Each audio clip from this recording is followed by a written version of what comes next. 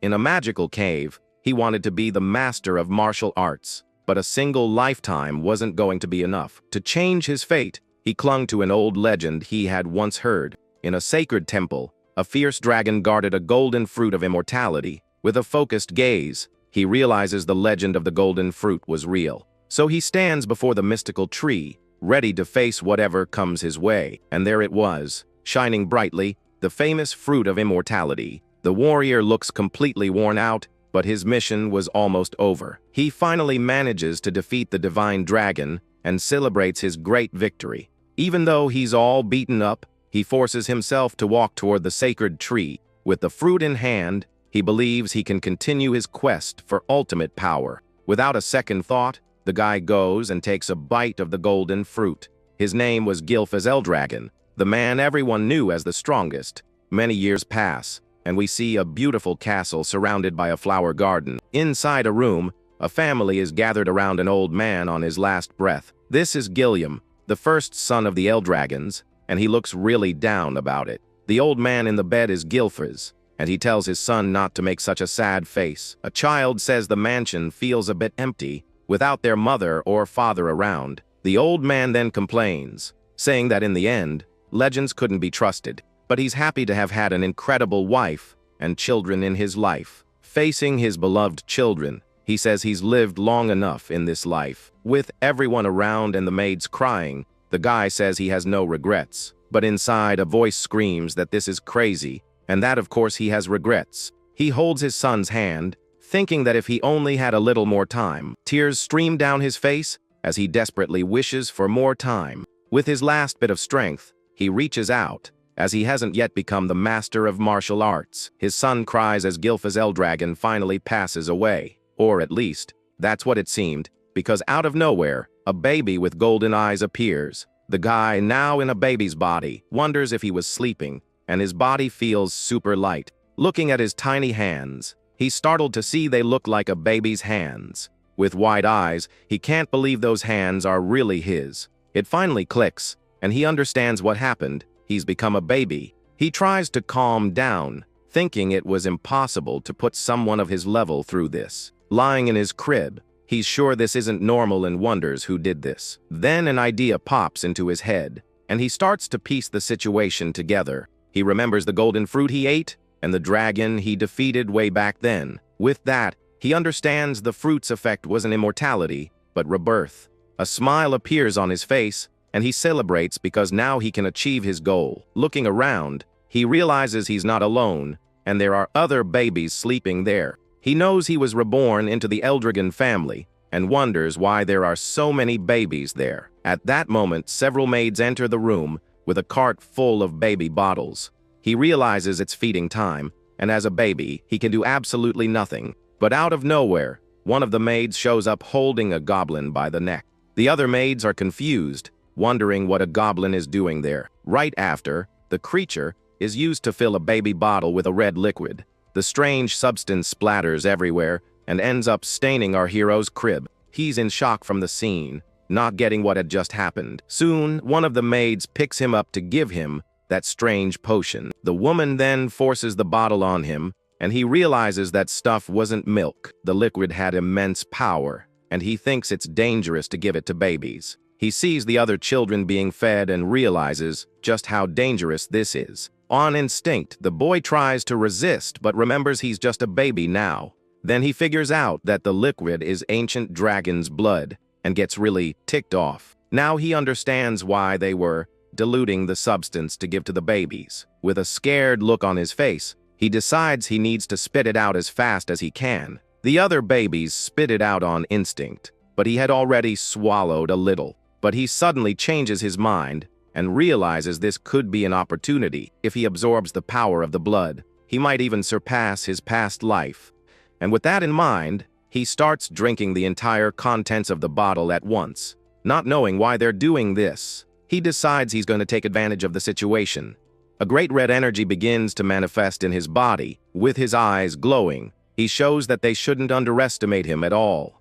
With a determined look, he warns them not to underestimate Gylfazeldragon. In a flash of light, he shows his full will to absorb that power. The maid holding him is shocked by the baby's crazy reaction. He absorbs it all to reach the pinnacle of martial arts he's always dreamed of. In his mind, he can see the image of an ancient dragon flying through the skies. Right after, he sees two dragons fighting as the energy is released. He's surprised because the power is being absorbed with great ease. In the midst of a power explosion, he concludes the situation is perfect for him. Back in his crib, he celebrates having managed to control all that power. He notices the other babies also survived because of their instincts. After all the effort, he feels very tired and ends up falling asleep. 7 years go by, and we hear someone counting very high numbers in the distance. We see a boy lifting a giant rock as he does his training. With a powerful kick, he easily sends the huge rock flying high into the air. Then he jumps and shatters the rock with just a single, precise punch. This boy is Zeke Eldragon, the former Gilfas, and he admires his new body. In a forest, it's explained that all living beings have a source power, and the dragon's blood that Zeke and the others drank had immense power. Because of that, all the babies gained bodies much stronger than normal. Zeke was the only one to absorb all the power, and the changes surprised even him. But even with all that power, he only managed to reach the 1-star level. The star situation is terrible, and he should have reached at least 4 by now. The body is like a universe with stars, and the more stars, the stronger you get. In his past life, Gilfas had reached 10 stars, and was the only one with that kind of power. 7 years have passed, and now he lives as the illegitimate son of the family head. His mother has passed on, and his father has never come to visit him, not even once. Thinking about it, he wonders how much time has passed, maybe about 1,000 years. Being reborn 1,000 years later was a surprise, and the world had become a test of survival. And the dragon's judgment ritual, where babies drink the red liquid, is proof of that. Only the babies who survive receive training as warriors of the Eldragon family. But looking at the maid in the house, he realizes something is wrong. He asks about the other babies, but the maid says she can't answer. The boy complains that he's been without a teacher for 7 years, and that there are only maids there. For now, the body is more important, and he can train just fine on his own. He then asks for information about the other children, but she refuses again. He insists it's just a family matter, but the answer is still the same. Annoyed, the boy asks if that's all she knows how to say to him. With a frightened face, the maid repeats that she cannot answer his question. He asks if his treatment isn't a bit harsh, but she ignores him. He figures out the maid is a 3-star fighter and decides to go to the forest. Zeke is bothered by the lack of conversation. Even after living together for 7 years, the maid simply ignores him, and he gets even more annoyed with the situation. He goes into the forest to continue his training and strengthen his body even more. The boy pulls a plant from the ground and observes it for a moment. Without a second thought, he eats the poisonous plant and makes a face at the bad taste. He complains about the taste but knows that it's also part of his training. With a serious look, he thinks that he needs to be patient to move forward. He feels a gaze following him and wishes it would finally stop. He calls out to whoever is watching him to come out and talk. Hiding among the bushes, he stays alert for any suspicious movement in the forest. A purple energy starts to appear in the forest, and he prepares for danger. Hidden among the leaves, he sees a strange creature and tries to identify it. He sees a giant boar with a purple aura and realizes it's a rage boar. He notices a black mist that didn't exist 1,000 years ago and gets curious about it. The rage boar slowly approaches and stares at him with its glowing eyes. The boy stands up and comes face to face with the creature, getting ready for a fight. The animal charges straight at him, ready to attack with its tusks. With a confident smile, Zeke prepares to face the enormous wild boar. He easily dodges the attack and positions himself to counter the creature.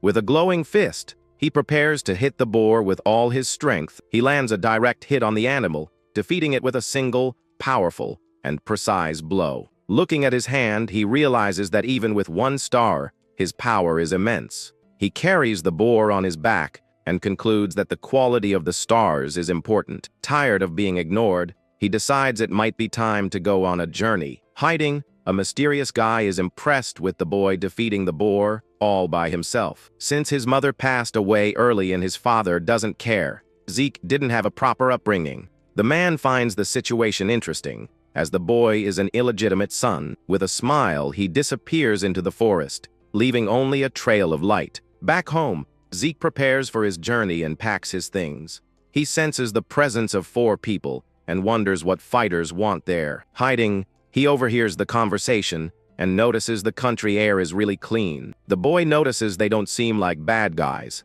so it probably isn't a trap. He opens the door and asks what they want, and the guys notice the family symbol. One of the men steps forward and prepares to speak to the boy. The leader introduces himself and says they've come to take him to an important exam.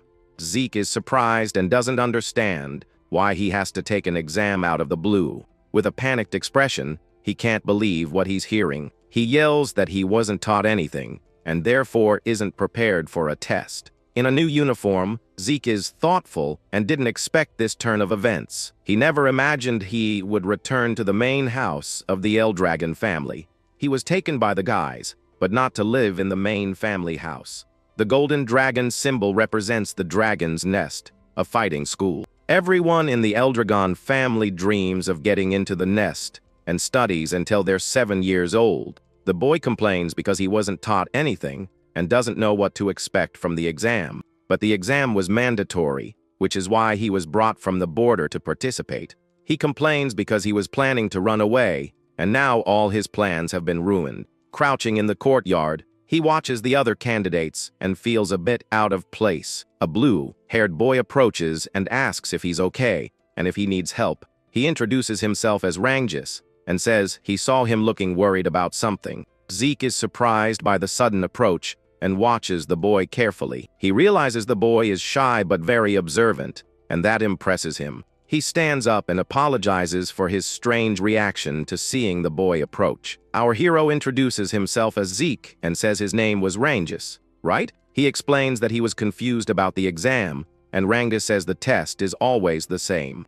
Zeke admits he knows nothing about the test, and Rangjus is shocked by the revelation. An older boy approaches and calls Rangjus a weakling in a mocking tone. The two turn to see who's talking and are surprised by the approach. This is Retin, and he asks why a weakling like Rangjus is at the exam. Rangjus stammers and says he's there for the Dragon's Nest exam, like everyone else. Retin points his finger and laughs, saying Rangjus doesn't have a chance in heck of getting in. He makes fun of his bluish hair and calls him a pseudo-dragon. The boy explains that the Eldragon family has a very clear hierarchy. At the lowest level are the dragon hatchlings, and right above them are the regular dragons. In the third position are the adult dragons, and finally, the ancient dragons. The ancient dragons are the family's elite and hold the leadership positions. Those who can't get into the dragon's nest fall to the lowest category. Rangjus's father couldn't pass the exam, and that's why he's considered a weakling. Rangjus clenches his fists and says he wants to prove his worth, even as a pseudo-dragon. Zeke steps in, says there's no way to know the exam's outcome before trying. Retin gets irritated by the interruption and rudely asks who the nosy kid is. Our hero casually asks if the bigger kid has a problem with him. Mockingly, Retin points a finger in Zeke's face and says he looks weak too. The blue-haired boy gets worried and senses things are getting tense, but he remembers Zeke's ominous aura and knows he's much stronger than Retin. A sinister aura forms around our hero, and Rangjus senses the threat in the air. Zeke asks how Retin dares to say they're beneath someone so weak. The tension in the air is cut when the instructor arrives and gets everyone's attention. He introduces himself as the test examiner and announces that the evaluation is about to begin. Retin backs away, annoyed, and promises he won't forget Zeke's face anytime soon. Rangjus breathes a sigh of relief and says his friend didn't need to get so worked up. Zeke replies that anyone would get annoyed if they were called weak by a weakling. He then questions if the admission test is really mandatory for everyone, and he suggests that he could just drop out of the exam and leave without participating. Rangjus is perplexed and shocked at the idea of someone wanting to quit the test. The boy smiles and says that if Zeke quits, he won't risk getting hurt. The golden-eyed youth says it would be impossible to quit with his power level, but Rangjus tries to cheer him up, telling him to hurry and get to the test location. The examiner explains that the test is very simple, You just have to scratch the stone to pass. He says the candidates will only have 3 attempts to scratch the rock. The boy is surprised and comments that the test seems much easier than he thought. He thought he'd have to fight monsters or something dangerous after the blood ritual. Looking at the stone, he can't help but think the test is a bit lame. With a serious expression, the examiner shouts that the test can finally begin. A boy with a scared look on his face prepares and charges toward the stone with his sword. He hits the stone with all his might, hoping to cause some damage. The blue-haired kid turns his head and closes his eyes, refusing to see the result of the strike. The sword shatters into 1,000 pieces, and a red liquid immediately splatters everywhere. Zeke is horrified by the scene, and the other candidates also seem terrified. The examiner notes the failure and coldly asks if the boy wants to try again. The examiners smile and order the mess to be cleaned up, considering it a forfeit. With that, the boy is dragged away, and the instructor calls the next candidate to the stone. The blue-haired boy trembles with fear while our hero watches the scene, annoyed. With a confused expression, he focuses his gaze on the rock and tries to understand what it is. He notices the target is a regeneration stone that reflects brute force attacks. The young man hears from his friend that the material is crazy but can be scratched using power. With that, he figures out that energy control matters more than fighting skill. At that moment, a slight smile appears on his face as he understands the focus of the exam. Looking at the crowd, the boy notes that very few candidates will be able to pass this test, and so the test continues with another student crying in pain after failing badly. Right after, another guy leaves badly injured after trying to hit the rock with his weapon. The examiner just coldly jots down the results as the failed youths leave. It's our hero's turn, and his fearful classmate asks if there's any way to quit, but the golden-eyed boy walks calmly, telling his friend not to worry. The blue-haired boy stays behind in silence, watching his friend walk away with concern. Walking through the arena, the young man hears the screams of yet another student who messed up. At this, the inspector's eyes widen as he notices a strange detail about the new candidate. Zeke exudes a powerful aura and decides he won't use any fancy family weapons. The man asks why he's unarmed, and the boy replies that his fists are enough. The other students start laughing and gossiping, saying his arms are going to break. The fearful boy hears the comments and panics, imagining his friend getting messed up. He clenches his clothes in frustration, blaming himself for not holding his friend back more forcefully. Without caring about the noise, the instructor just makes a note on his clipboard and says to begin. The fighter touches the stone, analyzing the material, and realizes he has a lot to learn. But putting that aside, he readies his right fist with a fiery energy. In the stands, the blue-haired newcomer screams Zeke's name in desperation, trying to stop the blow. However, our hero moves forward without fear, with an excited smile and eyes glowing with energy. He then decides to unleash all his power, using the first form of a secret technique. An explosive punch hits the rock hard, creating a shockwave that cracks the ground around it. The collision generates a burst of golden light, crushing the surface as if it were paper. The impact unleashes a crazy gust of wind, and the fearful boy has to shield himself, impressed. Even the experienced examiner feels the wind and holds onto his clipboard to keep it from flying away. In the middle of the stirred-up crowd, another mysterious student smiles, thinking it was cool. When the smoke clears, everyone sees the destroyed stone, proving the blow was strong. The young fighter laughs at the situation while looking at his own injured arm and thinking about training. The entire stands fall into complete silence, and everyone stares at the boy in shock. That same bully from before breaks into a cold sweat upon seeing the raw power of the one he had mocked. At that, a blonde girl in the crowd cracks a smile, finding the newcomer interesting. As for the blue-haired classmate, he looks like he's about to faint from the shock of what he saw. Our hero stands there, smiling proudly, as the rest of the courtyard finally goes wild. The examiner is shocked to see the stone vanish, and thinks it would require a lot of power. At this, the man reflects on the boy's lineage and tries to remember where he saw the technique. With his arm torn up, our hero approaches and asks how his results were. Without hesitation, the instructor announces his pass in a loud voice, and the young man smiles. The man then hands a green vial to the winner, who observes the item closely, but the inspector just smiles, asking him to clear the arena for the next ones. Walking down the stands, the boy grumbles that everyone is in such a hurry. At this, his blue-haired classmate grabs his hand excitedly, praising his friend's strength. Remembering the vial, the fighter shows the green liquid to his friend, wanting to know what it is.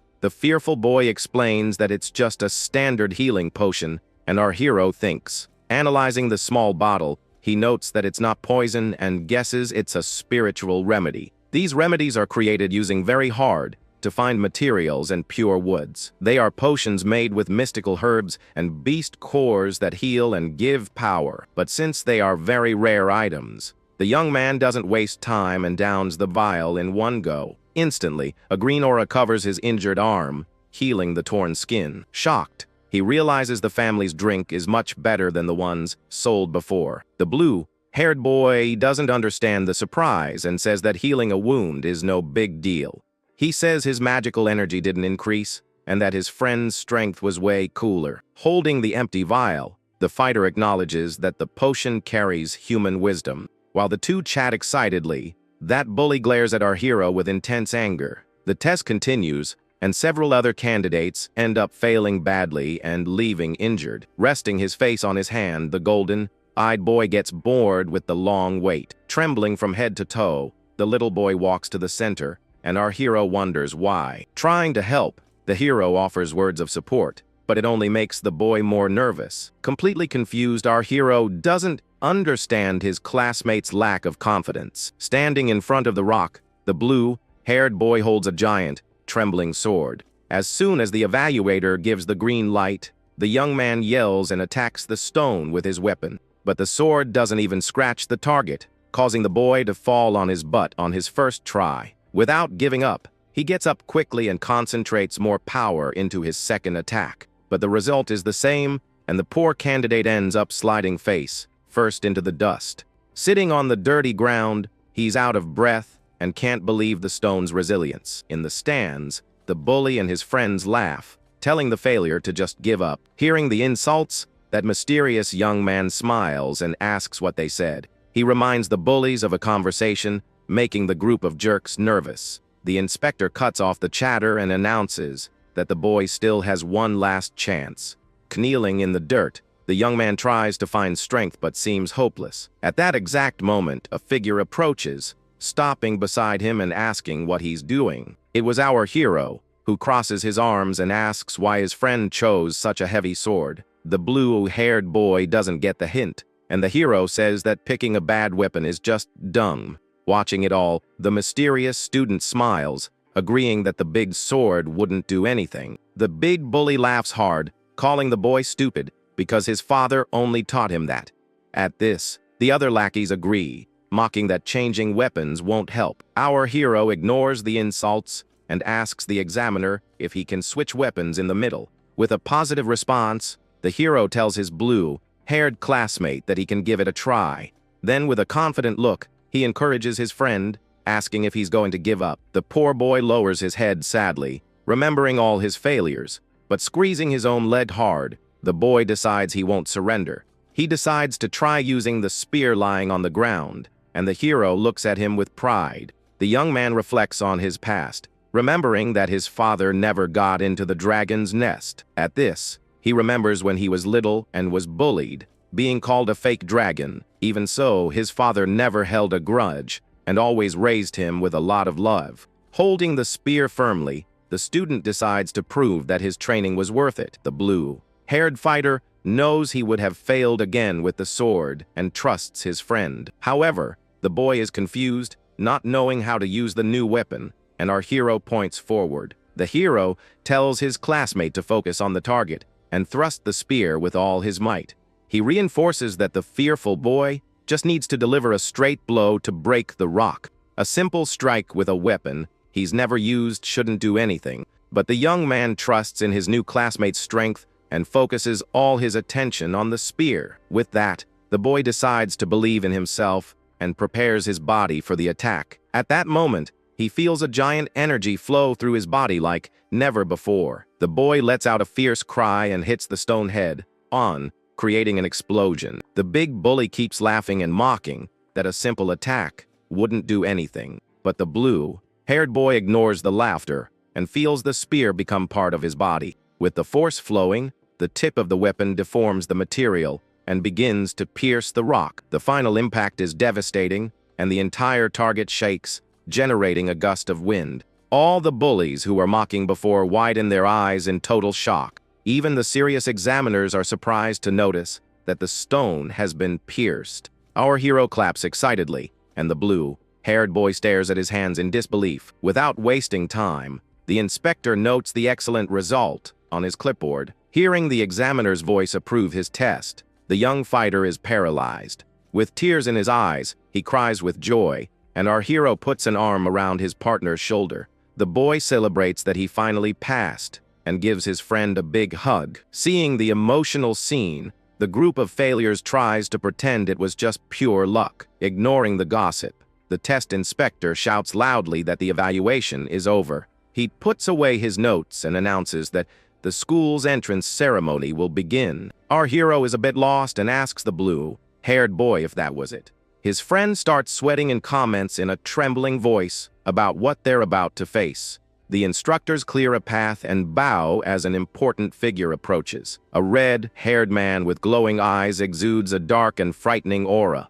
The hero thinks the guy is really gloomy, and his classmate freaks out, saying it's the leader. Looking at that intimidating figure, our hero whispers that a block of ice would be better. And then his classmate panics and begs with all his might for his friend to shut up. But the golden-eyed boy keeps staring at the chief, noticing his power level. That man emits a brilliant energy, followed by very strong warriors. The boy realizes that the family's strength lies in the number of powerful fighters. This sinister dude is Balza, the current master in an 8-star level fighter. 1,000 years ago, there weren't even 12 people in the world with that much power. Sitting in the stands, the blue-haired student gets nervous and says that he's his father. Without saying anything, the master walks to the front and the instructors call for silence. The man stops in the middle of the courtyard with a dark aura swirling around him like fire. In a deep voice, he orders all the young ones to strive to become the dragon. Hearing these cold words, our hero gets a serious look, not liking the guy. The presence of the 8-star warrior is so strong that the air becomes thick and heavy. All the students in the stands feel the crazy impact and break into a cold sweat, unable to move. The hero is amazed that an adult would use this level of pressure against children just to show off. With a furrowed brow, he realizes he's never seen someone with so much hatred for no reason. After speaking his single sentence, the leader turns his back and starts to leave. The main examiner starts clapping as if the guy had just recited a poem, and he shouts loudly, praising that cold speech, calling the big boss a beloved leader. But the students are all frozen while the master just announces he's leaving. Suck up instructor tries to pretend everything is fine and tells everyone to do their best. But our hero observes from a distance and comments to his friend that he couldn't take it anymore. Completely frozen, the students look at each other in silence, trying to understand what happened. Next to his new companion, the blue-haired boy just sighs in relief. At this, the same annoying instructor gets everyone's attention and announces the dorms. The curious student doesn't understand, and his fearful classmate explains they will be divided into 4 wings. Depending on their results, the youths will go to the north, south, east, or west wings. And then our heroes and his new partner's names are called, and the boy waves excitedly. After the exam, our hero finally arrives at his new home, a very fancy palace. Walking through the corridors of the place, the boy grumbles that things have changed a lot. Finally finding his room, he thinks that his classmate must already be there. The boy grabs the doorknob excitedly with a slight smile on his face. Then opening the door, he immediately apologizes for being late and says they'll be sleeping together. But suddenly, the smile vanishes from his face, and his expression turns to pure confusion. Looking inside the room, he can't believe it and finally reveals who is waiting for him. He can't help but laugh, recognizing his new partner from the exam at the table. His classmate agrees and comments that he was feeling a bit anxious in a new place. Entering the room, the hero throws himself carelessly onto the bed, wanting to know more, but his blue-haired friend laughs awkwardly at his companion's distracted face. Excited, our hero gives a shameless thumbs up, admitting he didn't hear any of the announcement. His blue-haired classmate advises that they should sleep early because training starts tomorrow. At this, the hero looks at the window, sighing, since his plan was to escape from that house. And the next day, the chaos begins with a student being hit by a rock. Our hero recalls the exam, thinking about the stones and that valuable green remedy. Then, sitting on the bed, he reflects that staying here might end up being very useful. With that, a whole month passes in that giant castle full of training. In the courtyard, we see the boys sweating a lot, and the instructor demands the breathing technique. The man yells that they need to master it, leaving his blue-haired classmate exhausted. Observing everything closely, the senior inspector analyzes the children's performance. He notes that some have already mastered the technique, highlighting a blonde girl with a strong aura. At that moment, the evaluator's eyes widen, completely shocked by another student. Our hero balances gigantic rocks with absurd ease, and without breaking a sweat. The man finds it very strange, because the boy had no teachers and shouldn't know how. Taking a deep breath, the hero realizes their technique is just a version from the past. He understands that these skills only serve to absorb energy from the environment. As such, wealthy families guard these methods as secrets to stay on top. But the young man finds this version too basic and decides he doesn't need something so simple.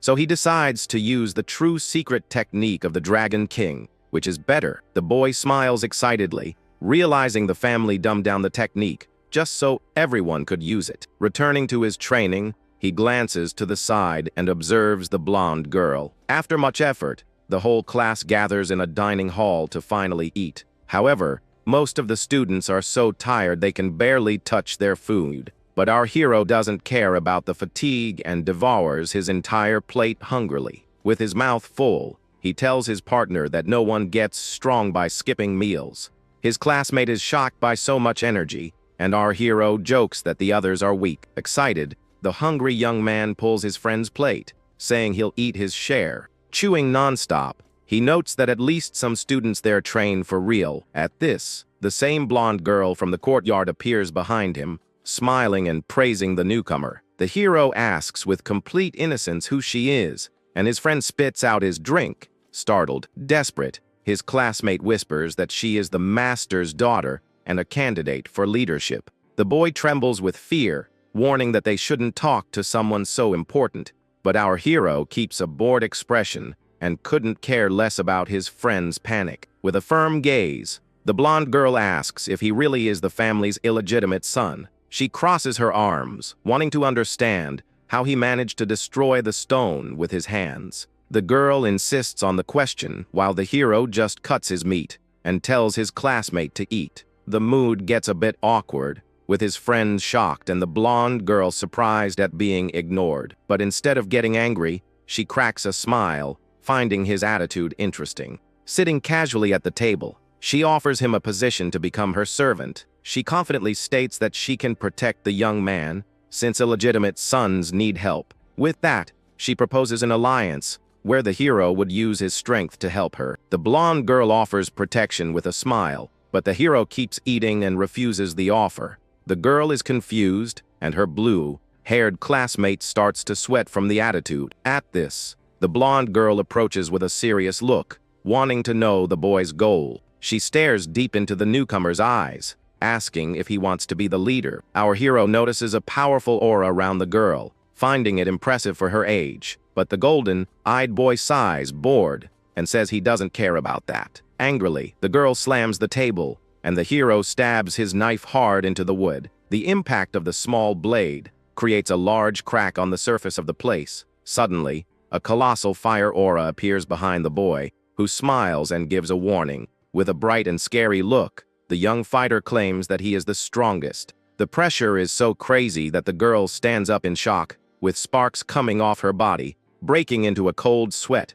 The golden-eyed blonde is surprised to realize she was overwhelmed. The blue-haired classmate tries to calm the situation while the hero goes back to chewing his bread. Very nervous, the master's daughter points to her chest, demanding a duel for him to obey. With his cheeks full of food, our hero is confused, leaving his friend desperate. Sometime later, students run through the corridors, saying a fight is about to happen. The extras gossip in amazement that the family's prodigy is going to fight a stranger. Arriving at the huge sand arena, the blonde girl is already waiting as the duo approaches. The fearful boy trembles all over, warning that the situation has gotten way too serious. Our hero doesn't care and finds it strange that his friend speaks so formally to someone their age.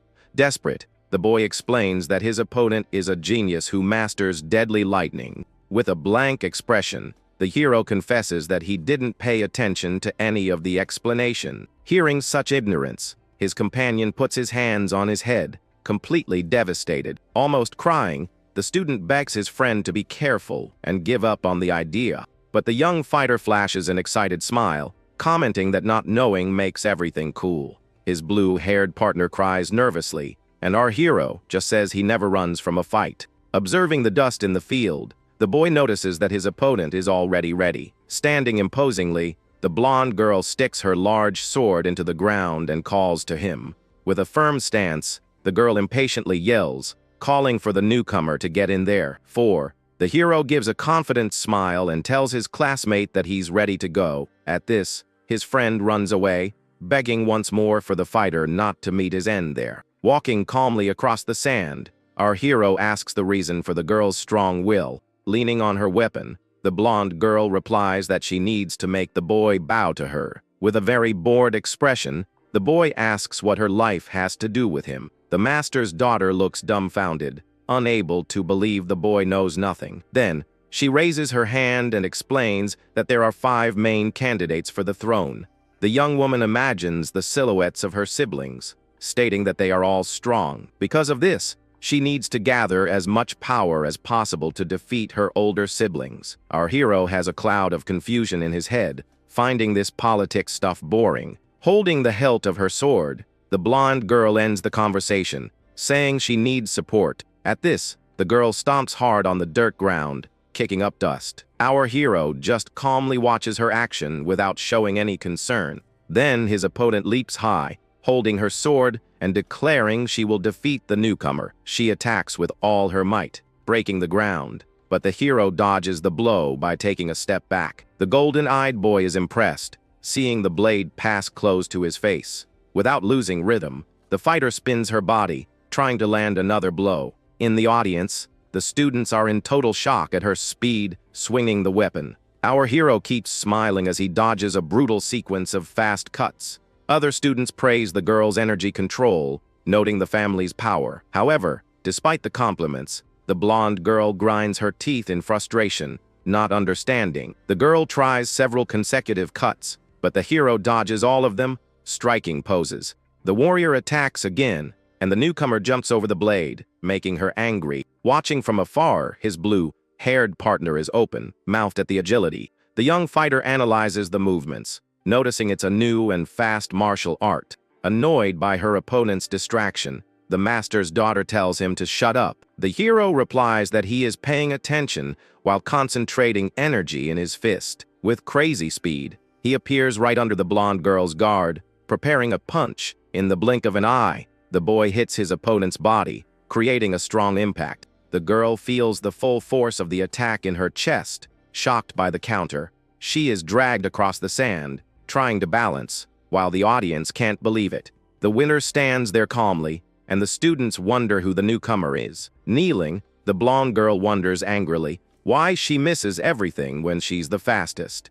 The newcomer raises his index finger and states with a bored face that she is weak. Furious, she yells that he also has a low level, but the hero just shrugs. He calmly explains that you just have to observe your opponent's breathing and eyes. The young man claims that by reading the tension in the muscles, it's easy to predict any attack. Smiling in a cocky way, the newcomer concludes the lesson by saying the rest is just using experience. His opponent thinks that's a joke and charges at him, launching another furious blow. The sharp blade grazes the hero's face, who throws his head back. Placing his hands on the ground, our hero does an incredible backflip, dodging the attack. In the middle of the acrobatics, the young man's fist reappears next to the warrior to prove his point. The new, powerful punch generates a colossal wave of wind, exploding the sandy ground. The hero stops with his arm extended, confirming that the counter-attack hit the girl. The audience screams in shock, believing the feared blonde girl has lost the fight. His blue-haired partner celebrates excitedly, but our hero warns that the fight isn't over. Suddenly, a boot steps firmly on the arena floor, starting to clear the dust. The fighter smiles, noticing that his opponent used her energy to withstand the punch. With a bloody face, the warrior uses her sword as a crutch, trying to endure the pain. The hero tells his friend to back away quickly, because things are about to heat up. Looking at the blonde girl's feet, our hero notices a crazy aura leaking out, proving she's gotten stronger. The blonde girl wipes the blood from her face, as an electric energy glows on her body. In the stands, the students are amazed, commenting that it's the mark of 2 stars. This high level allows a fighter to release the body's raw power outward. The warrior thanks the newcomer, saying she only achieved this because of his punch. With a sharp and brilliant gaze, the girl focuses all her attention on the battle. At this, the opponent charges with her sword at a crazy speed, guaranteeing she will win. Our hero cracks a smile, finding it all amusing and complimenting her new speed, but he quickly jumps, dodging a large spinning cut that shoots out lightning. However, upon landing, the young fighter notices a small cut appearing on his face. Wiping away the small wound, the boy is confused because he was sure he dodged it. The glowing warrior smiles confidently, saying that this is the ability she awakened. Then she concentrates more power into her weapon, stating that she now has the strength of 2 stars. With great fury, the master's daughter announces she will show him the family's lightning technique. The newcomer faces the large, glowing sword, excited to see a new art. With his eyes shining in a huge smile, our hero concludes that fighting is the best thing ever. His opponent releases a very strong flash of light, launching the ultimate move of her technique. The boy runs fast, dodging the lightning bolts, amazed by the control the girl has. Even while running away, the boy keeps the smile on his face, finding the power absurd. The fighter attacks the sand relentlessly, creating electrical explosions while noticing his joy. The impact of the sword shatters the ground, creating a web of electricity and pressuring the boy. Spinning upside down, the boy notes that the level of the attacks has become more dangerous. Sliding across the arena, the fighter concludes that moving up a level makes a crazy difference. Safely in the stands, his blue-haired partner sweats, fearing for his friend's life. Our hero notices that her cuts are ordinary, but the electric aura on the blade creates power. The girl warrior keeps increasing her speed, and the newcomer becomes intrigued. The boy is sure he could launch a counter, attack, and end the duel quickly, but he leans his body back, dodging another bolt and wanting to see her limit. Seeing the newcomer's calmness, the girl gets angry, stating that he's too relaxed. Manipulating the magical lightning, the blonde girl attacks again, promising to wipe that smile off his face. Before the electricity can cause damage, the hero stomps on the ground hard, jumping away. But his opponent quickly predicts the escape, leaping into the air using a thunder technique. The newcomer is a bit startled to see the warrior shoot toward him like a bullet. The powerful blow finally lands on the battlefield with terrible brutality. Completely in shock from the impact, his blue-haired friend tries to jump over the wall. But as soon as the dust settles, our hero emerges, walking on the rebel, slightly injured. Without giving the boy time to rest, the blonde girl fires another bright lightning bolt. With great reflexes, the boy kicks a broken rock from the arena to act as a wall. His fearful classmate invades the arena, crying and begging the girl to stop the fight. However, the blonde warrior refuses the request, claiming that pausing a good fight would be an offense. His companion cries, asking the newcomer to give up because he's already badly injured. The blonde girl offers the boy a chance to give up and serve her, stopping the fight. But the warrior notices her opponent's pride and decides to finish it with all her power. At this, she raises her large blade to the sky, invoking the lightning sword technique. With great fury, the girl unleashes the first secret art, launching the celestial thunder. A colossal pillar of energy hits the arena head-on, causing crazy destruction. The hero ends up being swallowed by the bright light as he takes the full force of the attack. Desperate in the stands, his blue-haired friend screams his partner's name. In the middle of the smoke, our hero falls to the ground, completely paralyzed by the lightning. Tired, his opponent plants her blade in the destroyed earth, apologizing for the force.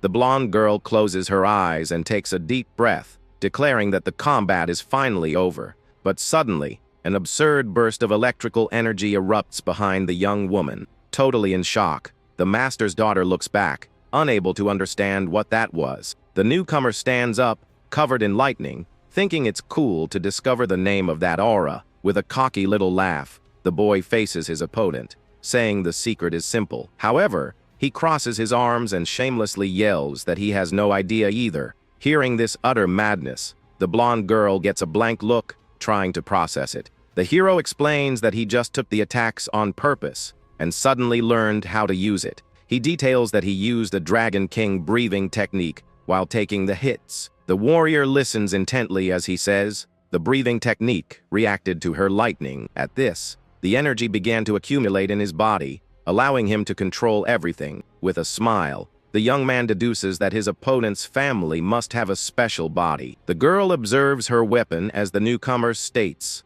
that the ability is in her blood. The boy is amazed by the discovery and thanks the girl for the training. Concentrating a lot of electricity in his hand, the fighter announces that the best part has arrived. Thanks to her blows, the hero reveals that he also managed to reach 2 stars.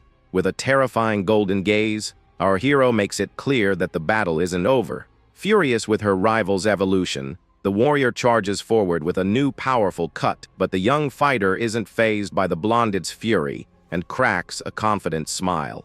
The energies collide in the center of the arena, generating a frightening explosion of lightning. Appearing in the middle of the light, the newcomer charges forward with everything, using his new enhanced body. He realizes the energy improved his muscles and made him so fast that his senses are going haywire. Feeling the extreme change, the boy comments that he'll need some time to get used to it. His blue-haired friend sweats in the audience, barely able to follow the movements. The girl attacks relentlessly, but the hero dodges every cut with absurd ease. Very frustrated with the humiliation, the young woman yells, accusing her opponent of messing around.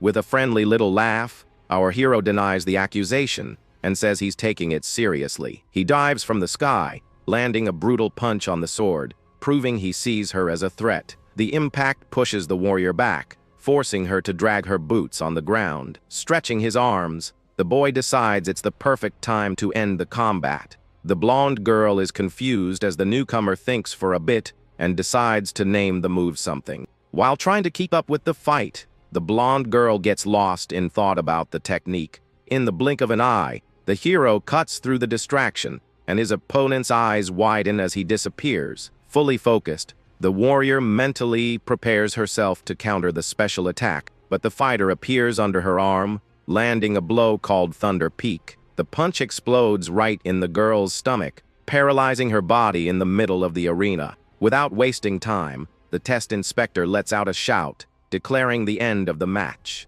The boy says it was a really good fight, laughing with his hands on his hips. Fallen to her knees on the ground, the young warrior is out of breath, feeling pain throughout her body. Trembling with pure humiliation, the master's daughter grinds her teeth, stating something. Sweating profusely, she refuses to accept defeat because her mission is to beat her siblings. The blonde girl imagines the image of a dragon while remembering her siblings' superiority. However, she is startled when the newcomer crouches in front of her and says the showdown was good. The boy smiles, extending a hand to the girl, confessing that the duel was really cool. With a joyful expression on his face, he says it would be boring if it was the only time. Hearing these calm and sincere words, his opponent's cheeks blush. She falls sitting on the sand, out of breath, while her new rival helps her up to start over.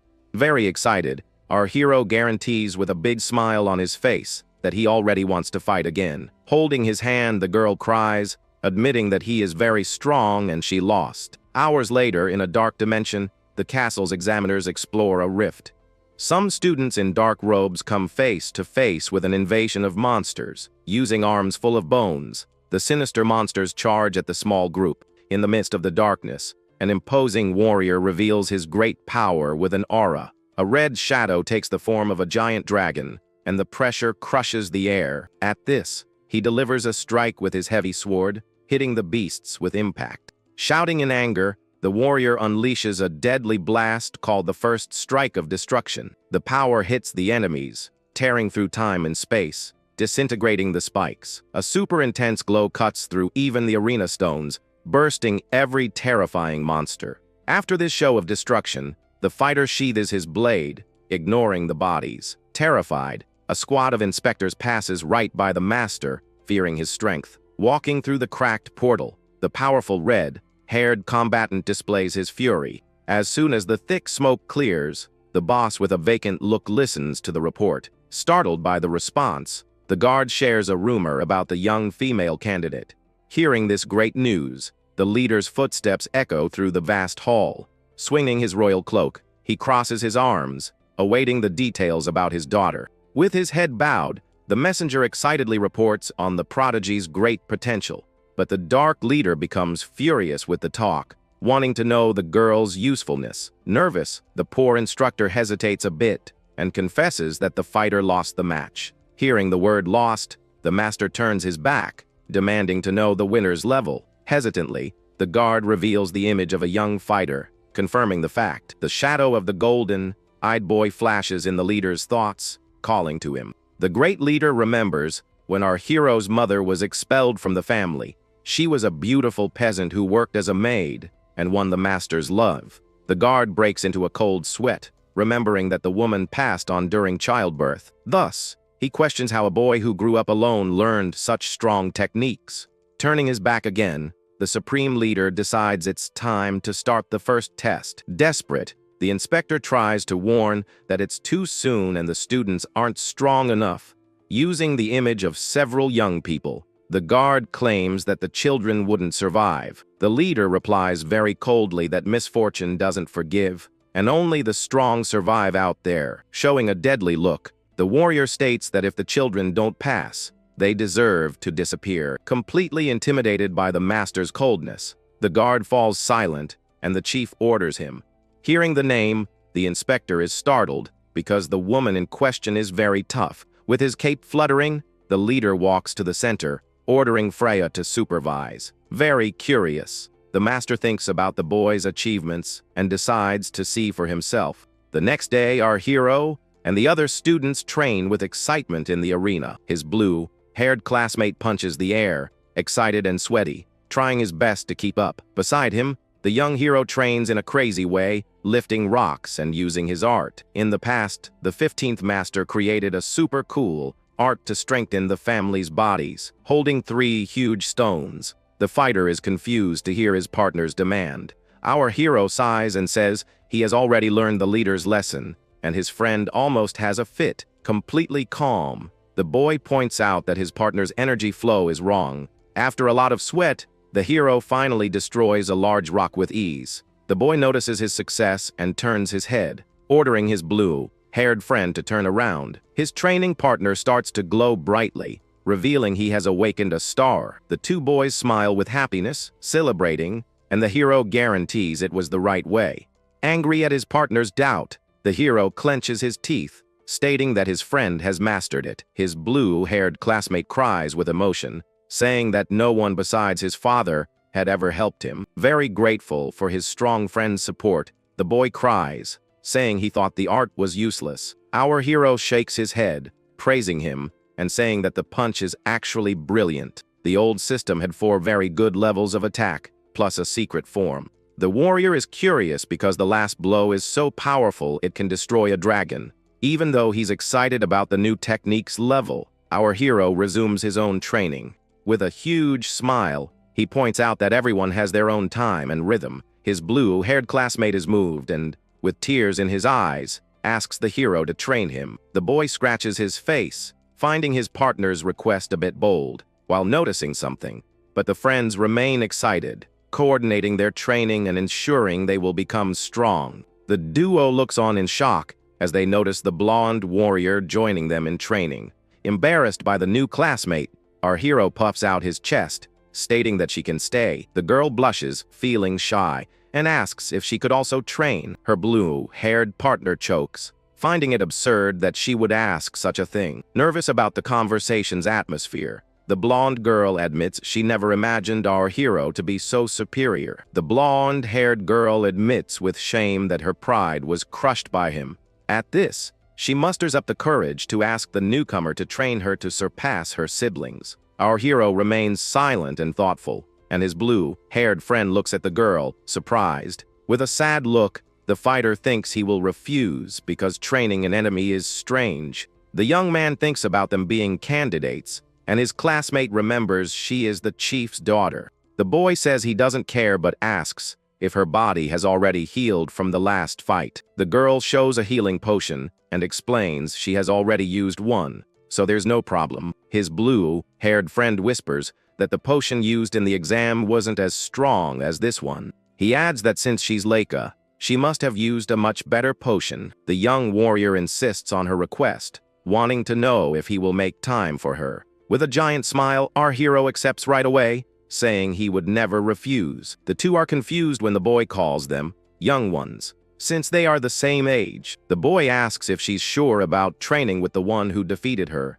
and the blonde girl agrees. With a clenched fist, the young woman states she will do whatever it takes to get strong and become the chief. Our hero then asks the reason for such an obsession with becoming the clan leader. The girl reveals that if she doesn't become the leader, her fate is a political marriage. Upon hearing this harsh reality, the boy's face darkens, and he becomes very angry with the situation. She explains that the Ultragon family blood is special and can be used in various ways. His blue-haired friend gets scared and suggests they run away, but the hero gets irritated. With his fist in flames, the young man yells that he will destroy all these family customs. At that moment, a powerful voice shouts, ordering everyone to get in position in the arena.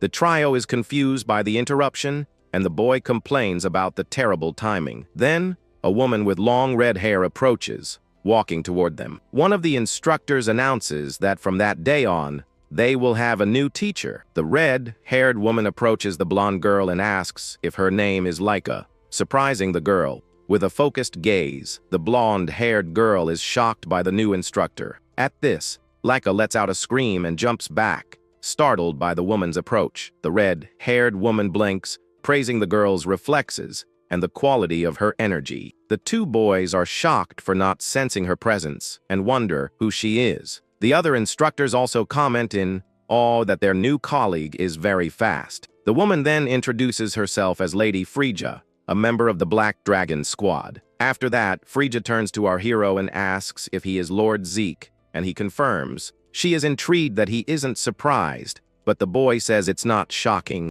The instructor narrows her eyes, analyzing the young fighter with pure curiosity. With a confident smile, our hero comments that she has a cool fighting technique. Frigga thinks to herself that now she understands why the family head is interested. Our hero also analyzes the woman, thinking her stealth technique is cool, but his art is better. He notices her energy is concentrated in her legs and wonders what martial art it is. With her feet firmly on the ground, the new instructor prepares to start her first class. Frigga announces herself to the class, and all the students are in shock to see the famous Frigga. The inspector then reveals that she is a 6-star powerhouse, and everyone must learn from her. With this news, the students are shocked and wonder why someone so important has appeared. The red-haired woman replies that, of course, she will teach them, but then adds but with a confident smile, the instructor announces she will only teach those who pass her test. The class is desperate at the news of a surprise test being thrown at them. At this, she shows a crystal and says the test is to survive for a month on a mountain. The boys are scared just hearing the name, but our hero finds the name nostalgic. This place is a region full of venomous creatures and dangerous plants everywhere. Even touching a single blade of grass can be fatal for an ordinary person. The boy remembers training there in his past life and wonders if it's too soon. Frigga explains that if the crystal breaks or is lost, they fail instantly. A student asks what happens if they fail, and she replies that they will be expelled. The instructor explains that the poison can be controlled with a special family technique, but Leica raises her hand and questions the teacher about the mountain's monsters. The woman coldly replies that they must defeat the monsters to avoid starving. Terrified, the students wonder if their martial arts can handle this. She then smiles and says they will have 5 days to train in one of the weapon arts. With a way to fight the monsters, survival should be easy, but there's a catch. With an intimidating look, the redhead warns that she won't be responsible for them. A boy asks if she will help in case of danger, but the answer is an explosion. Freya says the weak are eliminated, and if they don't pass, they must accept their end. All the students are terrified by her words, and some begin to cry. Our hero wonders if the family has changed and remembers a much kinder past. Clapping her hands, the instructor announces that she has talked enough and will distribute the manuals. The students start grabbing the books, and his blue-haired friend is unsure which one to pick. Our hero then advises his classmate to choose the spear, since he used one before. His friend thanks him for the help, while Leica thinks about taking the sword, but the hero stops her.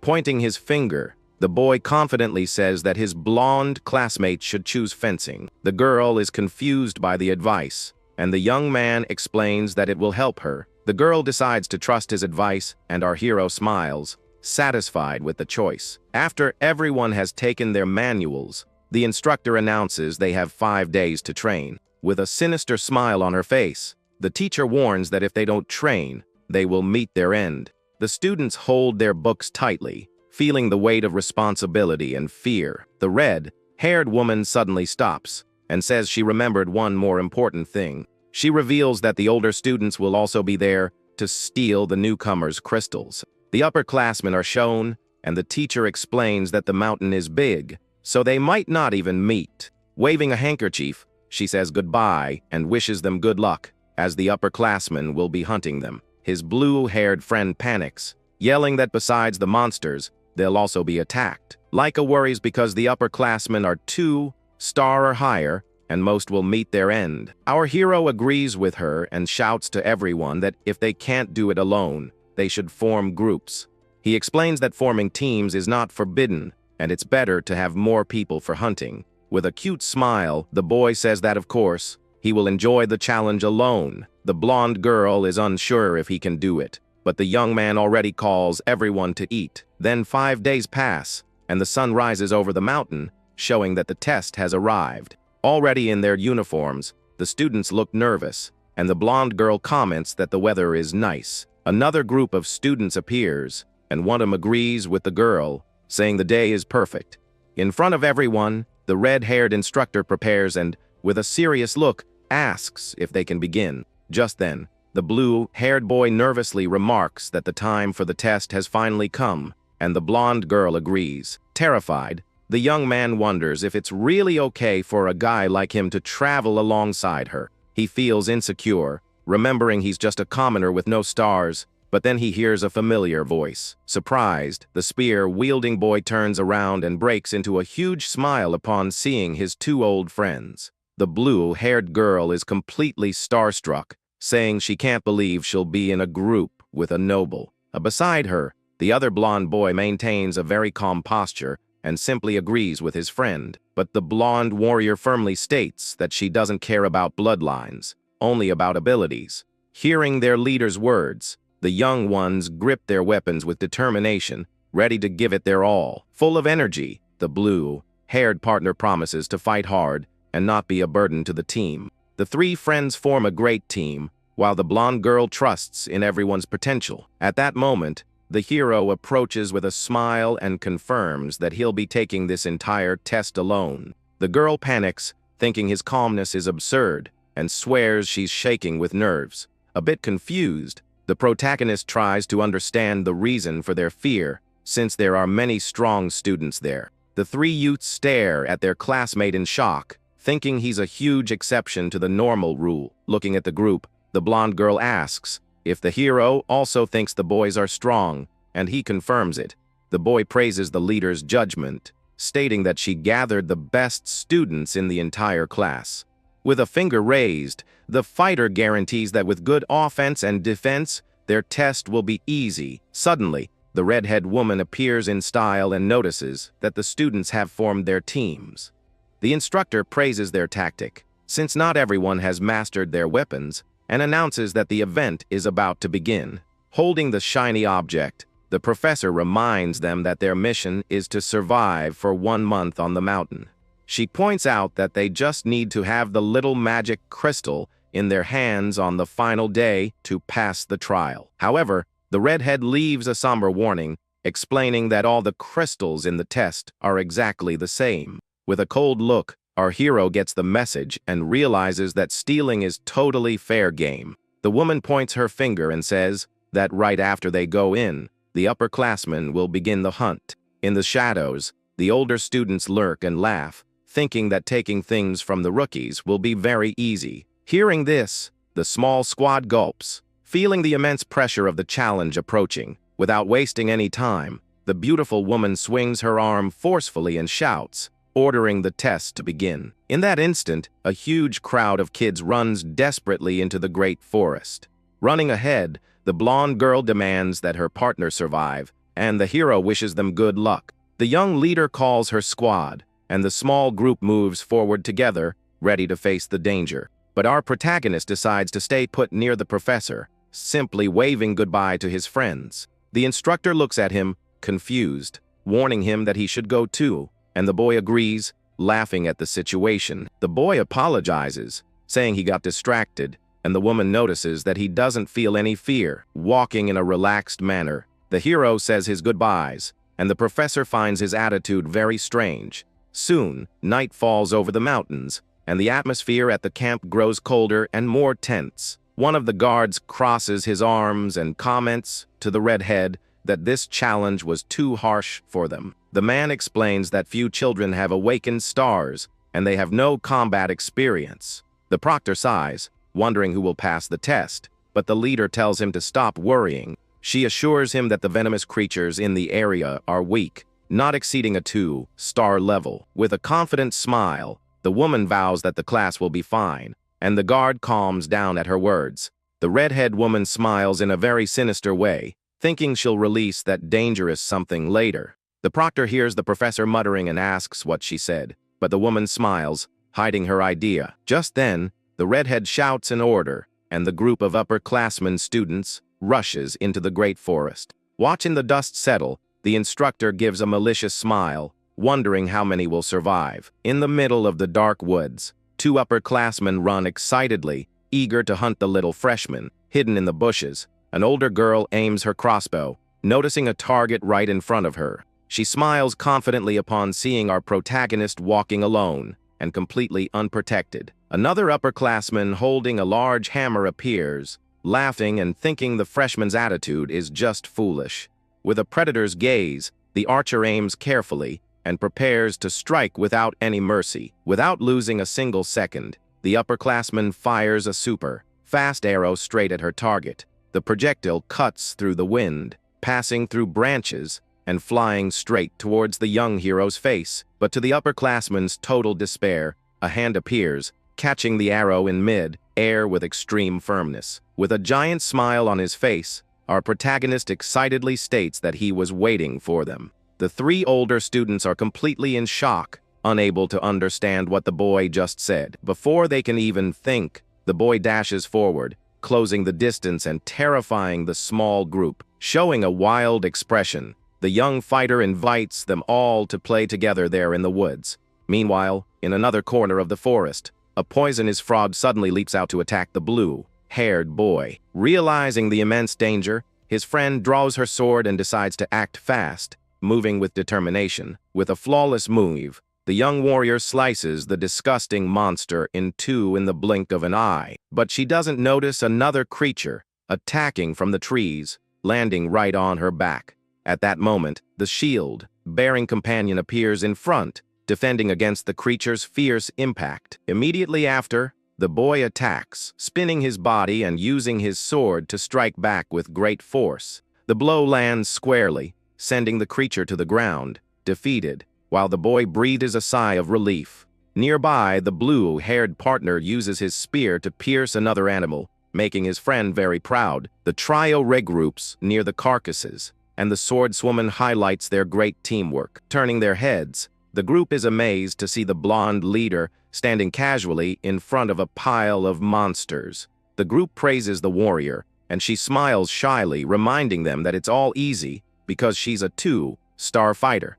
The leader then notices her colleagues' progress, as the boy with the shield and the swordswoman have awakened their first star, but the spear-wielding young man hangs his head sadly because he hasn't yet achieved the same feat. Seeing their colleagues' anguish, his friends offer support, telling him he'll surely get strong very soon. The team leader also approaches, praising his immense courage in dealing with the venomous enemies. She remembers the good training he did with the hero and tells him to be patient, which moves the blue-haired boy deeply. Feeling the mood gradually change, the blonde fighter looks at the sky, noting that it's better to head back to base. The sun begins to set slowly, coloring the entire dangerous mountain with a beautiful, bright orange hue. While walking through the dense darkness of the forest, the youths hear a strange noise coming from the bushes. Everyone immediately stops walking, and the small team stares into the dark woods with great apprehension. The blonde girl's expression changes, her face hardening with anger as she asks what that intruder is doing in their territory. Soon, a boot emerges from the woods, breaking the tense silence with a voice full of irony. The 3 young ones are startled, instantly recognizing who is spying on them in the great forest. A much older boy appears, smiling maliciously, knowing that his clever disguise has been discovered. The blue-haired girl asks if he's from the upper class and came to take their crystals, and he agrees with a laugh. The upperclassman proudly displays his 2-star aura and comments that he didn't expect it to be like as base. Firmly, the blonde leader points her greatsword and warns him that he'll never be able to win alone. But with a malicious look, the boy gives a smirk and asks who said he was there alone. In that instant, 3 more older students emerge from the shadows, leaving the small squad terrified. The blonde warrior breaks into a cold sweat, realizing it will be very difficult to fight while protecting her 3 companions. Just then, one of the adversaries firmly grips the hilt of his sword, preparing to launch a powerful attack. Angrily drawing his weapon, the upperclassman yells for the little kids to just surrender quietly. However, the leader leaps with agility and attacks with her heavy sword, causing a great impact in the air. Showing all her grit, the blonde girl unleashes a strong energy and charges forward, shouting to protect her team. Meanwhile, the blue-haired girl crosses swords with another upperclassman and tells her friends to hang in there. Nearby, the boy with the shield defends against a strong spear attack, using all his body's strength. The spear-wielding boy is also under a lot of pressure, trying to withstand the harsh blows with great difficulty. The enemy attacks mercilessly with a sword and yells for the rookie to hand over his crystal right now. In a flashback, the frightened colleague wonders what the method is for defeating stronger fighters. Sitting on the ground, the boy explains that he hasn't awakened his star yet and is very afraid of being attacked. The protagonist clenches his fists excitedly and just tells him to give up, leaving his partner shocked. Looking at the landscape, the boy explains that without stars, it's impossible to beat someone at a much higher level. Confused by the explanation, the blue-haired colleague listens intently, trying to understand that logic. The hero raises his fingers, reminding him that the dangers on the mountain are at most a 2-star level. With a nice smile, the fighter guarantees there's a simple way, and his friend asks what the secret would be. The young man is told the technique is to simply exploit an opening, as that can turn the tide against enemies. Amazed, the boy asks how he would find this opening, and his companion replies that he must endure. With a sharp gaze, the protagonist advises that his partner must endure taking hits until the rival makes a mistake. The boy is startled, and his friend points out that being very weak makes it impossible to create your own advantage. Gripping his clothes tightly, the blue-haired colleague breaks into a cold sweat and asks if he can really endure all that pain. The fighter warns him very seriously that enduring is a must, or else victory will be a pointless dream. Hearing the harsh words, the young man finally understands the weight of the advice and accepts the difficult reality. Pointing his finger, the hero assures him that against regular people, his friend can hold his own and asks him to calm down. The companion lowers his head, very discouraged, and our protagonist notices that he has no confidence. Annoyed, the fighter shouts, telling his colleague to believe in himself more so he can become much stronger. With his finger pointed forward, the experienced friend decides to pass on one last essential piece of advice to the boy. Showing a nice smile, the hero excitedly tells his colleague to just not overthink it during the battle. He explains that there's no need to calculate anything, but rather to just be patient until the enemy completely lowers their guard. At that, the boy imagines himself charging forward and driving his spear forcefully into the enemy's opening. The protagonist pokes his partner's chest, confirming that this is the right way to defeat someone strong. Back in the present, the enemy brutally attacks the shield, calling our poor rookie very stubborn. Being pushed back, the spear-wielding boy remembers the advice and focuses on just surviving the blows. Even while trembling and dripping with sweat, the freshman clenches his teeth, maintaining a fierce and very brave expression. Annoyed, the upperclassman leaps, delivering a violent overhead attack, while the rookie blocks it firmly. The enemy attacks furiously, falling from the sky and telling the rookie to give up once and for all. But the blue-haired boy grips his spear tightly, showing a look full of determination. At that moment, a strong blue light shines intensely in the middle of the dangerous battle. Using all his strength, the boy fires a blast of pure energy straight ahead. The precise attack hits the rival's opening, sending the upperclassman flying in an instant. Completely in shock, the older boy spits, finding that absolutely impossible. Panting, the young fighter stands tall, facing his fallen and defeated adversary on the ground. At that moment, the chest of his uniform glows, revealing the mark of a newly earned star. On the other side,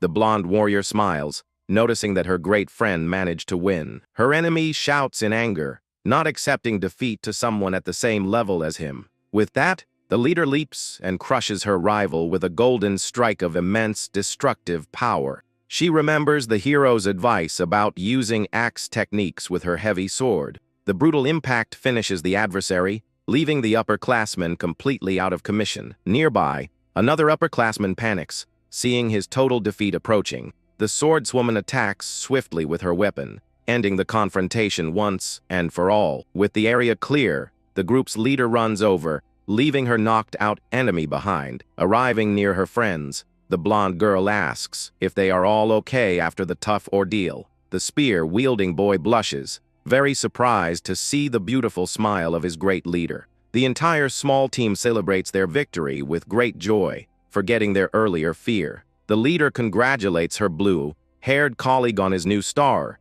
and he thanks her, crying with emotion. She smiles in relief, noticing that all her friends have now become much stronger. Looking at the sky, the leader trusts in their strength and wonders how our hero is doing. In another very dark part of the forest, an atmosphere of terror completely dominates the area. One of the upperclassmen runs desperately, trying to save his own life from a great threat. An older girl cries in panic, begging the monster not to come near her. Amidst the fallen bodies, our protagonist walks as the group flees in terror. Crying hard, the female student runs, calling for help and wondering what kind of creature that is. Without any mercy, the boy grabs one of the rivals by the foot, as if he were just a doll. With a terrifying smile, the fighter holds a large snake, leaving the upperclassman in shock. Laughing loudly, the boy asks if there's anyone left to play with him there.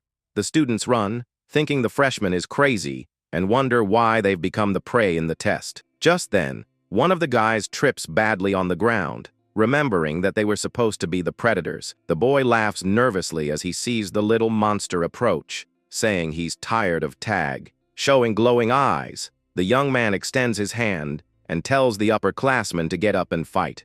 The older boy faces that dark aura and panics, feeling pure fear. Trembling from head to toe, the upperclassman lets out a sharp scream, completely overcome by terror. The fear is so great that the rival faints on the spot, and the hero lets out a frustrated sigh. Annoyed, the boy complains about their cowardice, since they were so eager to hunt the rookies before. Then, the protagonist looks to the side, saying that a mysterious someone should be approaching.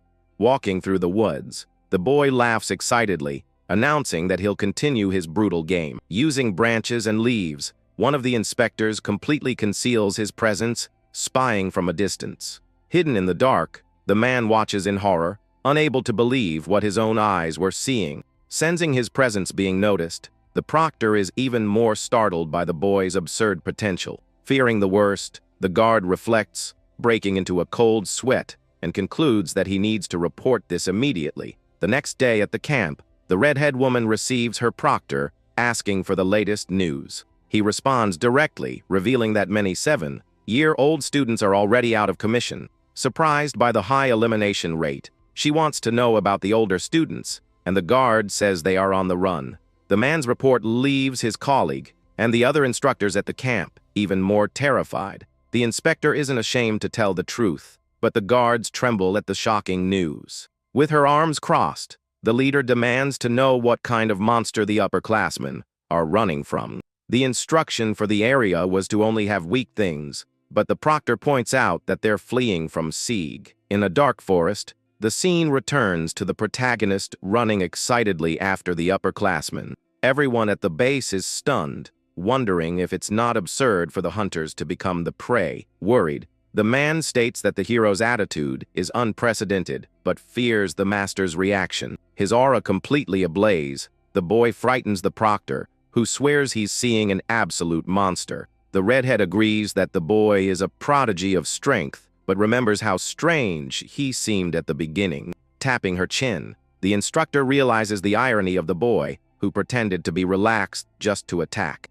She notes that he was the true predator, letting his prey play while the weather was still good. Without further ado, a loud sound of chains cuts through the silence, surprising everyone who hears it. The instructor gives a malicious smile, because her terrifying delivery was finally there. Feeling a strong chill, the proctor raises his voice worriedly, fearing the woman's huge mistake. The area leader then comforts her colleague, firmly assuring him that the great monster has been properly adjusted. She explains that the creature was configured to injure those who exude great power, as if they were of that class. Choking on the report, her colleague discovers that the huge monster was the real final test for that boy. A tremendous cage hiding that mystery highlights everyone's terror, while the redhead simply ignores it. Looking back, the camp leader gives the final order, authorizing the great gate to be opened. Returning to the feared mountain forest, the dawn illuminates the youths who are still walking. But the boy in the group stops, feeling the ground vibrate as he looks down in astonishment. His shield-bearing colleague confirms it, breaking into a cold sweat, fearing it's just another upperclassman in pursuit. The blue-haired boy disagrees, pointing forward and saying he believes it's another huge monster hidden in the jungle. Soon it begins to rain amidst the fog, drenching the boys and increasing their great fear. With an immense roar and ferocious steps, a huge stone creature emerges, knocking down the entire forest in its path. Greatly concerned, the blonde girl yells for her team to run fast, because the thing was massive. Suddenly, the team is thrown far away in an instant by a thunderous punch, causing a lot of destruction. Coughing hard from the impact, the young woman points in fear, warning that the monster is already coming for them. On the other side, the spear-wielding boy holds his weapon, sweating bullets, thinking a golem of that level would be unbeatable. Revealing its rocky and very frightening face, the great creature exudes an immense, fierce, reddish light. Walking alone and bored in the forest, our young hero reflects, thinking the event would be easy. Sitting casually on a huge pile of defeated upperclassmen and monsters, the dark-haired freshman lets out a sigh. Looking at the fallen kids, the boy rests his chin on his hand, frustrated because the great test was far too easy. Showing a super beautiful landscape, a new morning illuminates the entire enormous, dangerous mountain. Noticing a stranger monster, the protagonist jumps down from his mountain of defeated foes. Looking to the side, he notes that little monsters of this class haven't appeared in over 1,000 years. The young man gets curious, wondering why it would appear right there, since it was something for the professors to handle. He concludes that the instructors released the little monster on purpose, wondering what they wanted with it. With a huge smile on his face, the protagonist gets excited, thinking the event has finally gotten fun. All fired up, he dashes forward at high speed, wanting to fight the 3-star-class beast. In the meantime, his swordswoman friend attacks the giant stone monster with all her great fury. The impact of the sword hits the stone beast, but the monster doesn't even move a millimeter back. The shield, bearing partner backs away in terror, not understanding how the girl didn't even leave a scratch on the beast. Advancing without any fear, the boy uses all his strength, hitting his shield with great anger. Seeing that it caused no damage, the blonde leader moves away, realizing that this level was super dangerous. Taking some distance, the warrior unleashes a new, super fast magic attack she calls lightning. The blow hits the creature, causing only a crack, and the leader notes she can only damage its shell. Barely breaking a sweat, the leader gets a cold chill, realizing that creature is just shy of a 2-star class. Standing still, the young blue-haired girl despairs, asking her blonde companion in fear what they should do. The sword girl decides to act as a decoy, telling the trio to run, but her friend doesn't want to abandon her partner.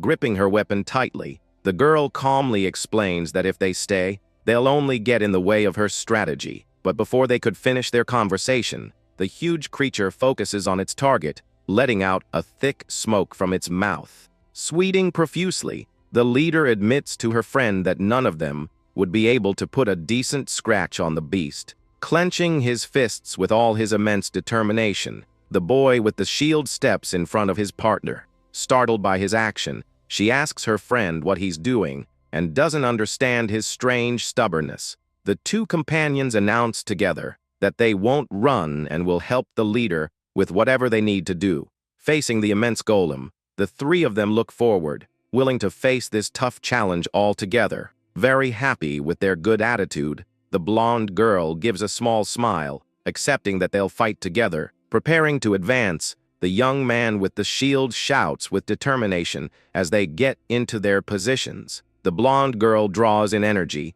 concentrating it all in her sword as she glares with a deadly look, ready to fight.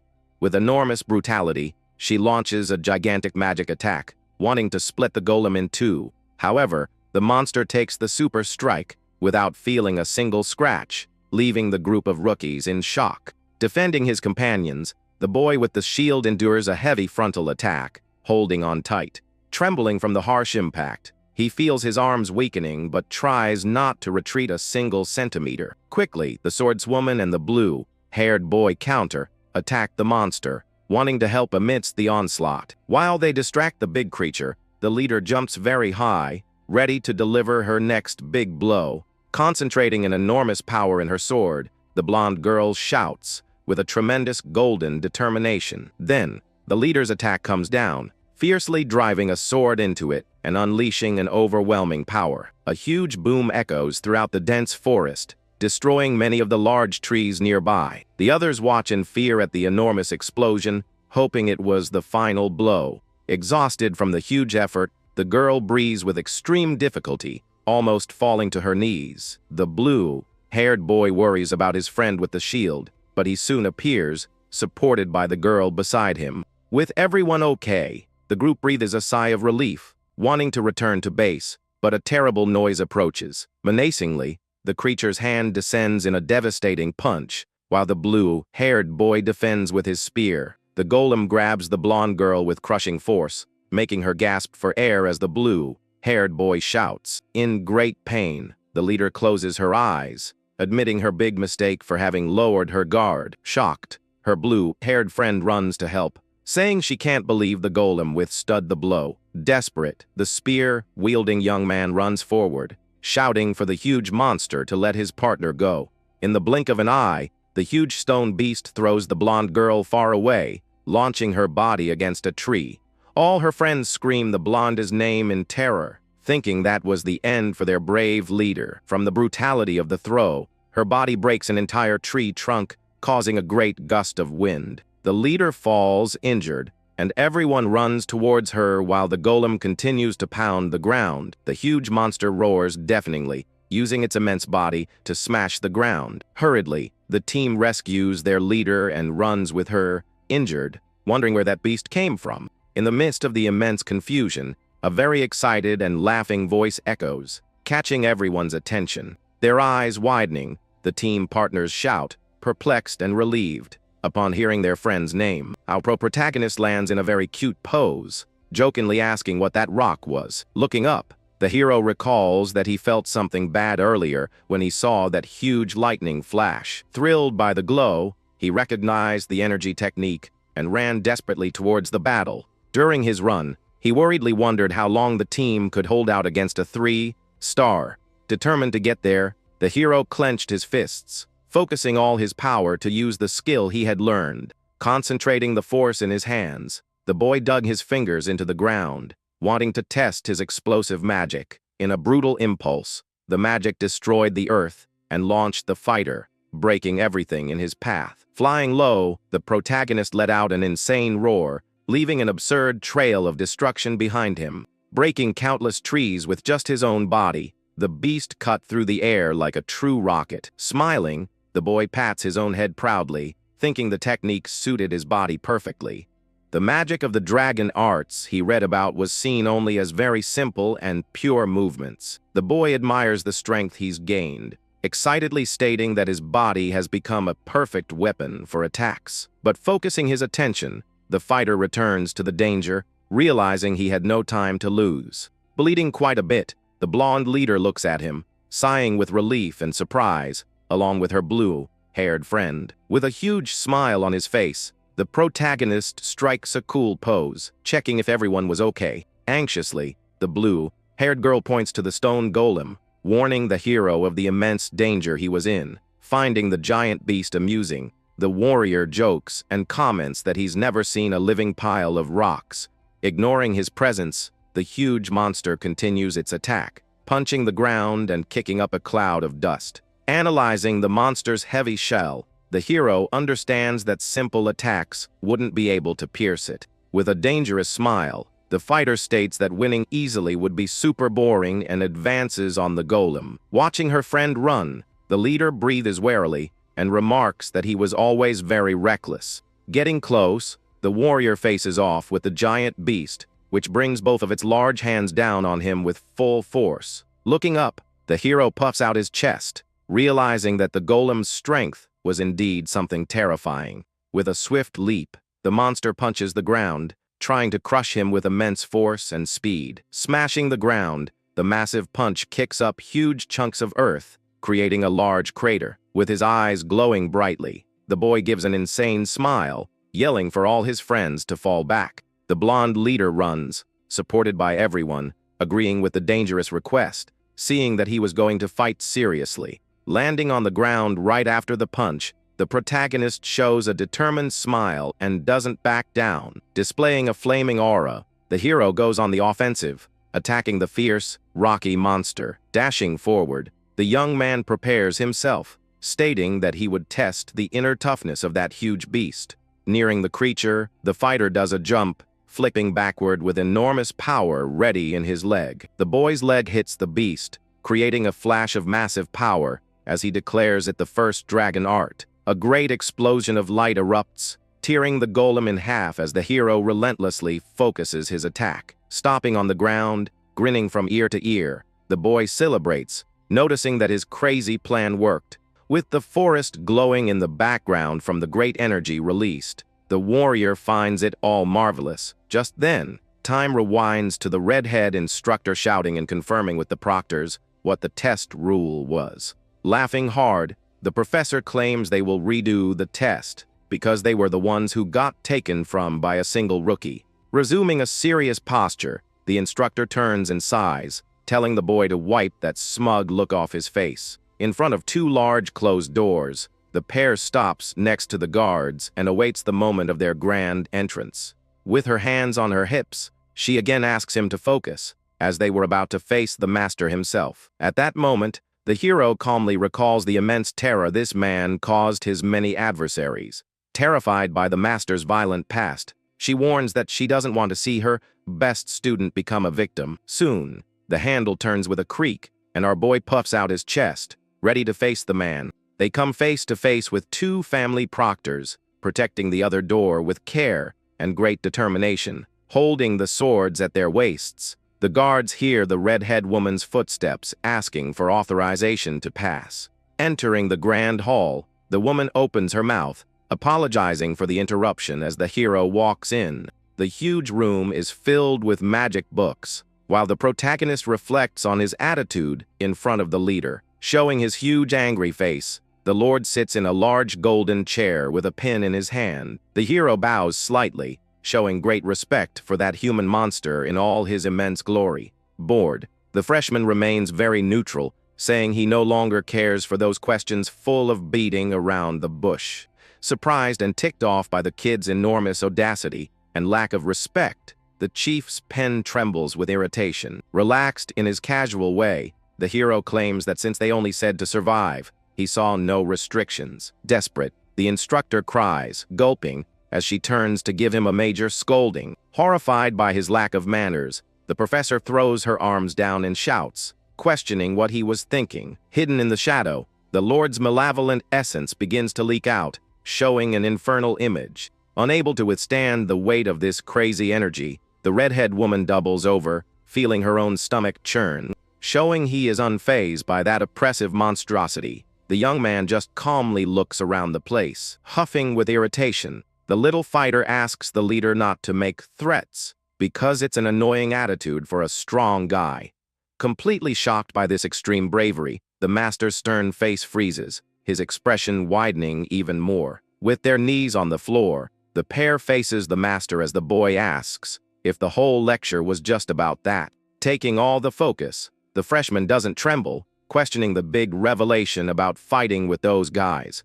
Extremely nervous, the white-haired lord unloads, wanting to know the boy's reasons for becoming such a prodigy. With an immense silence filling the room, our young man turns to the side, calmly thinking about his reason. Excited about the answer to be given, the hero just raises his voice, laughing and saying he was just strong for no reason. Their eyes falling silent at this extremely absurd revelation, the pair finally reflects without fear. Accepting this huge nonsense, the leader admits he was very wrong, offering our boy a fine reward. Distraught, the instructor screams out in pure desperation, asking the master what on earth was happening. Looking at the beautiful morning light, he explains everything about that prize and the beautiful books within.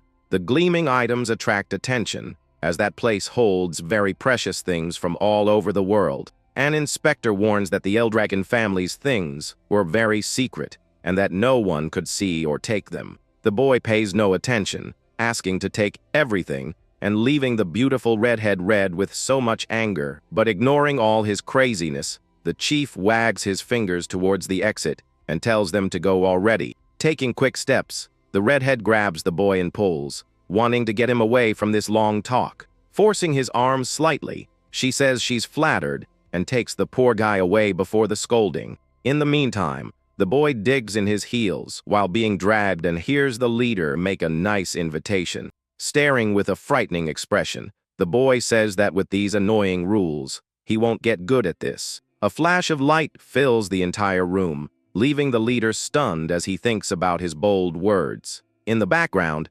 hallucinations seem to fly like red dragons, wanting to play with the golden beast. Slamming the door quickly, the instructor cuts off the strange atmosphere, saying the tests are over, showing the glow in the landscape. The castle was absurdly huge for just one man who wanted peace. Tapping her nails near the room's door, she yells, asking what the boy's idea was with that. Mustering enormous courage, he doesn't react to all the shouting, just remembering how boring it was.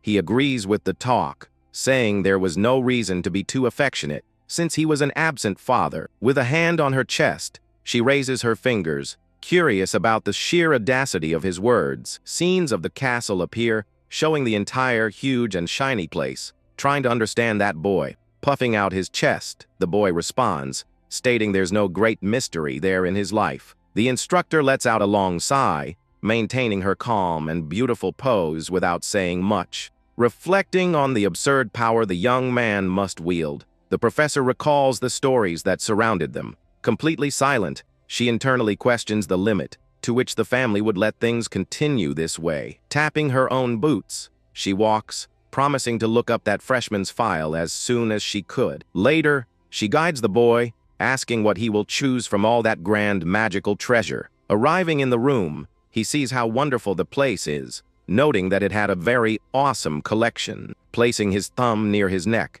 the boy replies that he has his eye on a bunch of magic books. Curious about the knowledge he lost over time, he points his hand and grumbles, missing his old fights. His friends arrive, smiling broadly, and the blonde girl jokes with him, asking if her partner was okay standing there. Jumping excitedly, the blue-haired boy raises his fists, cheerfully stating that he loved the test's gift. Seeing everyone arrive, the young man agrees, not believing the entire base was there at the big door. A guard instructs and explains that the rules of the place were strict, but nothing too harsh on the group. Catching his attention, his partner points to the hero, saying she'd prefer the other reward he won. With a cute laugh, the warrior states he wants the sacred manuscripts to understand all the mystery in the air. He analyzes how the place can help with everything, pointing out there's a lot of good stuff in the entire, huge building. Showing all her confidence in him, the girl laughs, believing in the young man who helped her in great danger before. A guard returns to give the prizes guidelines, telling them to watch the clocks and not stay all day. Dashing off, the entire team agrees, ready to see the surprises and the magical secrets. A friend teaches them to focus on reading and the whole plan so they would have maximum time without any mess. Arriving with a sigh, our hero assesses the many shelves filled with countless great tales. Eyeing the shining stars, a blue-haired colleague points out the decorations, admiring the beautiful event. Looking at the huge ceiling, the boy is impressed with the grandeur of the whole shining place. Smiling broadly, the hero comments that he wants to see if there's any useful knowledge around. Walking through the immense corridors, he confesses that this great library could be very surprising. Completely in shock, the protagonist screams, frightened, wanting to understand what that madness was. Sitting on the floor, the young man can't believe the immense number of floating books falling in front of him. Hiding behind a book, the freshman despairs at seeing so much magical information he didn't understand. Lying on the floor, the boy reflects on the long period of 1,000 years and how that world merged with another. Crawling on the floor, the hero reaches out his hand, focusing his total attention on a specific red book. The reading shows a large reddish dimensional rift that appeared, opening the way to chaos. The tale explains that bizarre monsters roam there, making people use special powers. With that, the noble Eldragon family began to fight these creatures alongside local warriors. The great bonds of battle formed the four powerful founders of that enormous current dynasty. Remembering the past, he notes that the boar monster and his colleague's electric aura came from the other world. Lying on his stomach, the freshman rests his face, relaxed, paying attention to what really mattered there. The book displays a shining image of magic, showing it to be a great technology from outside that world. Distraught, the young man shouts loudly, demanding to know where the book that teaches how to use that power was. Startled by the magic, the boy looks behind him, receiving a mysterious warning asking for complete silence. Staring down the dark corridor, he tries to understand how that floating voice had no presence. Crossing his arms, the hero deduces it's just a voice technique, since he didn't feel any other aura. At that moment, the boy hears a noise and sees a large, shining book flying in his direction. Terrified, the freshman cowers on the floor, seeing a crazy storm of books flying all over the room. Amazed by the power, the young man smiles widely, noticing the threads of energy moving things magically. Flying after the book, the protagonist shouts excitedly, demanding that the owner of the power show themselves. Hidden on the large balcony above, a mysterious man controls the golden energies in complete silence. Understanding nothing, the hero is quickly tied up by the luminous strings, falling onto the wooden floor. Spinning in the air, the poor guy screams as he's thrown out, since the place was closing. Passing through the large door, the boy flies like a puppet being thrown out of the library. Bouncing on the stones, the freshman slides across the floor,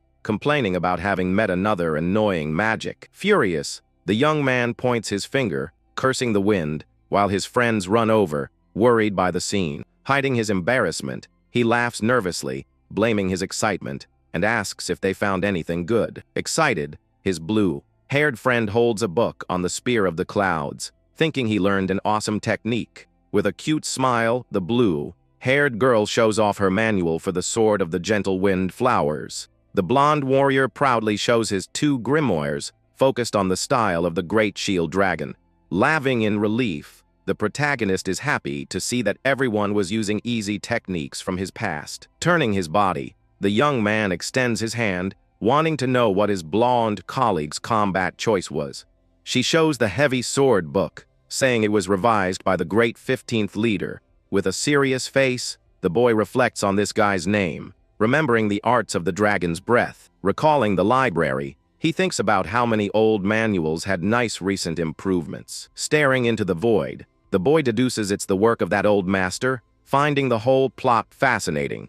Giving a confident smile, the freshman just says that it was all really very interesting. Looking at the huge castle, the boy confesses he found everything boring at first, but is greatly looking forward to the future. 5 years pass quickly, showing the grand castle courtyard shining under the bright sunlight. With firm steps, someone approaches, walking through the courtyard and making a sound of surprise upon seeing something. The blonde girl asks where the hero went, and soon hears from a guard that everyone went to the training area. Sighing tiredly, the now older girl thanks him for the information, already imagining the mess that was going on. Arriving at the large dirt field, she sees the protagonist surrounded by his 3 friends, ready to fight. Maintaining a very confident posture, our young prodigy faces his fine squad with a fixed gaze. Meanwhile, in a huge, chic room with large, shining windows, a serious meeting was underway. Looking at some papers on the table, a voice questions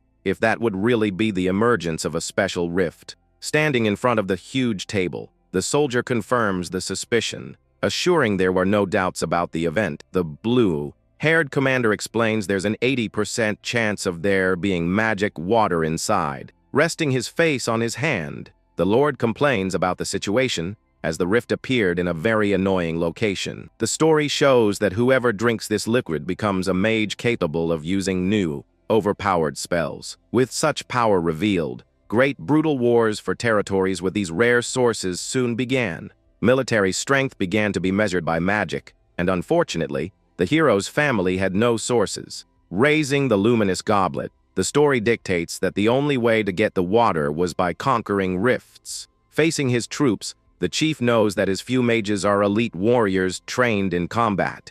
Returning to the office, the chief notes the tension as the new hall appeared in a dense forest right on the border. Called the Dragon's Forest, that huge green field encroached on the territory of another base. Led by bigwigs in suits, the fierce Cerberus family owned the other side, calling the place Bountiful Hound. Opening the large map, the officer comments that the portal was in their area, but its size brought problems. Pointing to the drawing, he warns that the domain formed by the rift would easily invade enemy soil. Calmly showing the paper, the general agrees with the Lord, knowing that the idiot hounds would notice. Even with limited options, due to it being a bizarre rift, the pair knew they would need to fight for control. Crumpling the paper forcefully, the leader questions if they should act stealthily before their rivals notice. Completely serious, the soldier nods, accepting the Lord's order to summon everyone for a great, brutal test. Returning to the lively training, the little blonde crosses her arms, admiring how her colleagues were giving it their all. Standing with a great master's pose,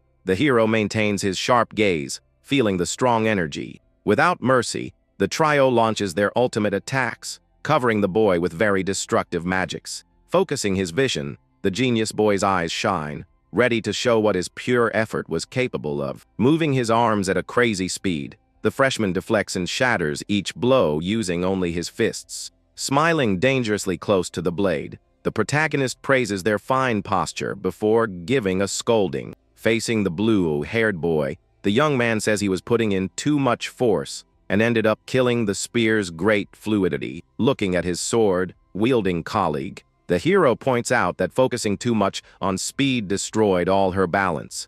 Turning his face to the boy with the shield, the prodigy confesses that his raw defense was actually good. Beckoning them with his hands, the freshman complains about the blonde colleague's lack of offense and tells them all to come again. Watching from afar, the instructor is thrilled with the incredible scene, finding it all an insanely crazy sight. In disbelief, the woman thinks it's crazy that the boy is tanking those beautiful spells without using a single drop of aura. With an absurd block using his arm, The protagonist shouts that this was all the purest and most beautiful training. Flexing, the boy shows off his very ripped physique, proving that the training had made him as hard as a rock. The blonde girl puts a hand on her head, complaining that the boy should stop fighting while they're talking. The two students stop their attacks, panting and impressed with the absurd defense without using aura. Getting very serious, the girl warns that the prodigy isn't human, remembering his monster nickname. Launching the trio far away with a single blow, the hero asks if the young woman came to train or to pass on a message. Crossing her arms, the warrior warns that soon they will face students from the other areas. Hearing this, the blue-haired boy and his colleagues' eyes widen in fear, knowing that day would inevitably come. Raising her hands, the little blonde confesses she doesn't know many details about their next test. Curious, the protagonist points his finger, wanting to know where she gets so much information. The woman explains that she just has to observe the professors, but the boy says he never paid much attention to that. Sighing, the warrior tells him to be very careful, reminding him of a certain dangerous rival from the West Wing. Walking slowly, the genius boy thinks about this other strong candidate for leader besides the two of them. With a very excited smile, the freshman just mutters that he finds it all very interesting and waits eagerly.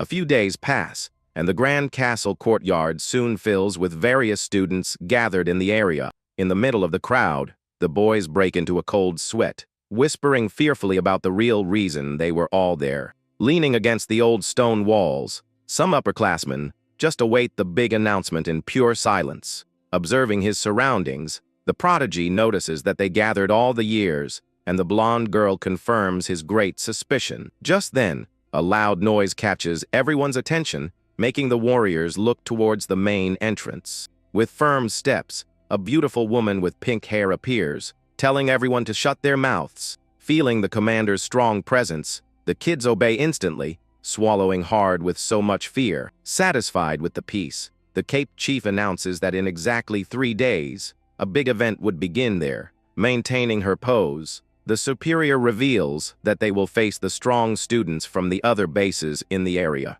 With a wide smile, the protagonist gets very excited about the idea, while his colleague trembles with fear.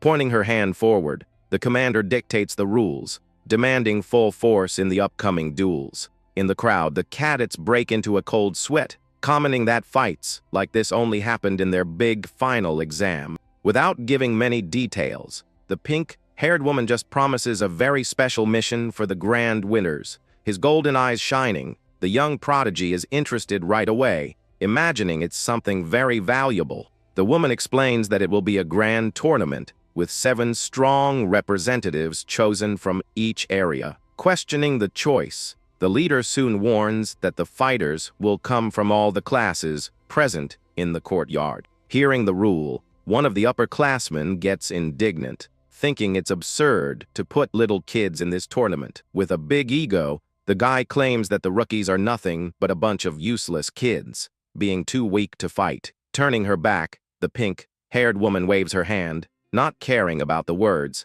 and tells everyone to decide on the team quickly. Catching their attention, the upperclassman imposes an order, saying that the older students will take all those spots. Stomping her foot, the little blonde steps forward, blocking the guy's plan by ensuring she has the right to fight. With a mocking smile, the older boy recognizes the noble, finding her great stubbornness very amusing. Keeping her calm, the warrior corrects the loudmouth, reminding him that what mattered there was only strength. Stomping on the dirt ground, a beautiful energy shines, quickly covering the young fighter's entire body. Displaying the magic, the little blonde reveals 3 radiant stars on her chest, smiling in a very intimidating way. The upperclassman is shocked by the freshman's strong power, while the hero accepts the choice based on strength. Pressuring her rival, the girl asks if he was that strong, making the bully retreat, sweating bullets. Trying to get away, the coward warns that she was an exception, as the other rookies were still too weak. Furious, the upperclassman points his finger, cursing the boy, but the hero just repeats that he's too noisy. Keeping his cool, the young man explains that the upperclassmen think the freshmen are trash and proposes an insane idea. With a maniacal smile and a fiery aura, The hero suggests that everyone fight until only the 7 strongest remain. Frightened, the upperclassman refuses the idea, finding it too violent, but the prodigy quickly ignores the complaints. Gesturing, the freshman suggests holding an open preliminary for any student who wants to fight in the tournament. With a confident smile, the little blonde agrees with the idea, challenging the courage of the older students. Crossing his arms, the rival leader accepts the challenge, even though he thinks it's all a big waste of time. Looking back excitedly, the protagonist calls his friends, wanting them to enter the dispute too. Calling each one by name, the hero summons the trio, who are completely shocked by the great madness. Trembling with fear, the blue boy questions if they're going to fight against the older students, and the young man confirms everything. Not understanding their fear, the freshman remembers their intense training, while the girl feels a strong pressure. Just then, the noble blonde tries to call more people, but the rookies break into a cold sweat, knowing they don't stand a chance. Sighing, the prodigy is disappointed by their lack of courage, as facing strong opponents teaches so much. Resting his face on his hand, the genius boy decides to just observe the true power of the upperclassmen on the field. Quite annoyed, the older leader grinds his teeth, ready to show the true strength of a senior. Holding a huge sword on his back, a big guy scoffs at the stubborn attitude of the weak children. Laughing a lot, the older students agree to go easy, while the hero's group sweats bullets from the commotion. Holding his spear, the blue-haired boy confesses he's terrified to fight against strong third-year guys. With a serene smile, the freshman reminds them that they all trained like crazy for the last 5 years with him. Pointing his finger with confidence, the boy encourages the group, asking them to believe in themselves more. Feeling the motivation hit hard, the trio grips their large weapons tightly, accepting the dangerous challenge. Losing his patience, the big guy advances with his heavy sword, promising to put everyone in their proper place. Watching from the sidelines, the other students are shocked and confused by all the madness happening there. Quickly, the blue-haired boy defeats the bully with ease and wonders if that guy was really that strong. Crossing his arms, very satisfied, the young warrior praises the incredible performance of his worthy team. Observing the fight, the hero praises the spear-wielding boy, noting how good he got at deflecting rival blows. Looking to the side, the protagonist cheers for his colleague's incredible technique of rapid flower cuts. Focusing on the blonde boy, the prodigy admires his great fluidity in switching from heavy defense to offense. With the field full of fallen bodies, the freshman states that the fine combat only increased the group's confidence. Spinning her long, shining blade, the noble blonde attacks the upperclassmen, proving she has become very strong. Seeing that complete massacre in the arena, the crowd that was just watching is left speechless in disbelief. Putting her giant sword on her shoulder, the beautiful girl stomps on the ground, masterfully ending the duel. Breaking into a cold sweat, the leader of the older group panics, not accepting defeat to little kids like that. Walking slowly, the hero stops in front of the coward and warns him that he's still greatly deluded. Unleashing power, the freshman raises his arm, warning that pure age and high rank mean nothing. Putting a finger to his lips, the genius young man imposes silence, stating that the weakest always falls in a real war. Refusing the harsh lesson, the bully shouts, pointing his finger, and guaranteeing that total power comes from the stars. With a dangerous, killer smile, the boy runs a finger across his neck, reminding him that anyone can be taken down. Staring at the pure terror in the coward's eyes, the prodigy states that the great beauty of fighting is always winning. Completely furious, the guy throws his honor in the trash and threatens to attack with everything to avoid becoming a joke. Tired of so much talk, the boy calls his rival to the duel, wanting to see what he knows about martial arts. Extending his hand with a very intimidating look, the prodigy tells the coward to show the fruits of his hard training. Grinding his teeth with pure rage, the older boy can't take the humiliation and immediately goes on the attack. With a great leap, the upperclassman tells him not to be underestimated, preparing a shining punch with a strength technique. Dodging the punch with great ease, the genius boy counters the blow, taking the rival down with just one impact. Launching the big guy far away, the freshman maintains his intact pose, creating a gust of wind in the arena. With a nice, excited smile, The warrior gives a thumbs up, praising the losing guy's good training. Looking from afar, we see the bully kneeling on the ground, totally humiliated, while the victor remains standing, crossing her arms. The noble blonde agrees with the scene, finding it funny that he praised the guy after taking him down.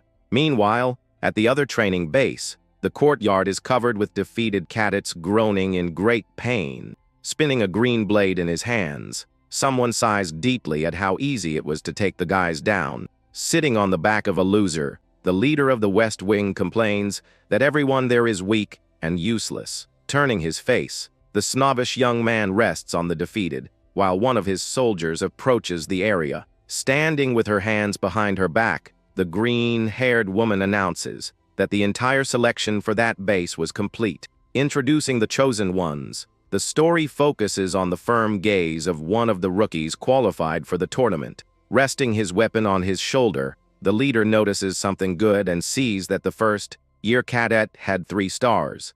With an excited smile, the chief praises the boy's great skill, promising to welcome him to his team. Breaking into a cold sweat, the cadet bows, thanking him emotionally for being recognized by his master so soon. With a cocky pose, the blue-haired boy lifts his face while his partner dictates that their base will never lose. Talking about the reward, the woman states that completing this very special mission would change everyone's course. Rising gloriously, the warrior leads his troop, aiming to take the top seat of that castle. With a gaze full of ambition, the lackey gives a malicious smile, greatly desiring prestige in his leader's wake. Focused on her work, the advisor approaches the chief, wanting to reveal some new and very interesting information.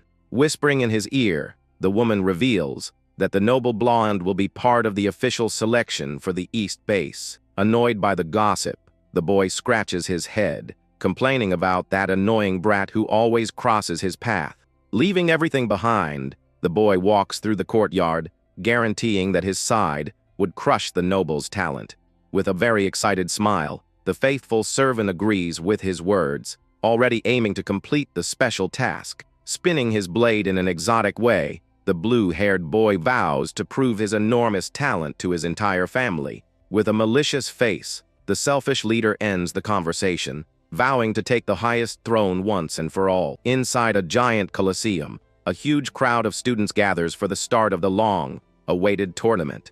In the stands, the upperclassmen from the East Wing look down on the first years with a major air of superiority. Surprised by the number of people, the blue-haired boy comments that all the halls have gathered a lot of students there. With that, the young man says that the number of people is already quite reduced, which leaves the blonde girl confused. He then remembers that those who drop out are called pseudo-dragons, just as his father taught him. Seeing her friend's serious expression, the noble blonde girl notices that he is acting exactly like his father used to. But to cheer up the group, the girl says that they were chosen as representatives and should be proud. Suddenly, an upperclassman approaches and asks the protagonist why he is being so quiet and still. Crossing his arms, the hero explains that he was being quiet to gauge the power of all the students there. The upperclassman is very impressed and praises the young man for being able to do something so incredible. Kneeling before the genius, the former rival admits that things have changed a lot since their big fight. Excited, the upperclassmen run through the courtyard, assuring that their entire group has changed its old way of thinking. After the battle, the former leader understood that he is also part of that group, becoming a great ally. Shouting excitedly, the upperclassman now has great respect for the strongest, becoming a huge fan of the hero. Seeing the whole scene, the boy finds it all very strange but sees no problem with his rival's change of heart. Analyzing the overall power level, he notices that aside from his group, everyone else there is at the 3-star level. But suddenly, his glowing eye focuses on someone special, revealing that there are much stronger people there. The prodigy then notices a very confident guy, who seems to be one step ahead of the other students. Besides him, another purple-haired guy also shows a special power with his very snobbish gaze. At this, the leader of the West Wing is curious to see what special techniques will be used in this tournament. Seeing so many powerful opponents, the blue-haired young man puts a hand on his head, feeling the immense pressure. Out of nowhere, a tall, Blonde woman jumps on the girl's back, excitedly shouting her full name. With the sudden noise, the protagonist turns his head to the side, curious about all the commotion. Squeezing her friend's face, the older girl asks if she's okay and if anyone has been bothering her. At this, one of the blonde girl's friends asks who that strange woman is who suddenly appeared. The girl then introduces her cousin, named Sandy Typhona, the daughter of the head of the great noble family. Upon hearing the girl's last name, the trio of first years are left with their jaws dropped, knowing she's from a major family. Then the cousin asks who those kids are, and the girl replies that they are all her companions. The woman thinks that's great but questions if they are truly real friends of her noble cousin. Releasing a powerful aura, the noblewoman doubts they have the ability to be partners with the future leader. Interjecting into the conversation, the protagonist assures her that everything will become clear once they start to fight. Seeing the young man, the woman asks who he is, and the blonde girl introduces him as a candidate just like her. The woman then recognizes the boy as the outcast son from the rumors, leaving his friends in shock. With a mocking tone, the woman says she didn't imagine a simple outcast would still be around. Annoyed by her attitude, the girl complains that her cousin can't treat the other candidates that way. The noblewoman then says they aren't even at a 3-star level, but the hero warns her not to underestimate them. With her eyes glowing in anger, the woman insults him again, calling him an outcast with the blood of a family head. Staring at the young man with intense anger, the woman asks if he's really trying to give her advice. But keeping his cool, the young genius simply says it was just a warning, leaving the woman furious. Before the fight can start, another student approaches, waving his hand to try to calm both sides down. The representative from the North Wing appears, asking them not to cause trouble for the other teams there. At this, the blue-haired boy is shocked while the hero just turns his head with a very irritated look. The noble blonde girl tells the guy not to interfere, but he warns that the big battle is about to begin. In the stands, the students from the North Wing comment on the commotion happening down below. Suddenly, one of the army captains turns to the crowd, preparing to start the event. With a fiery aura, the captain shouts for attention, making all the students turn at once. With a focused gaze, the trio of first years prepares to hear the instructions for the grand tournament. At that moment, the blonde girl and her cousin also turn towards the center of the arena, attentive to the announcement. Side by side, the hero and the representative from the North smile, eager for the great competition to begin. Then, the captain of the Golden Dragon Troop introduces himself to everyone as the great instructor of that place. Standing in the middle of the arena, the captain officially declares that the great battle will now begin. He then explains that the competition will be an elimination tournament between the 4 annexes in 1-on-1 duels. The annex that defeats 4 opponents first will be the grand winner, and the fighting order cannot be changed. Finishing the rules, the captain warns that the order of the fighters is an important part of the strategy. In addition, those chosen in the tournament will receive a special mission, and the hero immediately smiles with interest. Whoever completes the task will make a great contribution to the noble family of the Empire's royal dragon. And that contribution is a huge step for any candidate to become the new head of the noble family. Now, to decide the matchups, the captain asks each representative to take a stone from inside the box. Being called first, the representative from the West Wing walks confidently to the center of the arena. Approaching the captain, the white-haired young man puts his hand in the box to grab one of the stones. With the stone in his hand, the young man stares at the item that will decide his team's future in the tournament. After he takes his stone, the captain tells the snobbish young man to return to his place in the arena. Seeing the young man up close, the noble blonde girl is a bit startled as she recognizes the student's face. Returning to his team, the West Wing's leader gives a malicious smile, full of confidence and ill intent. The hero then asks if she knows him, and the girl confirms that he is the successor she had mentioned. The young man's name is Vanille Fafnald El Dragon, one of the candidates for the position of head of the great family. With a confident smile, the protagonist comments that the West Wing has many strong warriors in general. Even though the others have trained well, he can feel the significant power difference from that team. Observing the rival team, the former upperclassman is surprised to see a face he hasn't seen in a long time. He then remembers the hero from the entrance exam and is very impressed by his hard training. Standing with an air of superiority, the West Wing team intimidates all the other students in the Coliseum. Quite furious, the upperclassmen can't believe that Guy managed to get a spot on the West Wing team. The other students also recognize the boy and wonder why a dropout is there. Seeing the crowd's negative reaction, the blue-haired boy's friend asks if he's okay with this whole situation. Trembling nervously, the boy says he's fine but continues to stare at the rival group with great fear. Soon after, the representative from the North Wing is called, and the confident young man announces that it's his team's turn. Next, the captain calls the representative from the South Wing to pick his stone and decide his fate. With a snobbish look, the boy from the South takes his stone, and the captain calls the last team from the East Wing. The blonde girl nudges the hero and tells him they're calling him, but the boy is very confused and doesn't understand.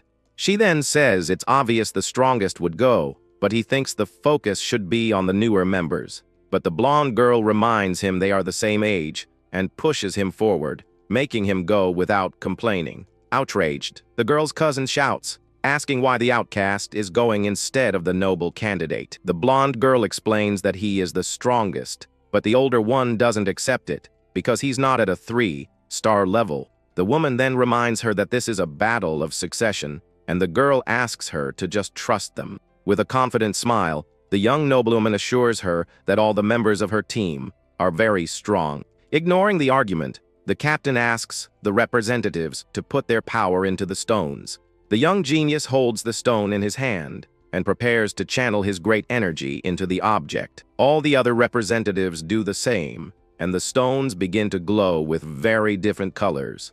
The guy from the West Wing holds his red stone with a snobbish look, already thinking of himself as the grand champion. Just like the others, the hero's stone also begins to glow with a strong, intense blue light. With that, the captain announces that the first battle will be between the East and North annexes of the Coliseum. The second great battle will be fought between the powerful teams from the West and South Wings of the Academy. Looking to the side, the hero's team observes the fighters from the North Wing, who look quite imposing. One of the older fighters stares at the rival group with a very intimidating look of pure hatred and contempt. Scared, the blue-haired boy asks if that guy is also a student, and the blonde girl confirms it with him. Very nervous, the girl can't believe she's going to face her cousin in the very first big battle. On the other side, the older girl warns that this is a good chance for her cousin to wake up to reality. Pointing at the girl, the woman guarantees she will crush the entire team, so she remembers her place. Releasing a great aura of lightning, the young woman accepts her cousin's challenge and heads into battle. Excited for the match, the hero greets his rival, saying he's looking forward to the great combat. Facing each other in the middle of the arena, the two representatives can't wait to finally be able to fight. Annoyed, the West Wing leader sits down and grabs his sword with a look of pure boredom and contempt. Meanwhile, the South Wing team watches the whole situation with a curious and slightly apprehensive look. The captain then officially announces the first battle between the East and North annexes of the Academy. With weapons in hand, the hero's team prepares for the first round of the Grand Selection Tournament. Clenching his fists, the former rival shouts that he will definitely secure a victory for his beloved team. But the blonde girl worries if he'll be okay, as the boy seems too nervous to fight. With the fighters in position, the captain asks if both sides are ready for the combat to begin. The former rival and his opponent face off in the middle of the arena, ready for a great exchange of blows. The captain then lowers his arm and gives the signal for the official start of the first battle of the tournament. With a loud war cry, the young man charges forward, preparing his first punch with great force. Crossing his arms, the prodigy watches the fight, very curious about the outcome of that first duel, but the boy quickly boasts that his victories are always absolute, which really irritates his friend. The hero turns his face back to the fight, trying to ignore his teammates' annoyed reaction. He then explains that, in terms of skill, the rival fighter isn't much different from his teammate. The girl agrees with the analysis but remembers that this is the first time They are fighting in front of everyone. Furthermore, the great pressure of representing the team could end up hindering their teammates' performance. With a confident smile, the genius knows that there is an exception to this rule of pressure and nervousness. The blonde girl's cousin and the representative from the north seem completely confident and without a hint of fear. He then notices that the two are already close to reaching the powerful and rare 4-star level. In addition, the blonde girl's cousin uses similar techniques, which will be a good experience for the girl. Suddenly, the fighter from the east wing falls to the ground, defeated, and the captain announces the north team's victory. In shock, the next fighter begins to tremble with fear, but the blonde girl tries to calm her teammate down. A short time later, the second confrontation also ends with a victory for the north wing in the grand tournament. Devastated, the two losers apologize to their leader for getting carried away in the arena. Hurt and crying, the two feel bad about the loss, but the captain tells them not to worry. With an encouraging smile, the hero reminds them that this is a place for them to test their strength in combat. This lesson will serve as experience for their future on a real battlefield. But since the team has already lost twice, the next confrontation becomes even more important. Seeing his friend's nervousness, the boy tries to motivate him, but the blue-haired kid asks him not to make things worse. With his sword glowing, the upperclassman from the north wing prepares for combat with an intimidating aura. The warrior's gaze leaves the blue-haired boy completely terrified of his next big opponent. Crying and trembling, the boy complains that he has never faced upperclassmen as scary as that one. Despite his fear, the boy prepares to fight while his leader takes a deep sigh at the situation. To calm the young man down, the hero asks what weapon his big, strong opponent is using. Looking at his rival, the boy notices that he uses a sword to fight, which makes him much calmer.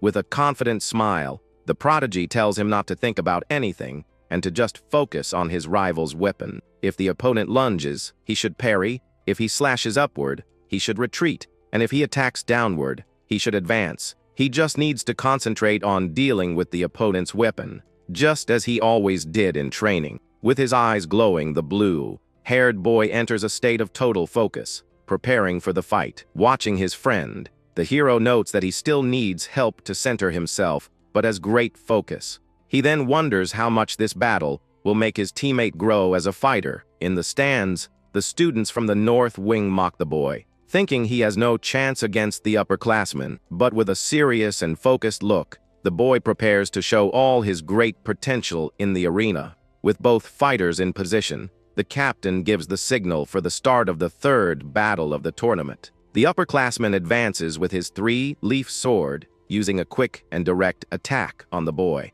With his eyes sharply focused, the young man prepares to counter the powerful blow from his great opponent. Dodging the attack, the boy manages to narrowly evade the blade, which hits the arena floor. Furious about the dodge, the upperclassman yells that he won't escape and prepares his next big attack. Using his twin fangs technique, the fighter advances with a double attack on his rival. Watching the fight, the blue-haired boy's friend gets worried, because the rival is getting too close to her teammate. But with a smile on his face, the hero tells her not to worry and to just watch the boy's eyes. With his eyes glowing blue, the boy is more focused than ever and ready for combat. Masterfully dodging the attacks, the young man evades every blow from his great adversary. Annoyed, the upperclassman uses his leaf storm dance to attack the boy from all sides. But with his eyes glowing white, the young man prepares to use his powerful spear technique. With clouds and water flowing around him, the young man prepares for his great counter-attack. Shocked by the boy's power, the upperclassman is left speechless upon seeing his rival's incredible technique. With his spear of water and clouds, the young man prepares to end the fight with a single, precise blow. Using his raging current strike, the young man charges full speed at his great opponent. The upperclassman is knocked flat on his back after taking the powerful, direct attack from his opponent. At this, the referee announces the end of the confrontation, declaring a great victory for the East Wing team. With his spear in hand, the blue-haired boy stands still, observing his strong adversary fallen in the huge arena. Letting out a breath, the boy finally relaxes and feels very grateful to have won that fight. Watching the scene, the hero breaks into a big smile, seeing his teammates' wonderful success. Then the whole team gathers with confident looks, ready to turn the tables once and for all. Starting with that fine first victory, the group managed to gain momentum and continue winning their fights. With her sword in hand, the blue-haired warrior also secures a victory in the 4th round of the event. Right after, the blonde boy with the shield shines in the arena and defeats his rival in the 5th combat. Arriving at the 6th match, the blonde swordswoman smiles, eager to finally be able to cross swords again. On the other side of the arena is her older cousin, who stares at her with a very serious and focused look. The upperclassman finds her team's losses strange, but the young blonde girl reminds her that she had already warned them about her strength. Sighing, the older woman admits that she really did underestimate her relative's companions. However, she soon releases a golden aura, warning that this isn't the main problem in this situation. Hearing that her individual power is what really matters, the young woman starts to break into a cold sweat. Angrily, the cousin points her finger and questions if the newcomer understands her current risky position. With a confident smile, the blonde girl affirms that she understands all of this very well and prepares to fight. At that instant, the prodigy observes his great friend with a very serene look, knowing her potential. Stomping her foot on the ground, the warrior firmly declares that she hasn't given up on becoming the great leader.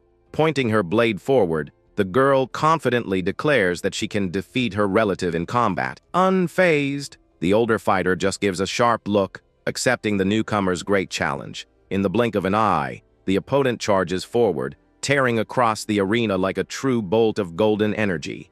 In the stands, the other students are shocked, commenting that the woman simply vanished from sight. Appearing right above the young woman, her relative raises her enormous sword, asking her to show her full strength. A thunderous clash occurs as the blonde girl raises her weapon to block the rival's attack. Even with her feet sinking into the ground from the brutal weight of the blow, the rookie warrior holds her ground. But soon the upperclassman puts even more power into her arm and throws her opponent back with great force. Observing everything, the hero notes that the older fighter managed to gain the advantage very quickly. With his hand on his chin, the team leader assesses how his friend will deal with a technique just like her own. Getting into position, the experienced cousin prepares a powerful piercing strike, fully charged with lightning. The blonde girl tries to defend herself, using the middle of her blade, but ends up being dragged backward by the force. Seeing her struggle, the young woman's friends panic, hoping she doesn't get seriously hurt. Sliding across the arena, the swordswoman realizes her injuries were minor and tries to catch her breath. Panting from exhaustion, the warrior clutches her chest with a scared look, feeling the immense pressure of the fight.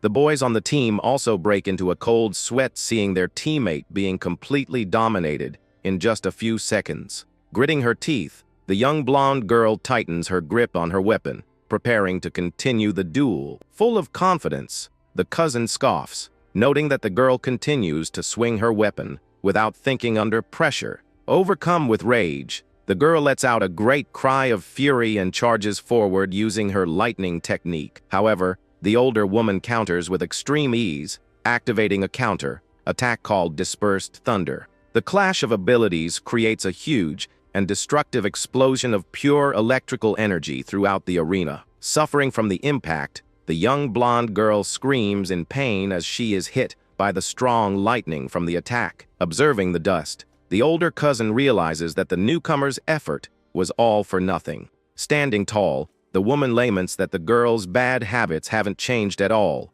and have prevented her from improving. Even injured and very tired, the warrior leans on her sword, stating that the fight isn't over. With a cold look, her relative tells her to give up because with so little skill, victory is unrealistic. She then brings up her uncle, who should have brought the young woman to the north wing from the very beginning. Without pity, the upperclassman points her large blade at the newcomer, showing her total superiority. Refusing to be defeated, the blonde girl gets up and holds her weapon with a look full of determination. Noticing her rival's stubbornness, the older woman sighs and decides to end this once and for all. At that moment, The young warrior's eyes widen as she notices her opponent's enormous energy. With her sword glowing, the cousin charges forward, telling the newcomer to use this moment to reflect in a desperate act. The smaller swordswoman tries to block the terrible blow coming her way, but the experienced relative doesn't back down and puts even more brutality and lightning into her swift attack. The powerful impact hits the girl head-on,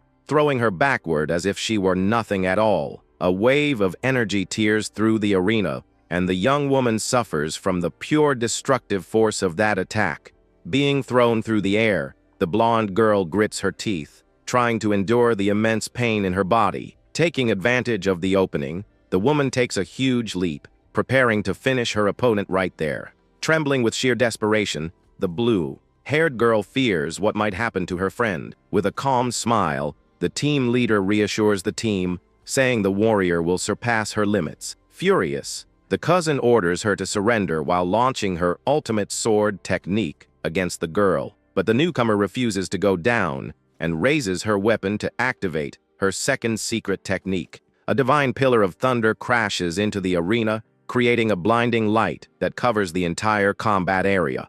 In the stands, all the students are in shock, wondering if that violent fight is over. When the smoke clears, the upperclassman stands still with a confused expression, trying to understand the blow. Looking ahead, she realizes that her young opponent is still standing firm in the fight. Even with her body covered in injuries, the blonde girl smiles for having managed to withstand her relative's attack. Utterly perplexed, the woman wonders how the girl survived a blow that should have been a finishing one. Turning her back to her friends, the swordswoman admits that her past self would have already been down. Observing his teammate, the prodigy gives a proud smile, knowing how hard she worked to change. Full of energy, the girl announces that she has spent a lot of time training and declares that the fight starts now. A memory shows the team leader asking if his partner was nervous about fighting today.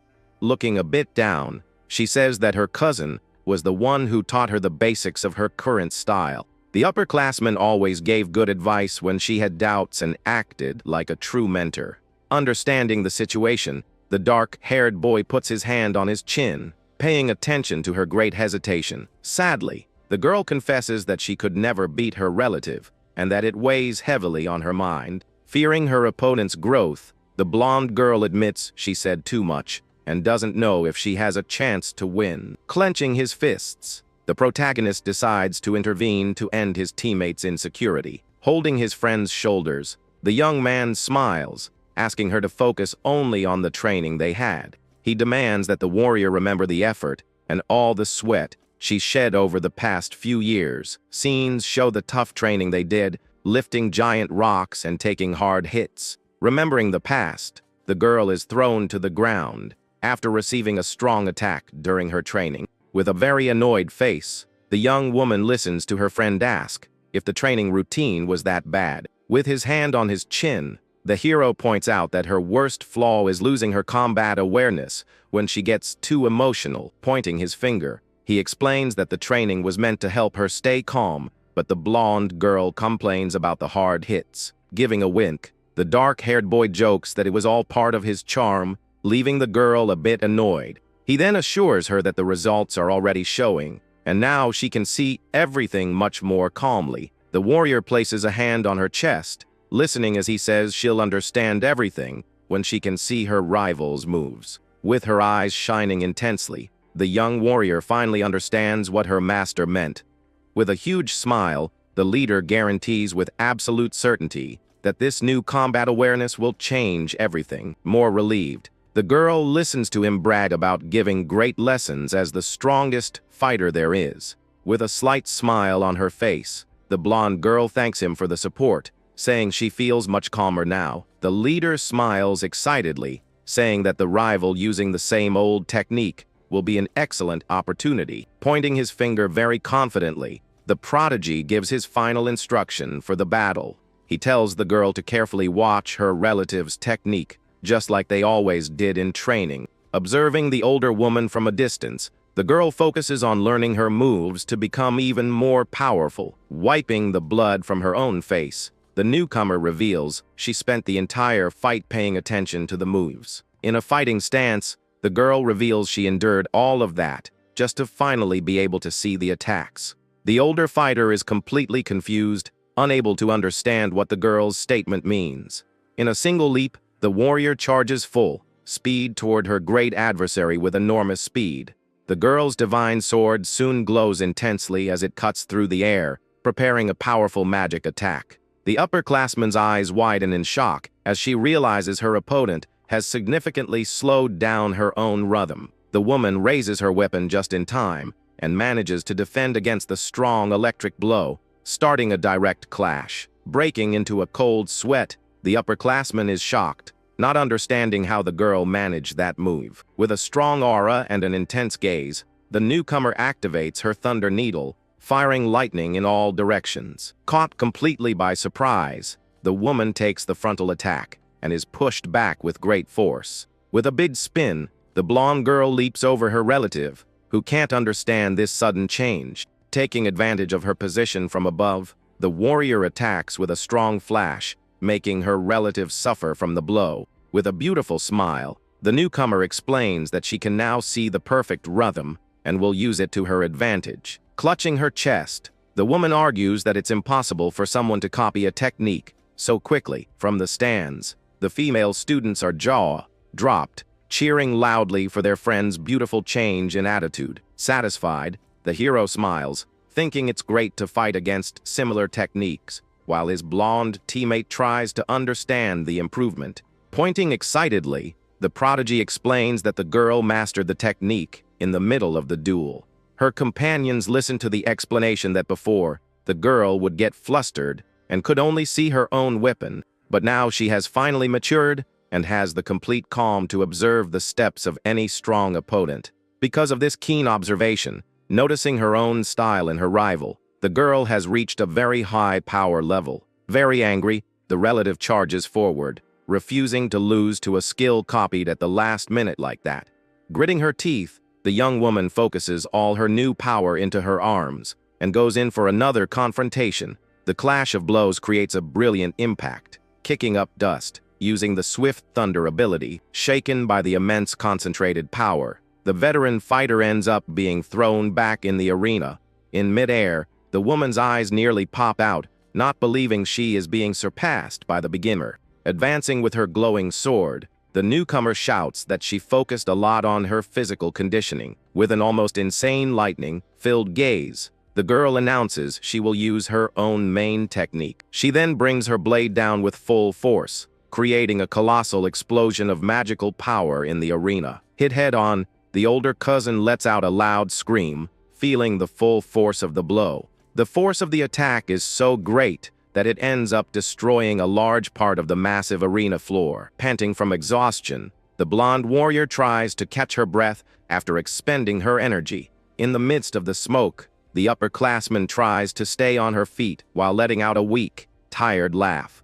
With a gentle smile and covered in injuries, the woman praises her relative's great growth. Immediately after, the warrior loses consciousness and collapses to the ground, marking the end of the confrontation. And with that, the referee announces the fine victory for the East Wing, leaving the young newcomer quite relieved. In the stands, the other students and instructors are very surprised by the outcome of that fight. One of the judges even starts to clap, praising the beautiful level of the battle they had just fought. Then the hero's entire team runs to help their friend, celebrating that the ordeal is finally over. Very happy, the blonde girl celebrates her success, remembering that the next one to fight will be the leader himself. The blue-haired girl comments that the next opponent is very famous, and everyone looks on with great curiosity. She says that the young man is known as the greatest genius his family has had in a long time. Looking to the side, the hero gives a small, excited smile,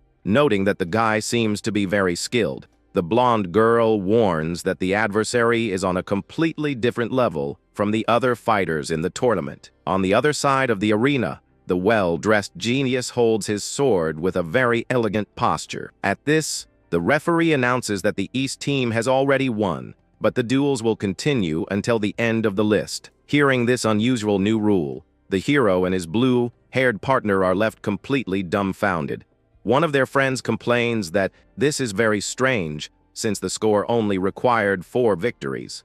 Narrowing his eyes, the prodigy realizes that there is something very suspicious happening in the tournament. Staring at the battlefield, the young man wonders what the true objective behind this rule is. But his rival on the other side of the field just gives a slight wink with a very confident smile. Ignoring the bureaucracy, the boy just takes a step forward, not caring much about the details. With a big smile, the hero states that the only thing that matters is the chance to fight in the arena. Seeing the newcomer's excitement, the well-dressed warrior maintains his expression of mockery and superiority. The rival comments that his team has already lost, but he's very excited to be able to go head-to-head with the hero. Walking to the middle of the field, the leader asks if the guy was that eager for the combat. Confirming this, the well-dressed boy says it's curious that he's leading the team with such strong people in it. Pointing his finger snobbishly, the genius boy says this situation has left him quite intrigued. Despite the provocations about his power level, the dark-haired boy remains completely calm and serene. Holding the hilt of his sword, the rival states that it's impossible for a weak newcomer to lead upperclassmen. Because of all this doubt, the well-dressed boy really wants to test the newcomer's real skills. Understanding his rival's intentions, the leader smiles, saying that the two of them seem to think alike. The hero also compliments his adversary's strength, since the guy is called the great genius of the century. With an almost threatening and glowing gaze, the prodigy confesses that he can hardly wait to test him. Imposingly drawing his sharp sword, the genius rival guarantees that he's much more focused now. And with the fighters in position, the judge lowers his arm to declare the start of the great battle. With a loud cry, the genius quickly advances on the hero, ready to deliver the first blow. Surprised by the speed, the protagonist praises his rival's fine footwork, admiring his technique. At that moment, the well-dressed boy readies his stance, revealing that he uses the style of 1,000 blades in combat. Using his blade of light, the prodigy charges forward, cutting through the air and crossing the field in the blink of an eye. But the leader's eyes suddenly widen as he notices that the presence of his opponent's sword has completely vanished. Though surprised, the hero reacts in time, moving his body to dodge the rival's dangerous attack. With a fine reflex, the leader manages to escape the clean cut at the exact second the weapons cross. Caught by surprise, the well-dressed boy is completely shocked to see that the newcomer managed to avoid the blow. At this, the genius backs away and realizes that his strong opponent dodged the attack with great ease. Smirking, the rival admits he was absolutely certain that his beautiful cut would land squarely. Excited, the hero gives a confident laugh, praising the strength of the blow and asking the genius to send more. The swordsman then accepts the challenge, preparing his wave blade technique, which creates trails of water. Very excited, the dark-haired boy smiles, realizing that the trajectory of that sword's tip is impossible to read. But the rival creates a strong, furious torrent on the ground, forcing the protagonist to take a huge leap upward. Paused in the air, the leader admits it was a good move and says he didn't want to get caught so early in the battle. With a challenging smile, the hero draws his own sword, warning that he also knows how to use the blade of light. Descending like a lightning bolt, the dark-haired boy attacks with full force, forcing the well-dressed boy to jump back and retreat. Facing his strong rival, the prodigy reflects and admits that the path of that sword was very bizarre. He realizes that the leader is very unpredictable, but still manages to maintain great power and speed. At this, the well-dressed boy advances again, noticing that his opponent reads his breathing perfectly. The genius recognizes that the newcomer only reached this fine level through very hard and tough training. Landing with great style in the large arena, the hero flashes a nice smile, enjoying the whole fight. As their blades clash, the rich boy realizes how difficult it is to land a clean hit on the newcomer. Curious, the rival praises his opponent's strength and jokes, asking if he wants to train together in the future. But he quickly says they can sort that out after the battle, launching a very strong vertical slash. With his right eye glowing intensely, the leader clenches his fist and prepares for his own fine counter-attack. Taking advantage of the big opening, the newcomer lands a powerful punch right in the chest of his well dressed rival. Sliding backward, the opponent wipes away sweat, shocked by the impact and doubting that the hero is at a 2-star level. Looking at his bruised fist, the dark-haired boy hears his rival praise his incredible ability to adapt. Holding his sword, the young man asks, very curiously, if the leader has finally finished his analysis. With that, the protagonist agrees, saying he has seen enough of his adversary's great techniques. Taking a great leap, the prodigy attacks from the air, using the exact same water strike from moments ago. But this time, the hero advances without any fear, heading straight into his great rival's downward slash. His eyes widening in shock, the genius cuts on the air, realizing he hit a mere afterimage. Appearing quickly at his adversary's side, the leader shows off his absurd and enormous speed. The hero then flies past the rich boy, taking advantage of the fact that he is extremely eager for victory. Standing with his back turned, the prodigy gives a small smile as blood trickles from a cut on his chest. Kneeling, the newcomer places a hand on his clothes, hearing his rival admire the nice scratch he suffered there. Unfazed, the protagonist lifts his head with a wild smile,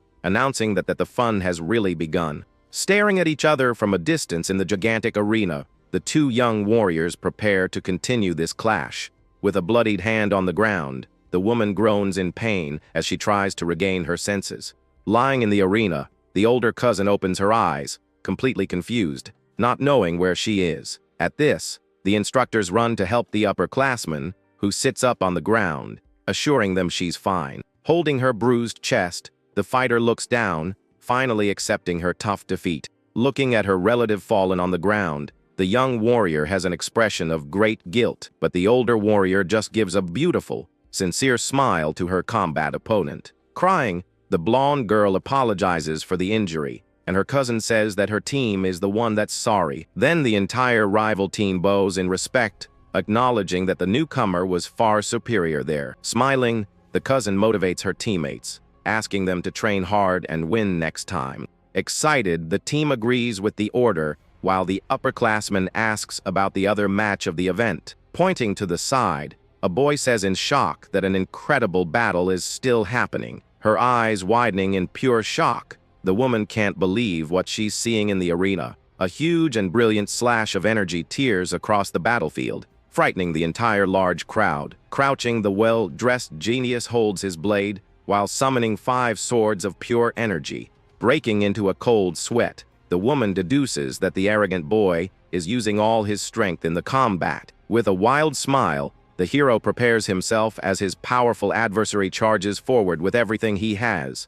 Watching the fight from afar, the cousin understands the reason for it, since the leader is the strongest guy there. Admiring the scene, the upperclassman observes her relative, who focuses all her attention on the team leader. Using the style of 1,000 blades, the prodigy cuts the air, creating an impressive, brilliant trail. The swordsman attacks from top to bottom, activating his strong, secret technique of the 5 shadows. Taking the impact with his arms, the dark-haired leader just smiles, withstanding his rival's enormous force. Pressing his weapon, the genius breaks a sweat, startled to see that the newcomer doesn't even seem tired.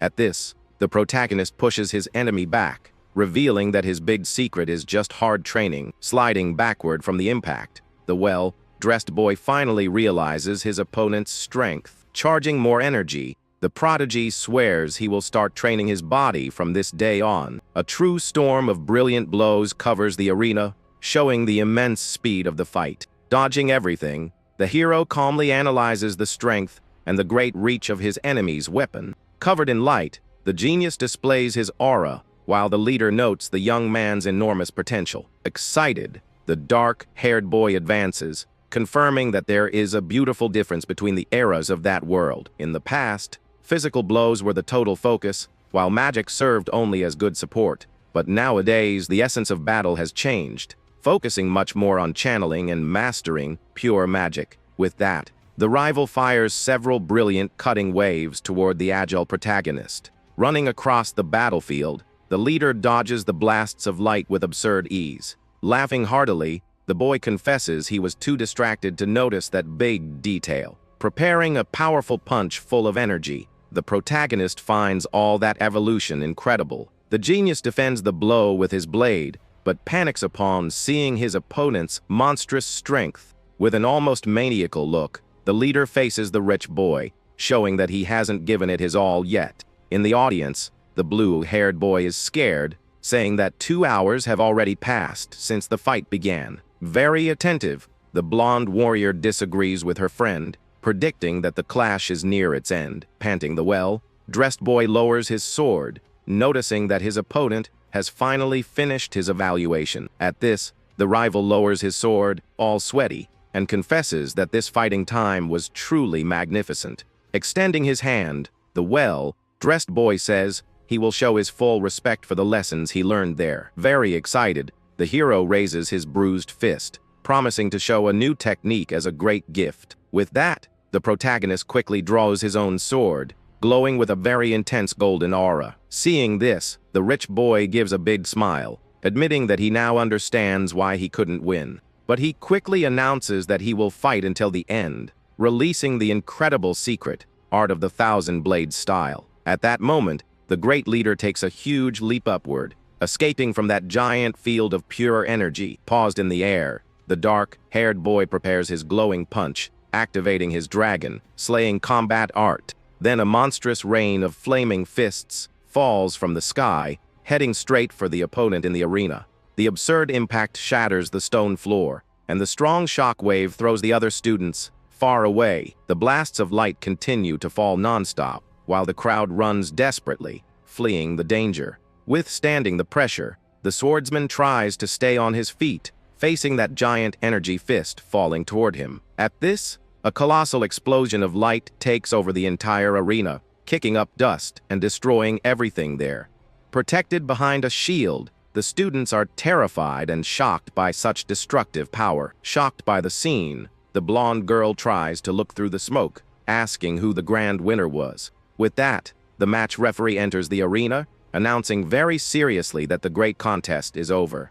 In the midst of that enormous cloud of dust, we see the blade of the rival's sword lying broken on the ground. Thrown to the ground, the well-dressed boy smiles, exhausted, admitting that the newcomer possesses a totally absurd strength. Standing with his arms crossed, the hero listens as the instructor declares the East Wing as the grand winner of the duel. In the stands, all the students break into a total panic, unable to believe that the great genius lost the battle. Staring at the debris, the referee announces that the next fight will begin as soon as the arena is fully repaired. At this, the hero's friends arrive with their eyes shining, praising his incredible victory against the rich kid. Breaking into a cold sweat, the blonde teammate gives a nervous smile, noting that the boy just broke the arena again. Upset by the scolding, the protagonist changes the subject, remembering that now it's time for the next battle of the event.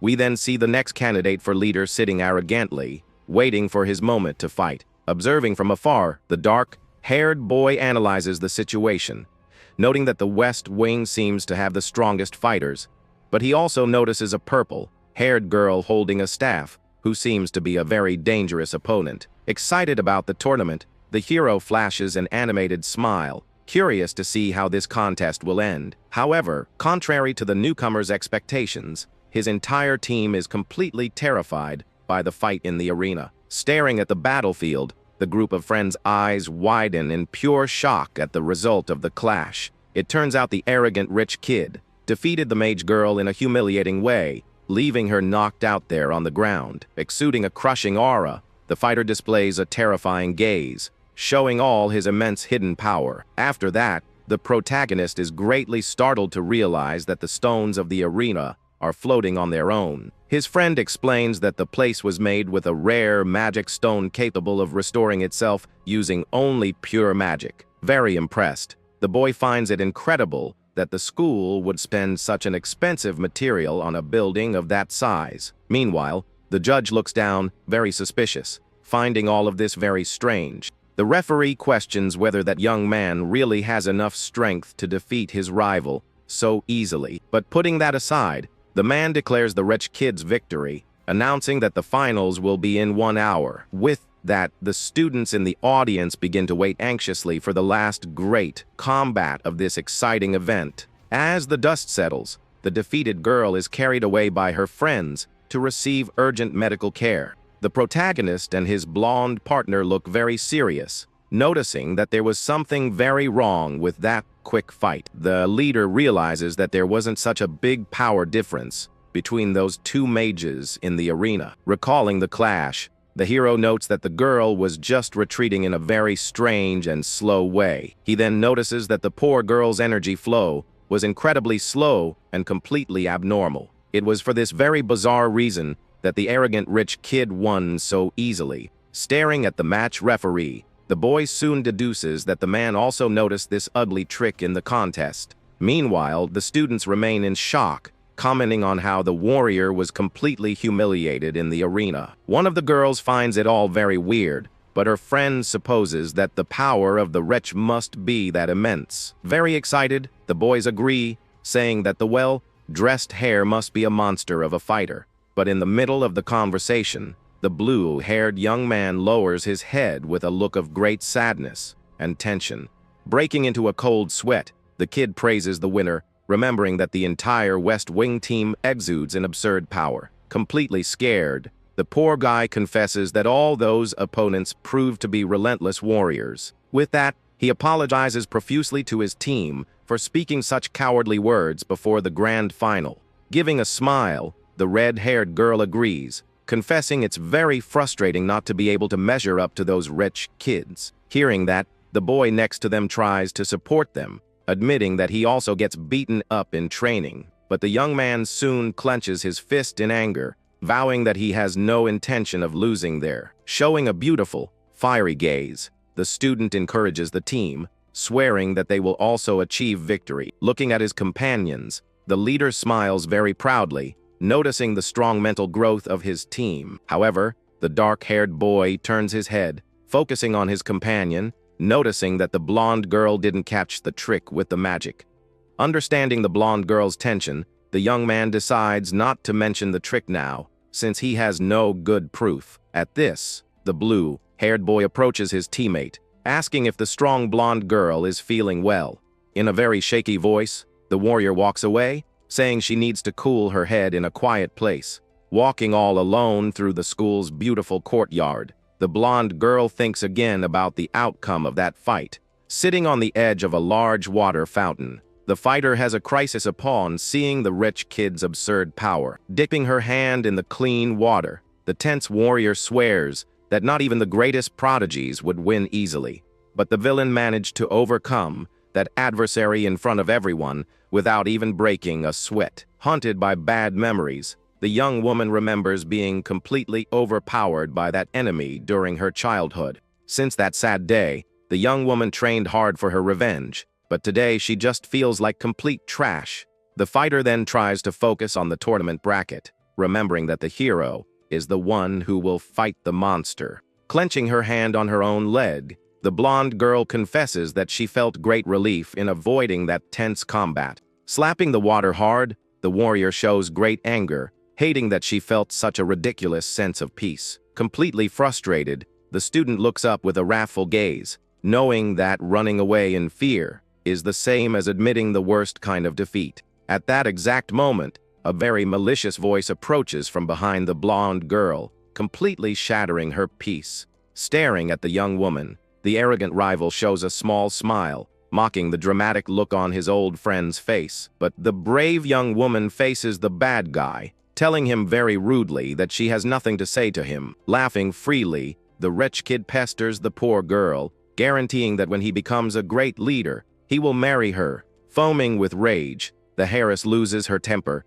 telling the villain to shut up as she assumes the strong role of the new leader. Showing pure mockery, the adversary laughs, stating that the poor, annoying girl has no real chance of defeating him. Turning his hands to the side, the villain calmly asks if the warrior watched the last big beatdown of the tournament. Getting very close to the girl, the cruel rival smiles maliciously, stating that she already knows she can never win. At this, the villain stares at the girl, demanding that she just give up at once and submit to him. Holding his own clothes, the well-dressed boy guarantees that he might even treat the girl with great care. But the blonde girl pushes the guy's hand away with great anger, telling that complete idiot to shut his mouth. Turning her back, The warrior walks away, leaving the villain complaining that she's not cute at all. At that moment, the rich kid flashes a diabolical smile, announcing that the poor girl is already finished.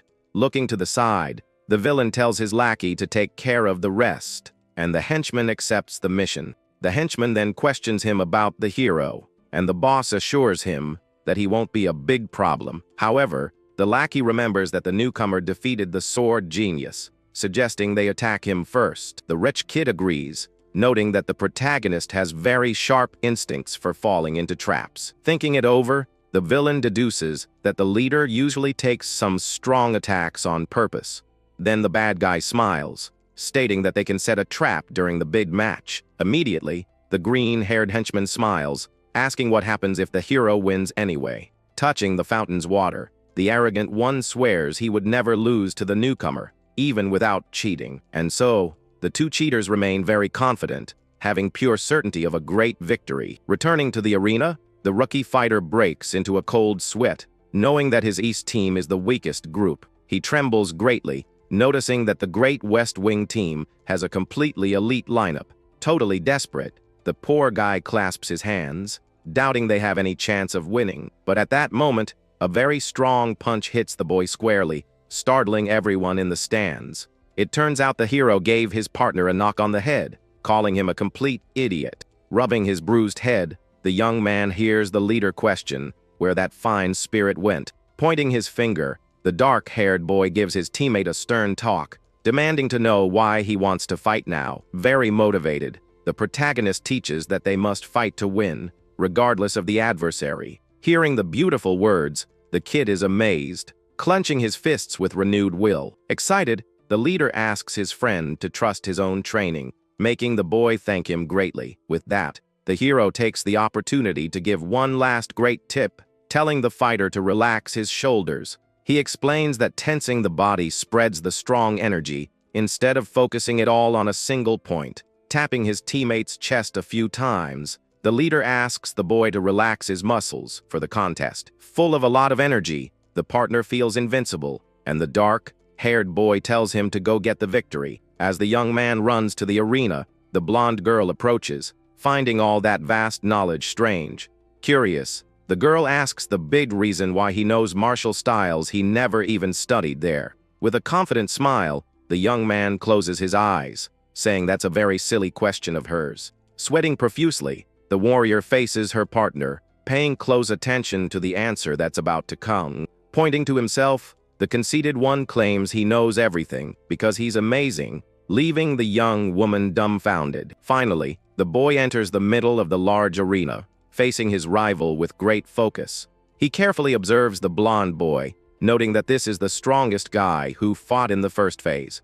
With a face full of fury, the hero's partner swears to himself that he will not lose again. On the other side, the adversary just scoffs, showing enormous boredom and a total lack of interest. The enemy calls the boy an arrogant loser, but the young man shouts that he has changed a lot since then. With an almost maniacal look, the rival fighter cracks a smile, finding that grand promise comical. At that moment, the judge lowers his hand, declaring the official start of the first battle. Firmly holding his glowing dagger, the adversary warns the boy not to be so foolish in battle. But the villain's eyes suddenly widen, getting a big shock from the opponent's incredible speed. At this, the rival attacks, swinging his weapon, swearing it's impossible for someone to change levels in just a few hours. With great anger, the blonde boy unleashes his mantis slash, sending a strong green energy at his partner. Taking the strong impact, the brave student crosses his arms,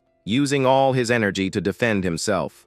Amused, the enemy praises the kid's defense and then asks if he can block the next blow. Then a storm of green attacks hits the boy squarely, making him scream loudly in pure pain. Laughing very cruelly, the adversary scoffs, demanding to see that grand change the poor boy promised. Even injured, the partner holds firm, admitting the villain's great strength and swearing not to take a beating without fighting back. With all the courage in the world, the kid charges forward, throwing a punch while the opponent calls him a fool. Showing off his agility, the blonde boy easily dodges the attack, guaranteeing he would never be hit by that. Realizing he can't reach the enemy, the boy remembers his leader's great advice, telling him to relax. In the memory, the hero explained that this fist art focuses all the body's strength into a single, strong point. Landing on the ground in his boots, the arrogant villain stares at his strong adversary in total silence. At this, the young student takes a long sigh,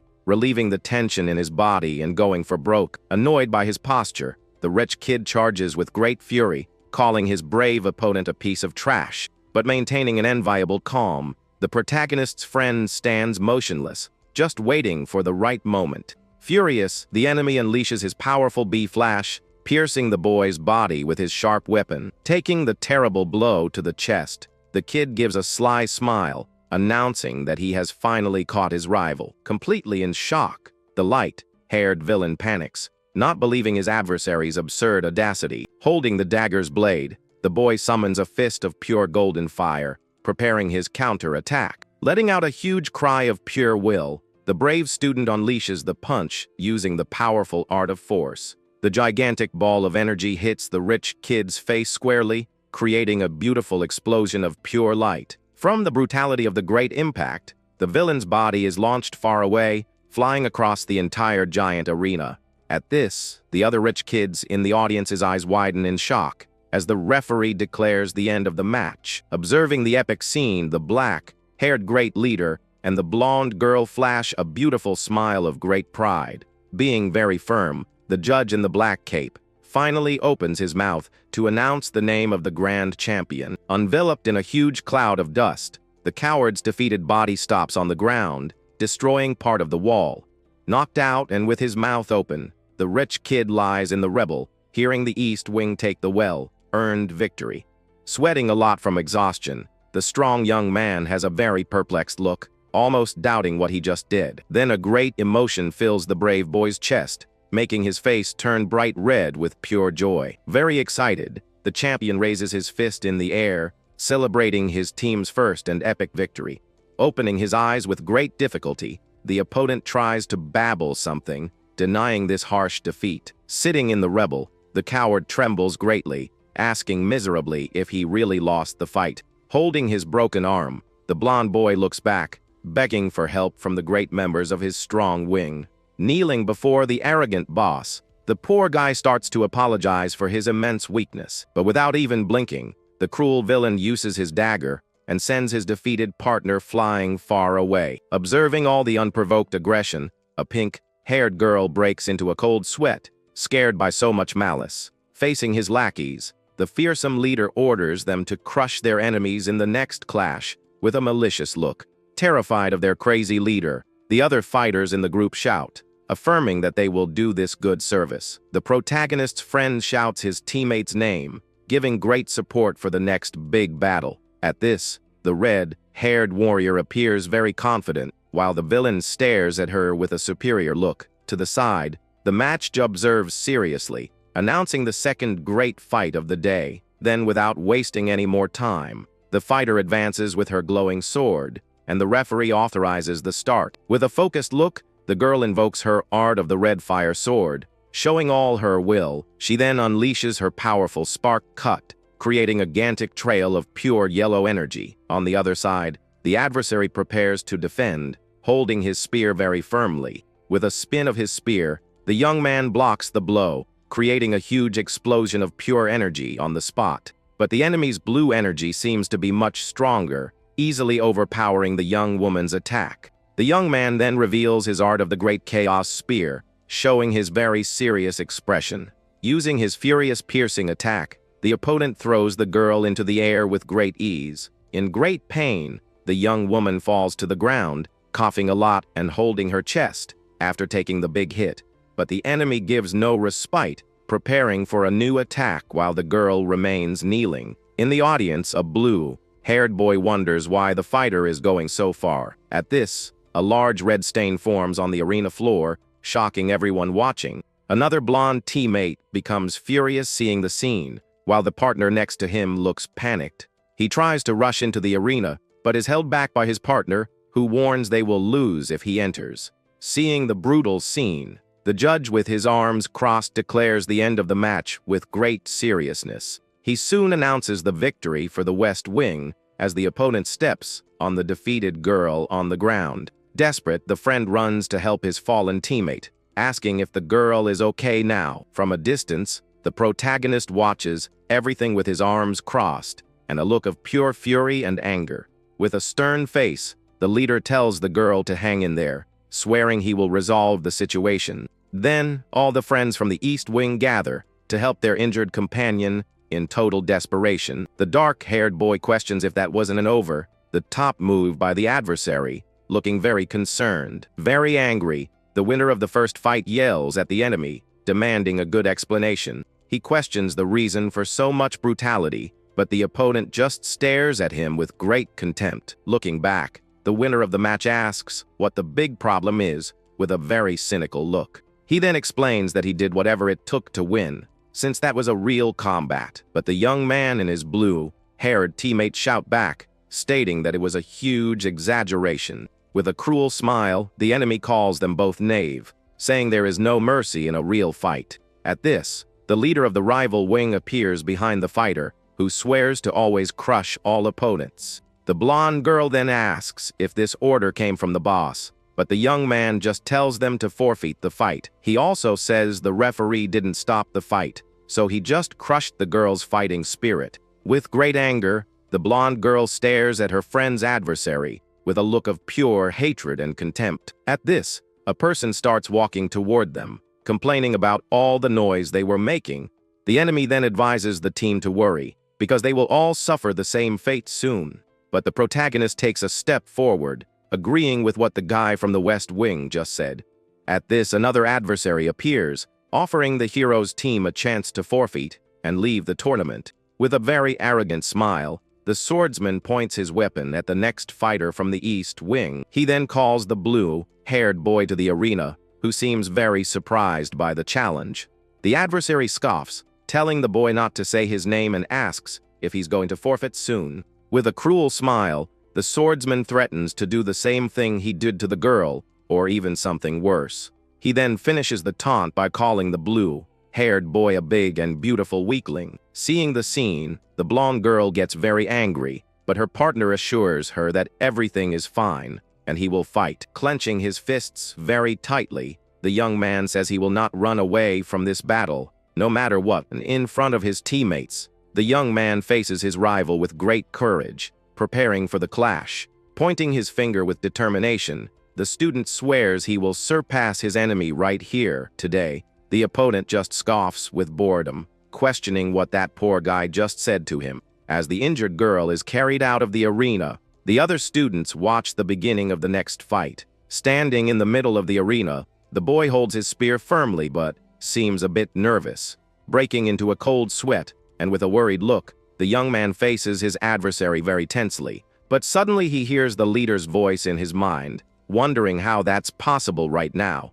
Looking at the audience, startled, the boy hears his partner tell him not to worry about it. The hero explains that he just recreated an experience from years ago and remembers when he was a child. Completely lost, the blue-haired boy doesn't know how to react to this great madness. The protagonist then reveals that he used the spell to give him a single, important piece of advice. Curious about the tip, the young man pays close attention as the leader quotes a good old saying. The phrase says that the clouds move calmly and the water flows completely freely in the world. The young student is very confused by the word, clouds. Not understanding the meaning of that saying, the dark-haired boy then repeats the phrase more calmly with a very confident smile, his arms crossed. He finishes by telling his partner to think about it whenever he is in any kind of trouble. At this, the referee gets the boy's attention, who apologizes for taking so long to start the fight. With a new look, the young man holds his spear more firmly, ready for his great battle.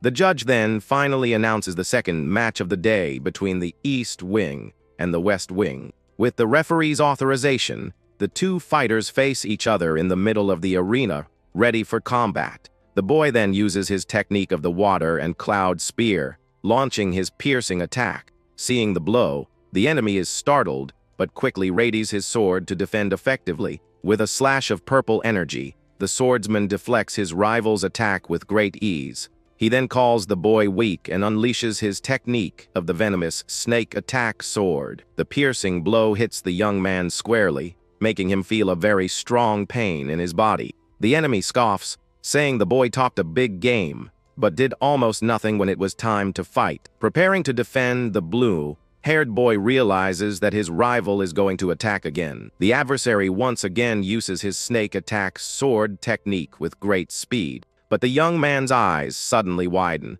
getting a big shock from a strange detail in the air. The opponent uses his shrimp crawl trail, making his attack curve. Being hit from the side, the young man screams in pain as a cut opens on his stomach instantly. He then realizes that the blow curved in the air, and that's why he couldn't defend in time. Laughing loudly, the enemy demands a reaction and tells the boy to try to counter-attack if he's able. Even injured, the young man fills with courage and swears he will be able to fight on equal terms. Using his technique, the young man unleashes the flowing clouds and running water to defend himself now.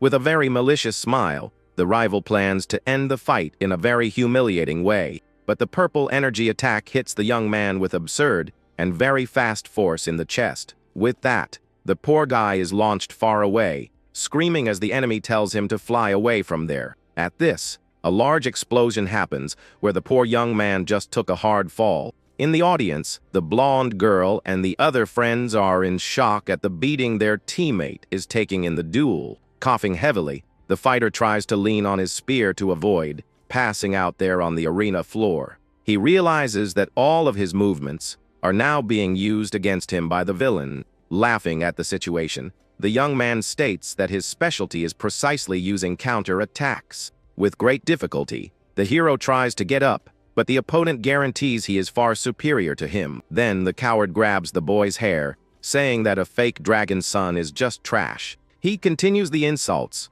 calling the young man a weakling, just like his own father in the past. But with tears in his eyes, the little warrior demands that the enemy not insult his family like that. At this, the rich kid delivers a violent blow, making the poor guy slam his face hard on the floor. Fallen and humiliated, the young man bleeds a lot while his adversary continues to mock him nonstop. With a kick, the villain states that an imposter would never beat a real person like him. At that moment, the young man feels terrible, thinking that in the end, he is still a total weakling. He cries in silence, feeling like a complete fraud in front of the entire audience present. Suddenly, he remembers a calm day fishing with his father in the river of his distant village. Very happy, the little boy says he loves fishing and hears that he's just like his old dad. The man explains that he loves to look at the clouds and the water while waiting for the fish to bite the bait. He teaches that the clouds pass calmly and the water flows, making human problems disappear quickly. With a gentle pat on the head, the father peacefully watches the horizon with his beloved little son. Returning to reality, the injured fighter smiles, remembering that he must just flow now in the fight. Meanwhile, the referee observes the scene in silence, waiting for the outcome of that beatdown in the combat. But the villain grabs the boy's clothes, shouting that this will be the definitive end of the line for him. With his fist glowing, the rich kid swears that his opponent will end up just like his father in the end. He tells the young man to crawl on the ground like the trash he is, while staring at him with great fury. At this, the vision of nature returns to the young man's mind, showing the gentle flow of the great blue river. With a fluid movement, the hero's arm deflects the punch in a very impressive and calm way. He uses the energy of water to move lightly, surprising his attacker in the middle of the arena. Completely in shock, the adversary screams, not understanding how he missed that fatal blow. At that moment, the boy moves away with agility, leaving his rival talking to himself there in the center. Observing everything with a smirk, the judge seems very interested in the young man's change. Finally, the young man stands up with a glowing aura and a look of pure, renewed determination. Completely shocked, the sword villain breaks a cold sweat, shouting that this is completely impossible to happen. At that, the blue-haired youth grips his spear, revealing he has reached an incredible 3-star level. Trembling with anger, the rich kid grips the handle of his weapon, swearing he won't accept a fake fighting on equal ground with him. Shouting with all the fury in the world, the coward charges forward, preparing his powerful sword style. Without wasting time, the opponent launches a giant slash of purple energy toward the hero with malicious intent. But the injured warrior just watches everything, maintaining a very focused and totally calm look in the face of danger. Using great agility, the fighter dodges the purple strike, easily leaving only a blur behind. Seeing this, the villain is shocked, wondering how that weak kid managed to predict his attack. Totally desperate, the rich kid jumps high, launching a brutal new strike from above with all his might. However,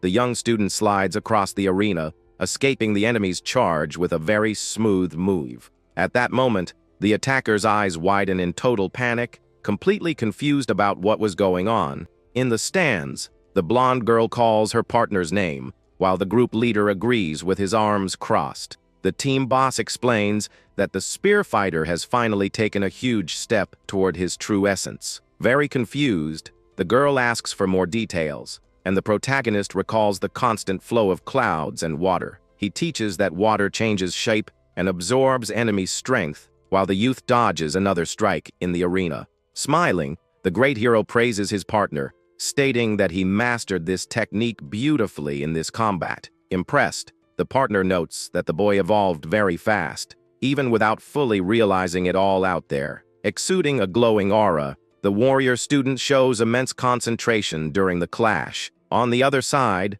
the opponent trembles with rage, glaring at the ground and cursing heavily at that bad situation. Losing his mind, the villain attacks, swinging his sword everywhere and telling his opponent to stay far away. Being very fast, the spear boy ducks, dodging the purple strikes with surprising ease. At that, the youth uses the handle of his weapon to block the attack, easily knocking the enemy's sword high into the air. Creating a massive explosion of water, the boy counters the offensive, completely breaking the rich kid's guard. Seeing the opening, the black-haired leader smiles widely, explaining that water isn't always this calm. In that instant, the energy flow in the arena suddenly changes, gaining a much more destructive brute force. Gathering all the liquid energy into his spear, the hero prepares an extremely powerful counterattack now.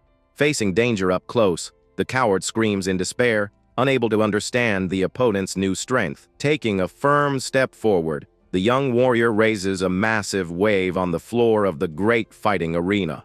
Completely surrounded by the waters, the villain tries to protect himself as the violent current rushes against him.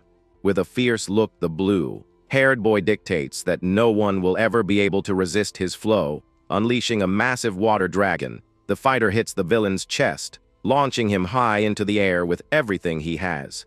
Taking the brutal hit, the rich kid takes heavy damage, and his eyes roll back, totally knocked out by the force. At that, the opponent's body crashes to the ground, breaking the entire floor as the evaluator declares the end of the fight. The referee declares the East team as the winner, making the injured boy blink his eyes, very confused by it all. Barely believing the result, the kid hears his great friend running and shouting his name from afar. Very surprised, the rookie warrior hears his blonde partner cheering, saying that the battle was pretty incredible.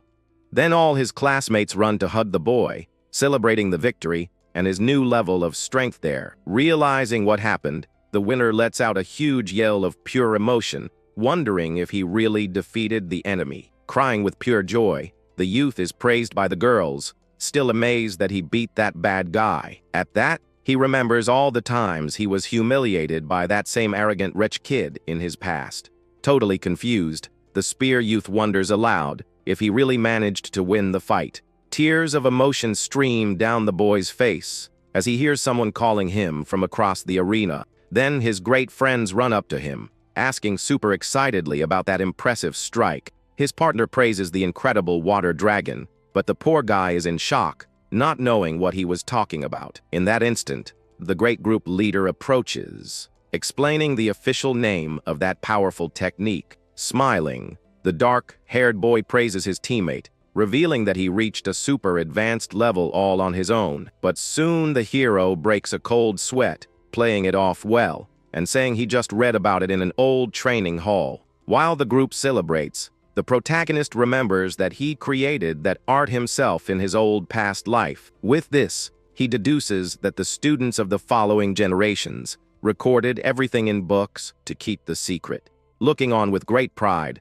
the team boss smiles happily, seeing the enormous talent blossoming in his partner. At that, the black-caped evaluator gets the group's attention, telling them to stop chatting in the arena. Gaining extra motivation, the other two team warriors bumped fists, swearing to do their absolute best. However, their great rivals from the West Wing get furious, completely renewing their intense fighting spirit. Unfortunately, in the fourth big fight, the beautiful blue-haired girl ends up being defeated by a very close margin. Watching everything from afar, a green-haired fighter observes the competition with a very focused look. Soon in the fifth duel, the shield friend manages to secure a hard-fought victory, coming out completely battered. Being supported by the spear hero, the brave winner smiles in relief for managing to turn that game around. The blonde then comforts her sad partner, reminding her that the tournament is won by whoever scores 4 points. Holding up 3 fingers, the warrior guarantees that they only need 1 more victory to win the competition. At that exact moment, the great black-haired leader approaches, calling the blonde girl with a very serious voice. Making the girl very embarrassed, the protagonist leans his face in, asking how she was feeling. Trying to keep her cool, the brave student lowers her gaze, ensuring she feels as great as always. But dying of embarrassment, she punches the boss's stomach, telling him to back off, and swearing she would never lose there. While the leader suffers in pain, the light-haired warrior yells at the top of his lungs, cheering for his friend. Exuding a lot of confidence, the blonde raises her fist super excitedly, walking straight to the middle of the arena. Putting the pain aside, the mysterious hero focuses his gaze, feeling a very strange energy coming from nearby. A frightening purple aura begins to fill the place, making the tournament's atmosphere extremely dense and heavy.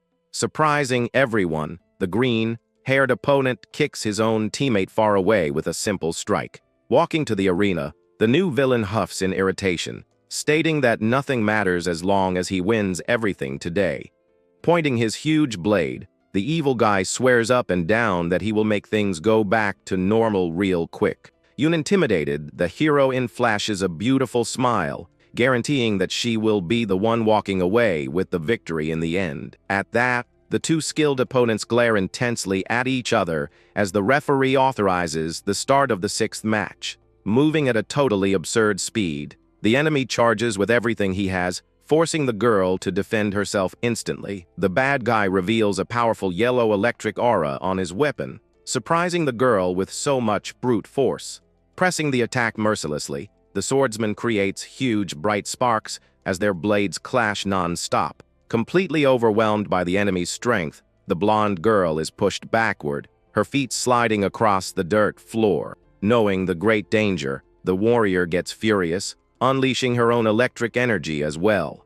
Giving a sinister smile, the opponent shows great calmness, seeming to really enjoy that little reaction. In his mind, the villain remembers a sinister master surrounded by spikes and exuding a bizarre purple toxin. When the blonde moves forward to attack, she gets a huge scare seeing a mysterious purple aura sprout from the ground. Breaking a cold sweat, the warrior stares at the floor with wide eyes, realizing her aura is vanishing out of nowhere. Gaining a lot of confidence, the arrogant villain jumps high, warning that the poor annoying girl will never defeat him there. With a dark smile, the enemy fighter laughs, claiming that the duel is already guaranteed for him and the West Wing. Trying to protect herself, the girl crosses her swords, resisting that guy's raw power with great difficulty. But taking a heavy kick to the stomach, the blonde cries out in pain, being pushed back without the slightest chance. Shaken by the scene, her teammates shout the girl's name,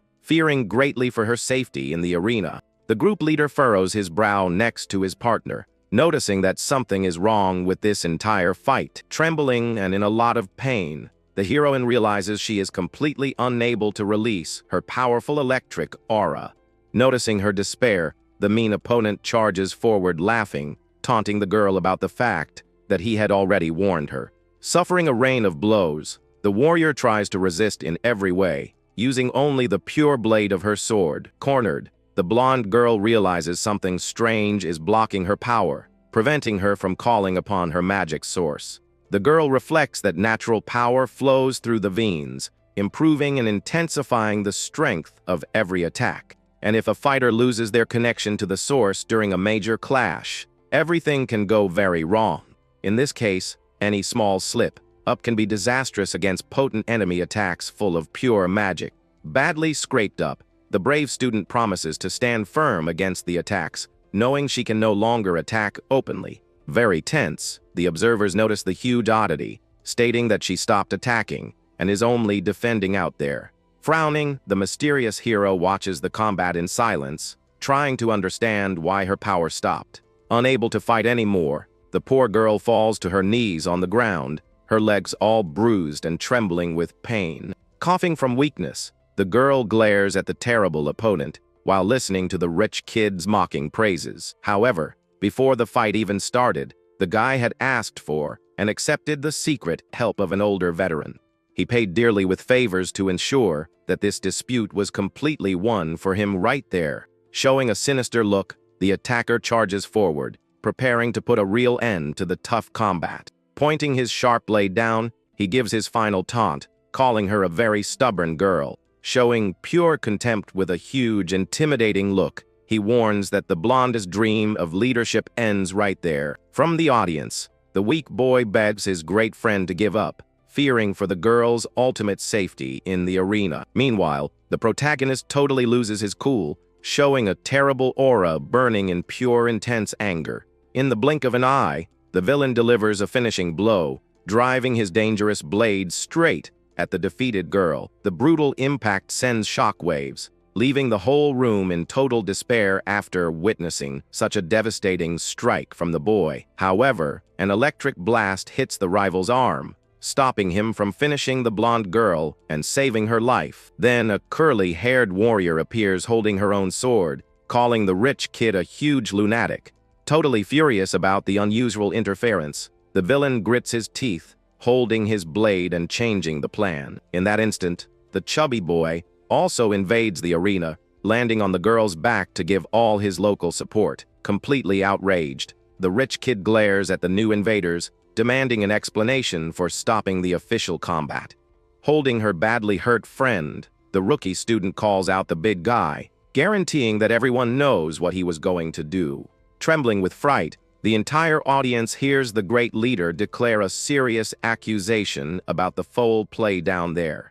Letting his pride speak louder, the green-haired liar denies the accusation, saying he would never do such a thing. Stomping his foot, the leader of the righteous heavily doubts the fake guy's words and demands he show good proof. Walking forward, he claims that anyone could see that such a strong blow could only be devastating right there. Changing his tone of voice, the arrogant guy demands more respect, calling him a liar in front of the great evaluator. Pointing to the teammate's body on the floor, the young man warns that the girl was without any of her protective magic. Pointing his arm, the group leader calls the attention of those cheaters with a very serious expression. Smiling mockingly, the villain claims that in a real battle, the opponent's condition doesn't matter at all. Holding her injured friend, the blonde warrior shouts angrily, reminding him that this is not a fight for survival. Showing a sinister look, the platinum-haired guy calls the girl knave and says that's why she lost.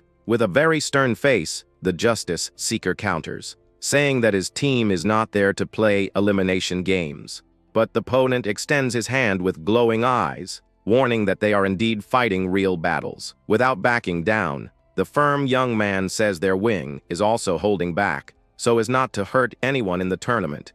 At that, the platinum-haired guy gives an evil smile, implying that someone is definitely going to get seriously hurt. Trembling with anger, the brave warrior releases sparks of pure magic, wanting to charge at the fool. However, a man stomps hard on the ground, making a dense purple energy completely dominate that heavy space. An inspector appears in the middle of the arena, scaring all the students with his enormous, crushing presence. Breaking a cold sweat, the group leader feels the tension in the air as the big guy's aura freezes everyone with fear. Even the two cheaters are paralyzed with terror, unable to hide the massive panic on their faces. Very furious, the man intimidates everyone, asking who gave them permission to stand around chatting there. The blonde girl tries to protest about the dirty trick, but the referee tells her to be quiet and not meddle anymore. With a furious look, he warns that students must not interrupt the matches, because only he decides the rules. Having no other choice, the young man swallows his pride and apologizes to the older man for stopping the big fight. Then the referee declares the victory for the West Wing, ordering all the intruders to get out of there right now. With his injured teammate in his arms, the leader asks his blonde friend to pick up the sword that fell on the ground. Leaving the arena, they meet the rest of the team, who ask totally desperately about the girl's health. Trying to calm the situation, the partner says he gave her a recovery potion and is going to take her to the infirmary. The true protagonist apologizes for the trouble, but the big guy smiles, saying it was no bother at all. Looking at the hero, the leader notes that the young boy was also ready to invade the battlefield. Walking away, the young man finds it very bizarre that his teammate was defeated in such an absurdly easy way. With that, he remembers the previous fight, strongly suspecting that those villains are plotting something very dirty. Sad to see the girl's bruised face, the friend asks the protagonist to be very careful when his turn comes. Listening to the advice, the young warrior makes a very stern face, agreeing as he stares at the great arena. Entering that huge field, the young man raises his hand, thanking his dear team for their concern.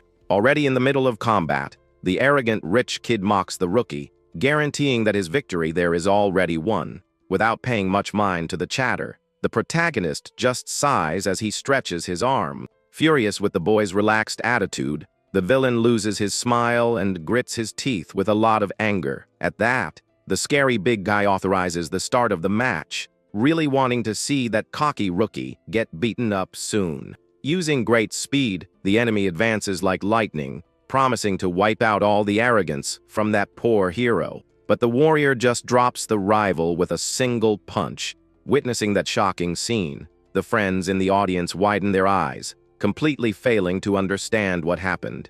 Even the tournament's tough inspector gets startled, breaking a cold sweat upon noticing the brute power of that simple young student. Taking a calm step, the boy warns that for someone who likes real fights, the villain there is very careless. With shining eyes, the boy extends his hand, provoking the rival to taste a true ultimate showdown out there. Hearing the hero's words, the platinum-haired guy freezes in place, getting super confused by that bizarre posture. Exuding a giant presence, the protagonist swears to fight seriously, wanting to know if the cheater isn't going to cry. Observing closely, the protagonist puts his hand on his chin, seeming to finally understand the whole situation. At that, the green-haired partner shouts desperately, suddenly calling the name of his feared master. Moving at an absurd speed, the cheater turns into a large white blur, charging with everything into the arena. Without even moving, the hero just closes his eyes,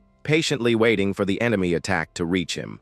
But totally frustrated, the villain stomps hard on the ground, swearing in anger for having missed his big strike. Panting, the platinum-haired guy lands on the rocks, gripping his weapon as he tries to catch his breath there. Trembling in shock, he stares at his rival, totally unharmed, even after he delivered his fastest attack. Very calm, the rookie deduces that the rich kid uses wind power and must come from one of the 4 great families.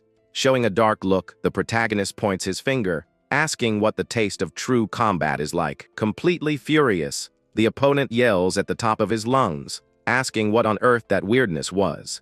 In the blink of an eye, the skilled warrior appears behind the villain, taking him completely by surprise. Exuding an absurd coldness, the youth just warns in a low voice that this is already the 2nd time he misses. Taking an invisible and super strong hit, the platinum-haired guy is thrown forward, spitting out saliva. Sliding across the arena, the enemy panics, wondering how a mere student did this to him. With his pride wounded, the guy refuses to accept that he is being humiliated and dominated in such an easy way. But before he even turns his face, the rookie already appears in front of him, landing a solid punch to the stomach. Showing a scary look, the warrior warns that this cheater feels way too safe around here. Giving no chance to defend, the protagonist chains a brutal combo, landing a heavy knee strike on the rich kid. Feeling extreme pain, the opponent's eyes widen as he coughs heavily from the absurd impact. Losing all his strength, the cheater falls to his knees, taking heavy damage right on the arena floor. Counting on his fingers, the hero states that it has already been 3 times, leaving the kneeling villain totally confused. With an empty look, the boy points down, warning that he is counting the times the enemy has already been defeated. Trembling with fear, the light-haired boy imagines that in a real fight, he would have been taken out a long time ago. Holding up 3 fingers, the justice seeker claims that the only reason that Punk is still breathing right now is the tournament rule, so he kicks the guy's chin, warning that the pause from real battle is over for good. Suffering a violent impact, the arrogant guy goes flying like a ragdoll, bouncing several times on the hard dirt. In the audience, the blonde girl watches the entire dispute, breaking a cold sweat, totally in shock over that massive beating. Very tense, the group leader realizes that this has already stopped being a simple school tournament fight. Reflecting calmly, he concludes that his friend was just playing around and taking it very easy in the previous duel. Exuding a huge distorted aura, the hero proves to be the very definition of unfairness in that place. Giving a slight smile, the rookie looks at the defeated guy on the ground, asking if he finally understood everything. Trembling and hurting badly, the coward tries to crawl, using his blade as a last resort for support. Laughing, the boy tells him that on a real battlefield, no one has teachers or healing potions around. Cursing, the villain tells him to shut up, while the hero mocks that childish view of actual battle. Focusing his gaze sharply, the protagonist reveals the great truth about that rich kid's cowardly attitude. Being called weak, the platinum-haired guy goes crazy, yelling non-stop for the rookie to shut his mouth already. Losing control completely, the enemy generates a giant green tornado, destroying all the ground around him. Scared by the immense magic, the audience falls into despair, greatly fearing a terrible disaster right there. Out of control, the villain attacks, screaming that a simple rookie would never have the right to teach him big lessons. Without losing his swagger, the hero cracks a smile, finding that frustrated young boy's rebellious phase quite funny. The hero warns that he will be his opponent, asking the villain to unleash all his massive frustration there. Extremely irritated, the rich kid attacks with his fan, telling the rookie to stop acting like a know-it-all. Using a secret technique, the cheater launches powerful wind blades, forcing the boy to jump. Sweating heavily and completely desperate, the opponent mentally begs to land just a single hit. Creating a large crater in the arena floor, he focuses all his strength, hoping to at least scratch the hero. Watching everything, the gray-haired leader explains that the ground breaks because of their famous wind magic. He shares that the members of this noble family possess an elemental power that is totally invisible to the naked eye. Hearing this, the blonde girl thinks this ability is very dirty, while her friend agrees that it's pretty overpowered. Very tense, the teammates break a cold sweat, rooting hard for the young warrior's safety in the arena. Back to the fight, the rich kid is panting and indignant, not understanding why he's missing so many strikes. Walking with his eyes closed, the protagonist says that dodging is quite easy if you just follow the airflow. Approaching effortlessly, the rookie notes that the cheater's guard is completely wide open once again. Biting his lips in pure fury, the platinum-haired guy prepares his blade, telling the kid to stop playing around. But the dark-haired warrior dodges with the greatest ease in the world, driving the villain absolutely crazy. Seeming to float in the arena, the justice seeker displays an absurd calmness, while the enemy only slices the wind. Receiving several insults, the relaxed hero just sighs, mocking that famous rebellious phase. Turning his back, the rookie asks if the rival has calmed down, receiving harsh threats as an answer. Playing the teacher, the warrior says that this stubborn willpower is admirable in a real fighter. At that, he dashes at surreal speed, landing a very brutal punch straight to the opponent's stomach. Looking at the boy closely, the hero states that the rich kid's body crossed its limit a long time ago. With the villain falling to his knees, the justice seeker recommends ending the fight soon to avoid extra pain. However, the cheater flashes a huge insane smile, grabbing the hero's leg with a strong dark magic. Ignoring that trick, the protagonist notes that the boy really wants to take things to the absolute limit there. A sinister purple energy covers the field while the platinum blue-haired guy lets out a huge laugh, looking like a madman, very disappointed. The hero just asks why he's laughing out of nowhere since the battle is already over. Interrupting his speech, the villain guarantees that the rookie was already done for and swings his weapon with great force. For the first time in the fight, the protagonist shows a look of doubt, feeling that something very different happened.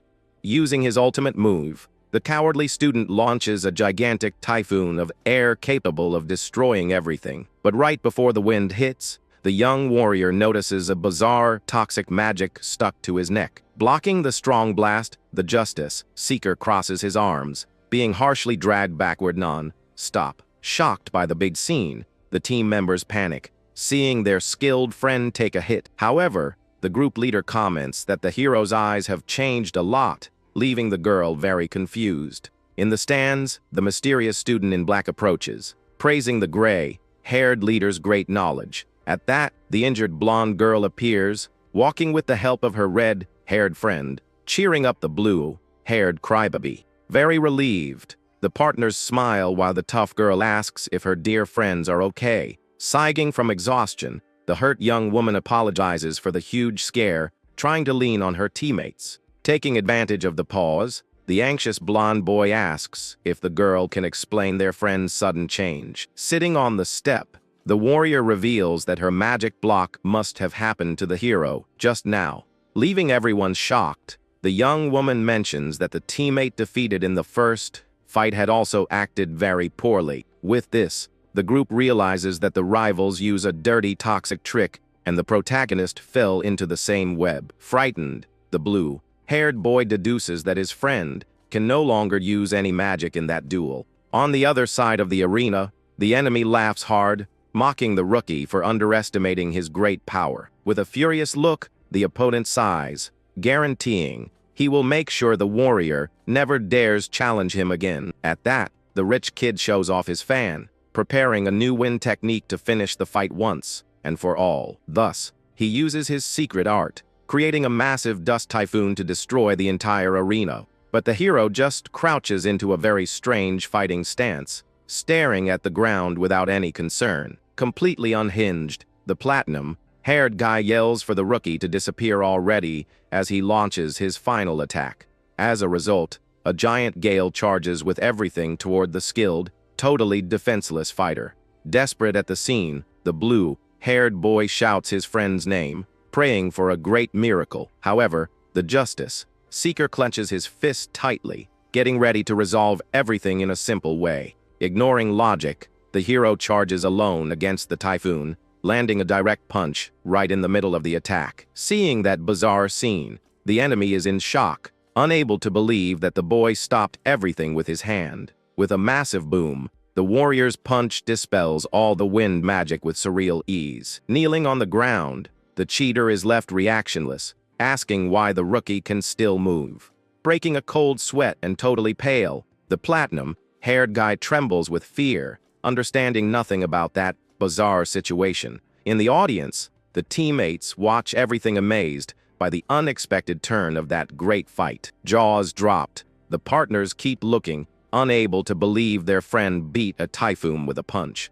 But the blonde girl gives a slight smile, saying the poison seems to have zero effect on the warrior's body. Back in the arena, the hero exudes a dark aura as he cracks his knuckles, ready for the next phase. Fallen on the ground, the villain still wonders why that guy didn't lose his magical powers. Showing his hand, the protagonist stares at the purple aura of the toxin, trying to analyze its real composition. With a calm look, the boy confirms to himself that this magic is indeed a very strong poison. Hearing this, the rich kid yells that it's impossible and the poison should be completely undetectable there. The rookie then explains that this trick only activates with the use of power, and that's why everyone else had lost. Next, we see an image showing how the purple toxin infected the blonde boy during his fight. Flashing a smile, the hero praises the enemy for managing to poison him before he noticed the big trap. The platinum-haired guy claims to know about the power seal and therefore asks how the rookie still managed to use the punch. Flexing his bicep, the justice seeker warns that poison doesn't work on a trained body, and the seal doesn't affect him. Very offended, the villain glares at his dagger, repeating the word useless with a tone of pure disbelief.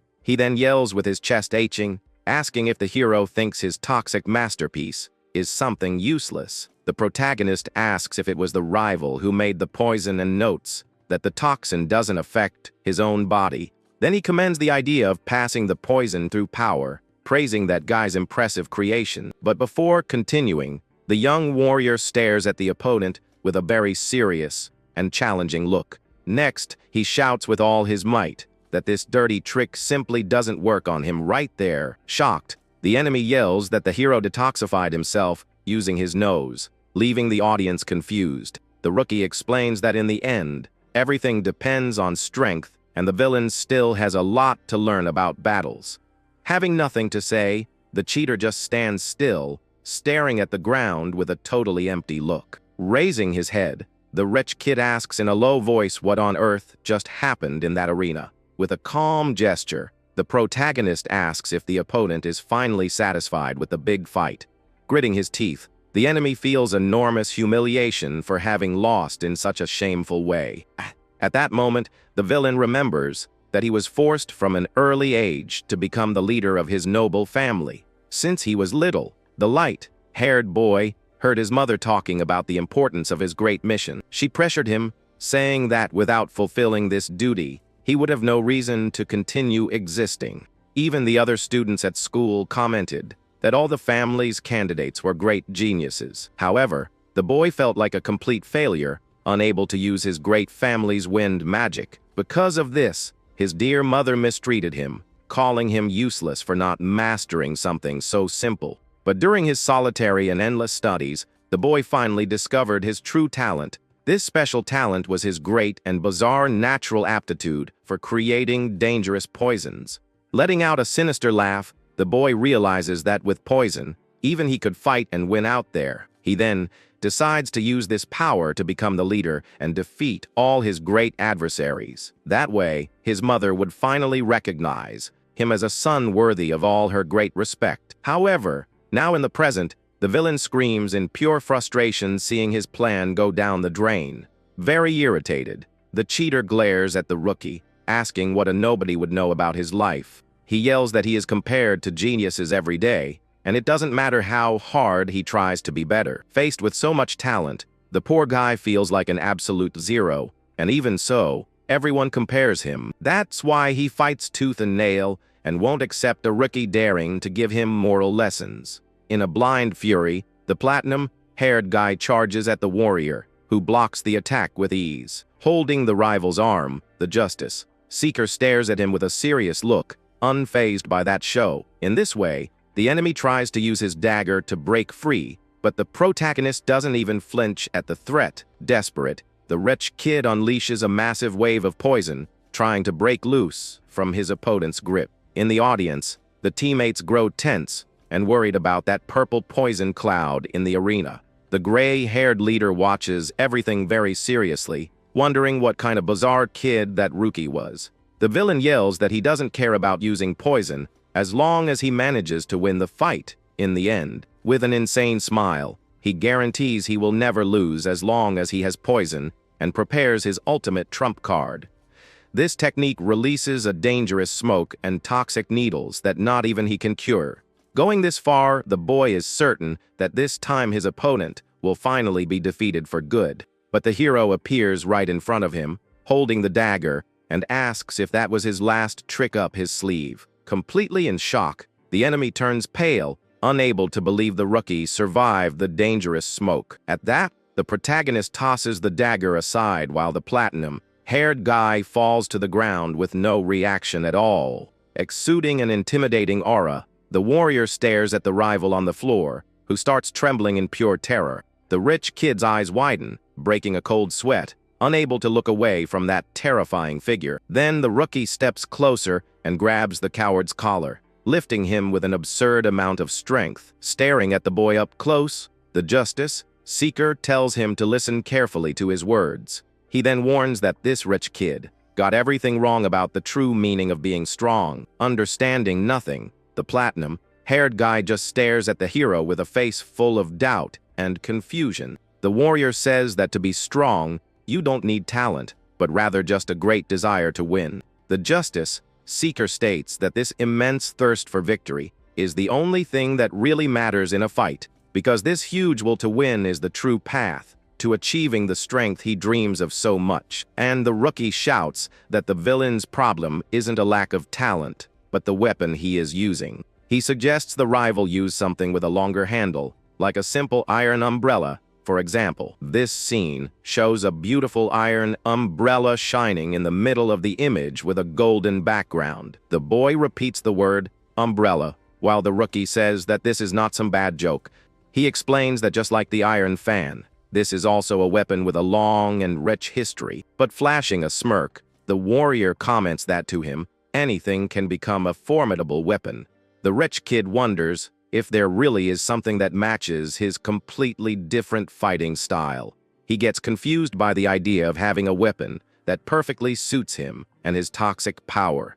Giving a hard slap to the rival's head, the protagonist says that he thinks he has no talent for combat. But in reality, on a real battlefield, that boy would be a much more dangerous warrior than the others. Understanding nothing, the platinum-haired guy just mumbles, "Ho," with the face of a completely confused fool. The hero points to a battlefield, stating that in a real fight, what matters is securing the great victory. He explains that holding on to pride stops a warrior from protecting what is important to him. The rookie finishes by saying that the villain's mindset isn't wrong, but rather where he applies his strength. With a slight smile on his face, the protagonist looks at the boy on the ground, waiting for an answer from the rival. He then invites the cheater to join him and his team in a very direct and simple way. The rich kid is once again left reactionless and just mumbles another, looking at the hero in front of him. Extending his hand, the warrior continues his formal invitation to the defeated boy in the great arena.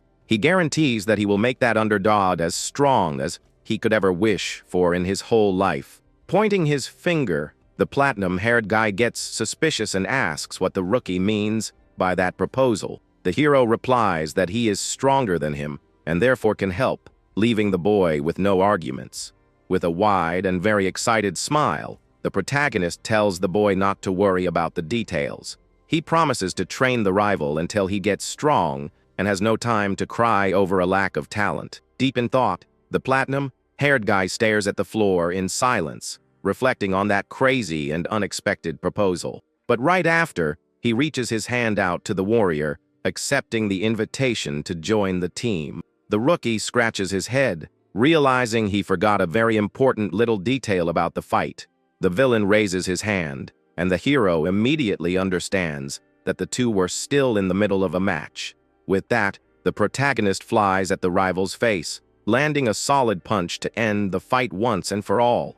The rich kid's eyes roll back, and he blacks out from the force of the blow, falling hard on the tournament arena floor. The justice seeker then tells his rival to look for him when he wakes up and turns to leave the arena. Fallen on the ground, the platinum-haired guy curses the rookie for tricking him with that proposal mid-fight. Seeing the scene, the referee approaches and declares the end of the match with the victory of the school's East Wing. Thoughtful, the man reflects that the hero managed to detoxify himself in the middle of the strike, finishing the fight. With the victory, the protagonist's team celebrates a lot, jumping and hugging their skilled friend out there. In the audience, the gray-haired leader smiles, satisfied with the result, while the blonde girl stretches, feeling tired. On the other team, there's a gloomy atmosphere, with the leader taking care of his defeated and badly hurt friend. Next, a man announces the end of the selection matches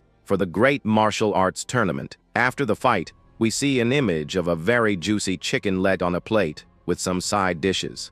Then we see an image of golden, crispy bread served on a very fancy white plate. With this, we see that the hero's team is at a grand banquet to celebrate their victory in the tournament. However, the purple-haired boy seems quite bored with the party, staring at nothing with a tedious look. The hero's rival from the first duel questions if the East Wing really won the final big match. The blonde girl asks why her group was also called, and the gray-haired leader answers that he doesn't know. He just deduces that the mysterious man who called them there should explain everything to them soon. Meanwhile, the protagonist eats a chicken leg with a massive appetite, not worrying about a single thing. His teammates stare at their friend, eating desperately while he asks what is wrong. The girls smile, and the blonde girl with the ponytail tells him he should eat up before it gets cold. With his cheeks full, the warrior eats non-stop, enjoying every single bite of that grand banquet. Outraged, the blonde girl from the other team complains that he's eating way too calmly and asks if he isn't curious. Suddenly, the great doors of the hall open, revealing the arrival of a very important figure. A blonde-haired man in a fancy uniform steps forward, apologizing for the long delay. He then looks at the protagonist eating and tells everyone that they should go ahead and eat too, no problem. With permission, all the other students start eating, happy and relieved by that order. The man then reveals that this meal is a reward for participating in the selection matches. Next, he sits at the table and announces that he is going to explain their great special mission to everyone. Raising his hand, the gray-haired leader asks if he and his group can hear that explanation too. The man replies that there is no problem, and they can participate in the mission, leaving the boy confused. He explains that a few days ago, a special rift was discovered inside the Eldragon family's territory. Hearing this, all the students are shocked and surprised by that totally unexpected news. The protagonist keeps eating his chicken leg and remembers having read about rifts in a book. The man explains that special rifts are different from normal ones and much harder to conquer. Simply put, a special rift cannot be beaten through normal means. Leaving the group even more tense, he reveals that the rift has a special condition, and only 7 people of rank 3 stars or lower can enter. The students look at each other worriedly about that bizarre and dangerous condition for such an important mission. The man states that not even the head of the family can enter the rift without following this strict rule. He shares that there are 3 star soldiers, but rifts have been appearing very frequently lately. That's why they were chosen for this special mission and need to prepare for the great challenge. The man reveals that inside the rift, there is a high chance of finding powerful magic water. All the students' jaws drop upon hearing the words, magic water, unable to believe such luck. The girls from the hero's team also look very surprised at the man's great revelation. Protagonist remembers something while the man explains that magic water turns power into magic. With his eyes shining, the warrior shouts the word, magic. Very excited about this huge news. The man says that the world is ruled by 8 families, and all of them possess sources of magic water. In other words, this mission is to clear the rift and collect the magic water for the Eldragon family. He finishes by saying that this is a very important mission, and failure is not an option for them. However, the rift appeared in a very dangerous location adjacent to the rival Cerberus family's territory. Because of this, they must also be keeping an eye on the rift to steal the magic water for themselves out there. With that, the gray-haired leader understands that the selection was to choose fighters for this dangerous mission. But the man warns that even though the East Wing won the selection, they will not be the official team. He then slams his hand on the table, calling the attention of all the students present in that great hall. The man declares that from now on, under the leadership of the East Wing and the students who lost, a new team will be formed with the best students from both sides for the great special mission. At that, the blonde-haired man says they will form a team to clear the special rift once and for all. He explains that the tournament served to understand everyone's abilities and form the best possible group. But the official notes that some students there couldn't show their true strength in combat. So, the man asks the rookie to choose the team members, and the hero gets a huge scare right there. The official asks the reason for his surprise, since the hero is the great representative of the East Wing. With that, the protagonist freezes, breaking a cold sweat, because he never intended to take on this big role. Smiling, the justice seeker passes the responsibility to the blonde girl, who shouts indignantly at that attitude. Very nervous, the girl asks if he is sure about this, breaking a cold sweat with that enormous pressure on her. The warrior claims that if he were to choose the team, it would just be him, and the girl is shocked. With a bored look, her friend realizes the crazy guy would actually be capable of doing something that wild. The rookie says that choosing people would be good practice for her to become the leader of her family later. The man accepts the switch, but warns that leading the team would put him closer to being the next boss. But the boy waves his hand, saying that either way, he has no plans of becoming the leader at all. Upon hearing this refusal, the students from the other team are completely shocked by the big revelation. The other teammates also widen their eyes, unable to believe he rejected such a high position. The rookie yawns with a fork in his hand, stating that he is the one who decides what holds value for his life. In disbelief, a classmate tries to explain that the leader holds the entire family in his hands with great power. However, the justice seeker turns his back immediately and replies dryly that he doesn't need any of that. With a focused look, the hero reveals that the only thing he truly seeks is the peak of martial arts itself. Faced with such an ambitious answer, all the other students fall into complete silence, left without a reaction.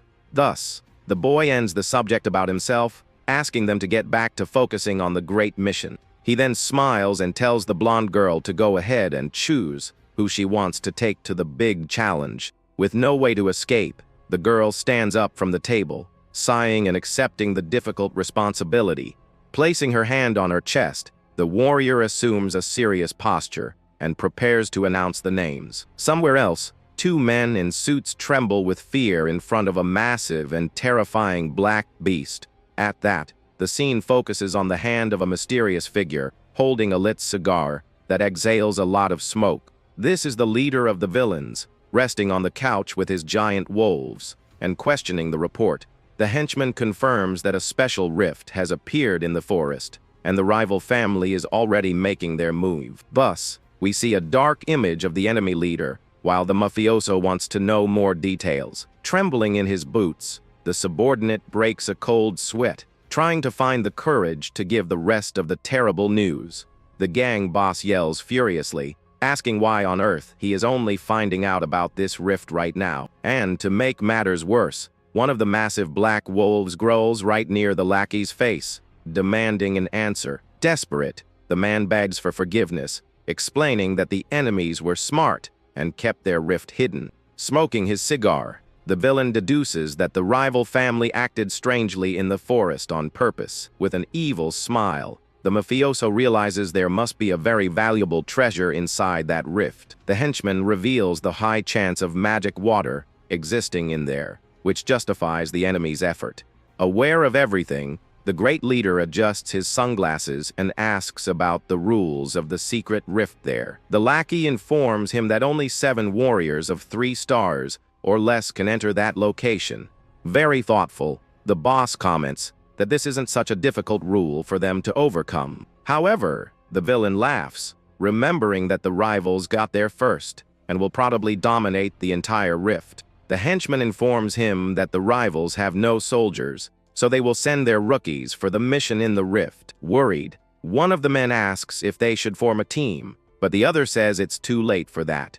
With a wicked smile, the villain deduces that if the rookies are going, the rival heir must be right there with them. The subordinate gets confused, not understanding the reaction of his boss, who seems quite excited about the news. At that moment, the syndicate leader asks how many bracelets of deception are still left in their inventory. Then the man answers that they still have 4 of those items, and the boss says he has a new order. With a dark look, the mafioso commands them to use all the bracelets to take out the rival kids. The henchman questions the order, as he doesn't know when they will be able to get more of those bracelets again. But the villain says it's better to use them all at once than to leave them gathering dust, without a purpose. With a sadistic smile, he imagines his rival's face when his son gets defeated on the mission. Back to the students, the hero asks the girl to choose the team, and she agrees to take on the responsibility. Taking the lead, the blonde stands up and with a focused look, begins to announce her chosen ones. In another place, the protagonist explains that everyone needs to get stronger and starts their training. He says everyone must run and build muscles, as shown by the students doing push-ups with rocks.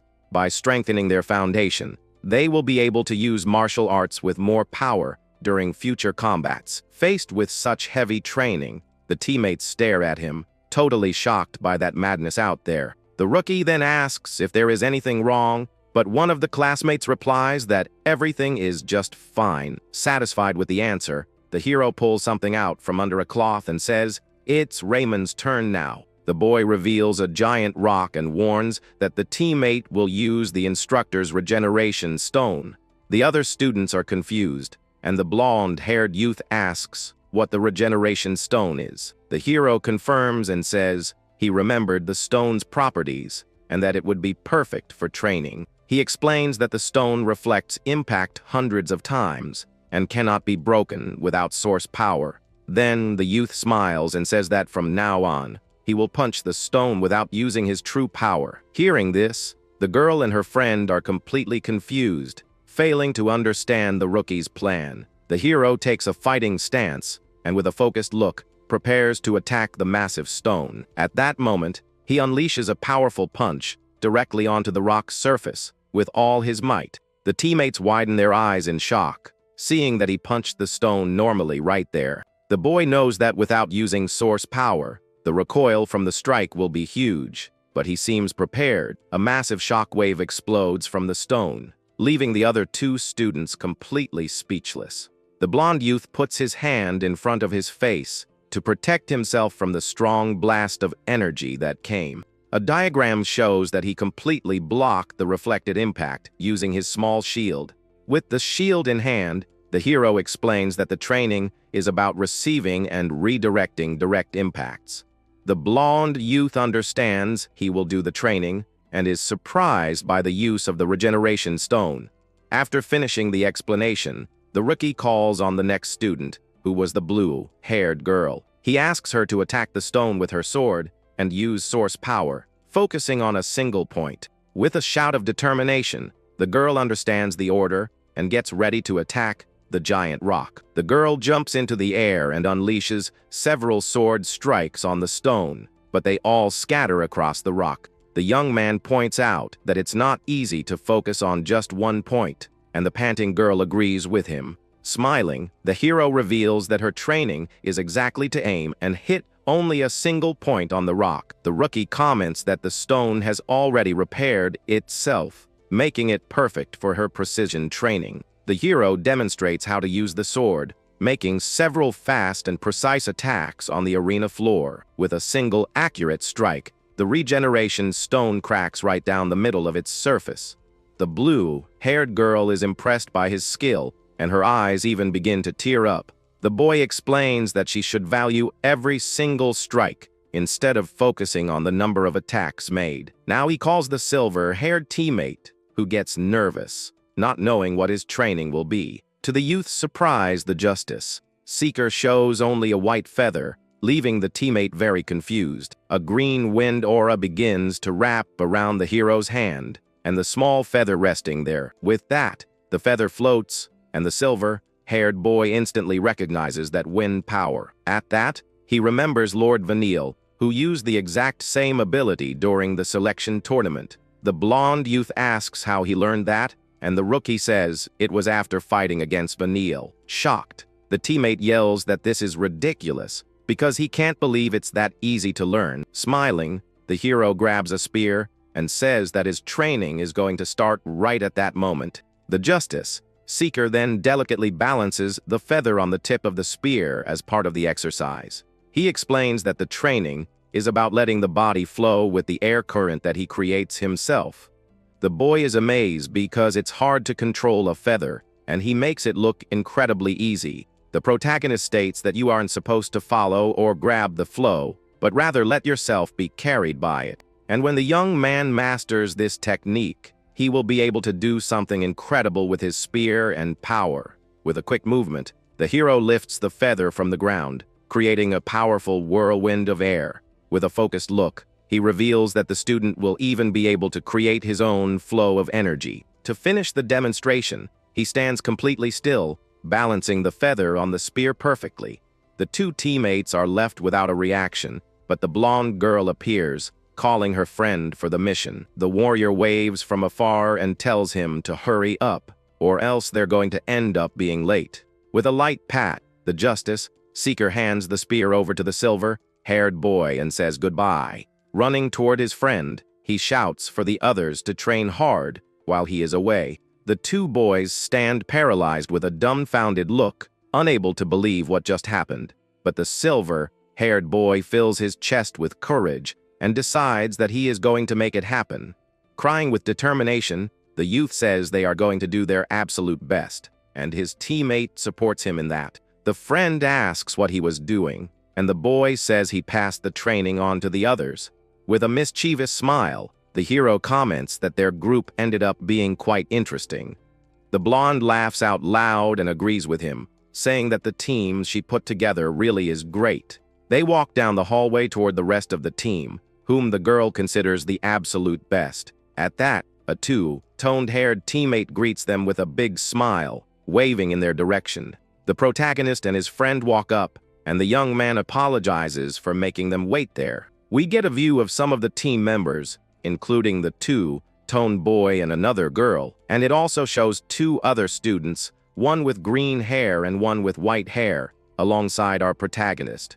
With the team gathered, the leader yells to move out, and they all run together to start the mission. An official watches the departure of the selected team as they head toward the secret special rift. He reports to his superior that the enemies discovered the rift faster than they had expected. The gray-haired leader isn't worried, as their team has already entered the rift before the rivals arrived. However, the official says there is a concern, and the boss asks what the big problem is. The official fears that the rivals might steal the treasure, but if the team regroups, everything will be fine. With a serious expression, the leader asks what the power level of the selected team is. The man guarantees they are the strongest in the 3-star rankings and can easily handle the enemies. But the boss questions if they are still strong, even with a 2-star kid on the team. Smiling, the official says yes, because young Zeke alone would probably be enough out there. He then explains that he has seen all of Bowser's sons,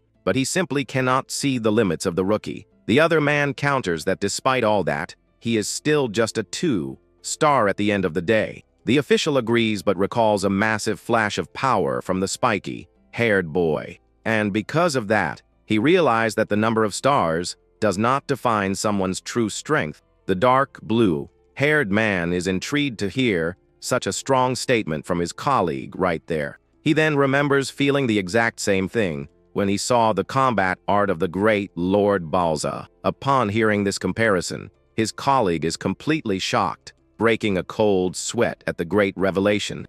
Even the great leader of the family is surprised and left speechless hearing that comparison. This is a secret art passed down only to the heads of the powerful Eldragon family of warriors. Because it's a secret, it is kept highly classified, and normal people cannot learn it no matter what. In disbelief, the man asks if the rookie really possesses a martial art as powerful as that one. The official confirms, as he has seen Bowser's art many times, and the boy's arts are very similar. He concludes by saying that the rookie's techniques rival the powerful dragon-slaying art. Faced with such a revelation, the leader stays silent for a moment, processing all the information. But the official thinks to himself that in reality, it's not quite the way he explained it to his boss. He believes that the boy's abilities might actually surpass the family's secret technique entirely. However, he quickly dismisses the idea, thinking that maybe he could just be mistaken about it. The boss then reveals that years ago, he ordered a full investigation into the boy, including his past. But no useful information was found, and there's no sign that he trained before joining. Then his colleague asks if that means the young man learned everything on his own, completely by himself. The official looks up thoughtfully, as if trying to find an answer to that exact question. He then says the boy seems like the reincarnation of the first or the 15th patriarch. The leader's eyes widen as he hears the word reincarnation coming from his man. The room falls silent as the boss seems to reflect on that crazy possibility. After a moment of silence, the head of the family turns his back on his two officers. The two men stand completely still, anxiously waiting for an answer from their great boss. With a slight smile on his face, the leader finally breaks the silence of that meeting room. He says it's ridiculous, but if it's true, the enemies aren't a threat to the boy at all. A week later, we see some guards outside the Purple Rift in a dark forest. A red-haired woman asks for the vice captain, but a guard says he has gone missing. She sighs in annoyance while the other soldiers run off to look for the man who disappeared. The young woman gets worried because they said they would send more people, and she doesn't know if that's a good thing. Suddenly, she feels a presence in the forest and realizes someone is approaching her. It was the protagonist, who questions her for not running, but he says he just didn't want to waste energy. At that, the blonde girl is startled to see Instructor Freya and asks why she is there. With a serious look, the instructor says she is on a mission now and is no longer their teacher. The young woman then reveals the reason she is in that spot near the forest with the others. She explains that her mission is to protect the special domain of the rift against any enemies. The blonde girl is impressed upon seeing the domain, and the instructor explains how it works. The protagonist crosses his arms thoughtfully while observing the strange phenomenon right in front of him. He feels the same power he felt from the boar and now understands it was the rift's influence. The young man then asks why she is protecting the domain, and the woman has an answer. The instructor says the goal is to stop and interfere with the plans of the rival Cerberus family. She then explains that the enemies do not like the idea of them getting the magic water from the rift.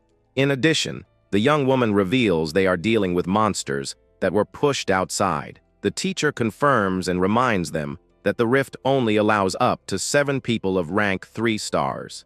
The two-toned-haired boy confirms that this was what he heard about the rules of the special rift. The instructor reaches out to the purple barrier to show something important to the team. Even though she is very strong, she is rejected by the barrier, which glows with an intense purple light. The same thing happens to the 4-star monsters, who also fail to enter the domain. And whoever enters first stays there until they clear the rift or are defeated, and no one else can enter.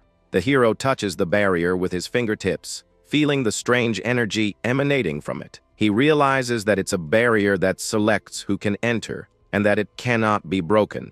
The instructor watches him out of the corner of her eye, noticing that he is analyzing the purple barrier. With his eyes shining, the boy says that hearing this makes him want to try and break the barrier. The young man winks with a thumbs up, saying he was just kidding, but the teacher yells that he's lying. Out of patience, the woman tells them to go in already before the rivals arrive in the forest. All the students shout in unison that they are ready to start the great and dangerous mission.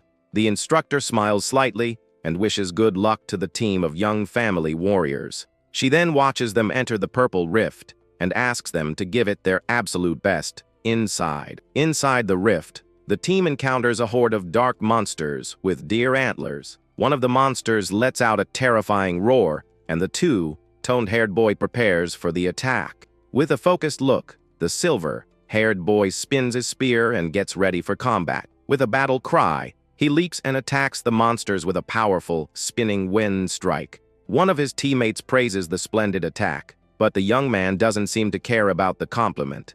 With a serious expression, he grips his spear and stays focused on the battle against the creatures. Another two-toned-haired teammate watches the fight with a look of disdain, his hand on his chin. In a flashback, we see the same boy walking down a stone hallway, alone and deep in thought. Suddenly, he hears a noise and peeks from behind a pillar to see what was going on. He sees the protagonist talking to the silver-haired boy in a hallway far away from there. In that scene, the teammate asks what the staff is that the justice seeker is holding in his hand. With a serious look, the hero answers that he had told him he would train him, and now was the time. The silver-haired boy is surprised and asks if he was really serious about that. The protagonist smiles and says that this mission is the perfect opportunity for the young man to use the staff. Furious, the teammate yells that he can't use a weapon he has never seen on such an important mission. Angrily, the silver-haired teammate kicks the staff away, yelling at the protagonist. He then turns his back and says he won't do it, because he doesn't want to use a weird weapon, but the hero launches the staff with a powerful gust of wind, straight toward his teammate. The silver-haired boy turns around, startled to see the weapon spinning around him with an aura. Very shocked, he asks how on earth the rookie manages to use the powerful wind aura like that. With a confident smile, the justice seeker answers that this doesn't matter to him in the slightest. He points the staff at his teammate and tells him to just take it and use the weapon on the mission. However, the youth refuses with a look of disgust, and the hero is surprised by his stubbornness. The protagonist then loses his patience and yells at his teammate to grab the staff already. A fight breaks out where the hero tries to force the boy to take the weapon, but he refuses to give in. The argument continues with both of them yelling at each other, neither wanting to back down. Exhausted, the silver-haired boy drops to his knees, but still complains that he doesn't have an umbrella. The justice seeker explains that the staff is a substitute and that he will train with this new weapon. The teammate then looks up and asks confusedly what he means by the word train. He stands up and says he doesn't know any martial arts for staffs and can't train right now. But the hero smiles and tells him not to worry, because he created a martial art just for him. The name of the new technique is the art of the phantom wind umbrella, created by the protagonist. Back in the present, a teammate thinks it's hard to believe, but the boy's movements have improved, and above all, the new art perfectly matches his wind aura and special power. The hero praises the final strike, and one of the teammates asks if he was the one who created the new martial art. Shocked, the two friends stare at each other, wondering who the protagonist is to just create martial arts. Another purple-haired teammate watches the scene in silence, holding her own staff. The hero approaches her and asks if her name is Leela, and the girl looks at him curiously. With a small smile, the girl confirms it is, and the protagonist seems to have a plan in mind. He steps closer to her, drawing her attention for a private conversation between the two of them. The girl then asks if he was really the one who created the martial art for the silver-haired teammate. With a lot of pride, the hero confirms it was him, and the girl asks how he managed to do that. He closes his eyes with a smug smile and prepares to give a very humble answer. The justice seeker then strikes a pose and says he managed to create the martial art because he is simply himself. The purple-haired girl is impressed by the answer, while another teammate doubts him. The blonde girl says it's impossible to create martial arts out of nowhere like he just claimed. But she thinks that coming from him, somehow the answer seems quite convincing to her. Another teammate mutters that he just doesn't want the rookie to end up getting in their way during the mission. The greenish-haired boy gets irritated hearing his teammates comment about his skills. The blonde girl questions him if he's really okay using a new art without his poison to fight. She says that this is exactly what she is trying to explain to the other team members. We see an image of a hammer striking an anvil, symbolizing the clash between the two. The boy yells for her to shut up, but his friend scolds him for being so rude to her. Irritated, the girl asks if the truth made him angry, and the team leader is shocked. The two-toned-haired boy steps in laughing, asking them not to fight and to just cooperate. But the blonde girl interrupts him, saying that he also needs to cooperate with them on the mission.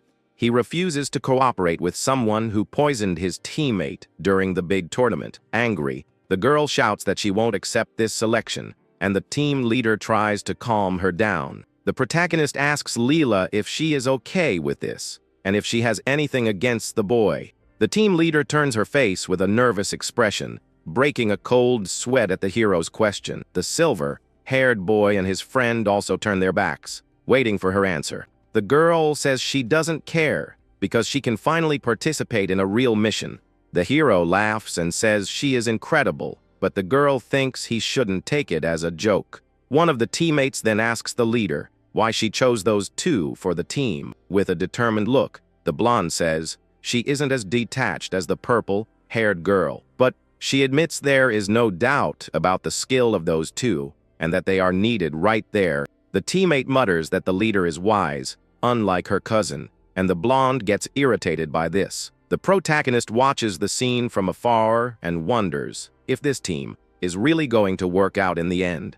He realizes the tournament is still affecting them, and that they can't trust each other like this. Even if it doesn't seem like it, the silver-haired boy has his own thoughts about all of this.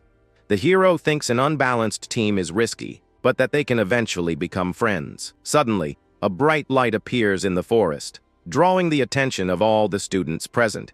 The team leader yells for everyone to look, and they are amazed by what they see in front of them. It was the rift to the other domain, glowing with an intense purple light in the middle of the forest. The protagonist is impressed to see a crack in space right in front of his very eyes. With a focused and determined look, the team leader prepares to enter the rift with her crew. The two-toned-haired teammate warns that they are about to step into the rift for the mission. Another boy adds that they have no idea what is going to happen inside on the other side. The leader then shouts for everyone to stay alert and prepared for any danger that might appear. The hero smiles confidently and tells them to go ahead and start the mission inside the rift. With a snap of his fingers, he gets ready for the action that is about to unfold inside the domain. An image shows the inside of the rift with a gloomy forest and purple energy everywhere. Suddenly, a purple vortex opens up in the sky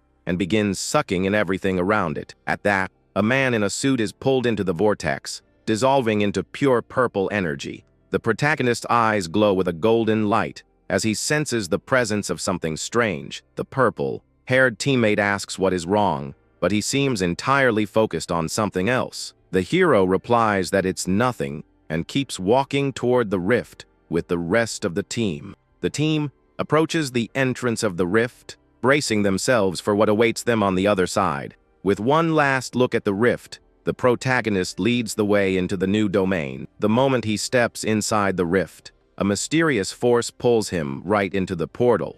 The team leader screams in surprise, seeing what is happening to her friend right in front of her. The two-toned-haired boy also yells in shock, not understanding what is happening to them. Another blonde teammate screams in panic as she is pulled high into the air by the rift's mysterious force. All the team members are thrown high up and scattered across the sky of the forest. The team leader tries to calm down and think of a safe way to land on the ground quickly. A giant owl grabs the protagonist, and the team leader is totally shocked by the bizarre scene. The teammate yells in anger, asking what is going on while being carried far away. With a surprised look, the hero also doesn't understand what the owl is doing to him. She screams for her friend to come help her, but the owl carries him away in the exact opposite direction. In despair, the young man shouts his teammate's name as she plummets toward the forest. The leader realizes the forest is getting closer and worries about landing safely first. With a determined look, the blonde prepares for the impact of falling to the forest floor. The silver-haired teammate grumbles in anger that no one there is useful for their team. Another boy calls out his friend's name, who uses his fan to create a powerful gust of wind. The silver-haired teammate uses the phantom wind umbrella art to help break the fall. The other young man uses his fan attack, which slices the wind to control everyone's descent. The two create a wind wall to reduce the impact of the fall and protect their friends. The powerful wind barrier cushions the fall of all the team members who were dropping. One of the teammates manages to grab onto a tree branch to avoid crashing into the ground. The two boys land safely thanks to their ability to manipulate the air around them. The other three girls land headfirst on the forest floor with a loud thud. Irritated, one of them yells at them to land properly next time, but the young man doesn't care. Another teammate tells her not to complain since they reduced the impact and did a good job. The purple-haired girl smiles, saying it hurt, but they managed to pull it off somehow. One of the boys says the rift is tough and that they should drink recovery potions right now. The two girls take out their potion flasks and start drinking to recover their energy. The team leader stands up and thanks the two boys for saving everyone from the drop. The two teammates turn to her with serious expressions and without saying a single word. The blonde girl asks them to accept the thanks, but they just remain completely silent. One of the boys asks what they will do since the protagonist was carried far away by the owl. The silver-haired teammate yells that he doesn't care about him, but the girl questions him. Another girl says he is not being honest with his feelings, and he just keeps denying everything. The two-toned-haired boy says maybe it's useless to worry about the protagonist after all. He believes the hero will be just fine on his own, and they are the ones who should worry about themselves. The blonde girl asks what they think the protagonist is to be so confident like that. In a flashback, she remembers the intense training the hero put them through before the mission. The two-toned-haired teammate recalls the determined expression the protagonist had during a fight. The silver-haired boy remembers how the hero forced him to train with the new staff. With a smile, the protagonist describes himself as a monster, and the teammate wonders if she's the weird one. One of the boys says they need to regroup with him, and that this is a major problem. The two-toned-haired teammate points out that they have no idea where to go in the dark forest. But the purple-haired girl has an idea and calls everyone's attention to what she saw. She reveals that while they were falling, she saw something like a pillar of light shining in one direction. The other girl confirms seeing the light, but no one knows the exact direction because of the fall. The purple-haired girl points her finger and says with absolute certainty that the light came from that way. She points to the mountains, saying the light came from there, and that's the way they should head. The greenish-haired teammate asks if she checked the direction while they were tumbling down. The girl confirms she quickly looked around and memorized the direction before hitting the ground. The leader smiles and says the owl that took the hero also flew toward that strange light. She tells them to head toward the pillar of light and regroup with their friend along the way. The two-toned-haired teammate agrees with a laugh, knowing the justice seeker would never ignore something so strange. Meanwhile, the protagonist sleeps soundly in the arms of the owl carrying him through the sky. The hero wakes up and comes face to face with the giant owl, wondering how he got caught right off the bat. He has never felt a presence from another dimension before, but thinks this is a pretty good experience. The boy notices the owl has dropped him, and he begins to fall toward a rocky mountain. He wonders if the trip is over, and if they've reached their destination, trying to call out to the owl. The young man then notices something strange at the peak of one of the stone mountains as he drops. The image focuses on a giant nest with 3 baby owls chirping loudly at the top of the mountain. One of the chicks opens its beak, drooling with hunger, waiting for its mom to bring it something to eat soon. The hero realizes he is the meal for the owl's babies and braces himself for what is going to happen.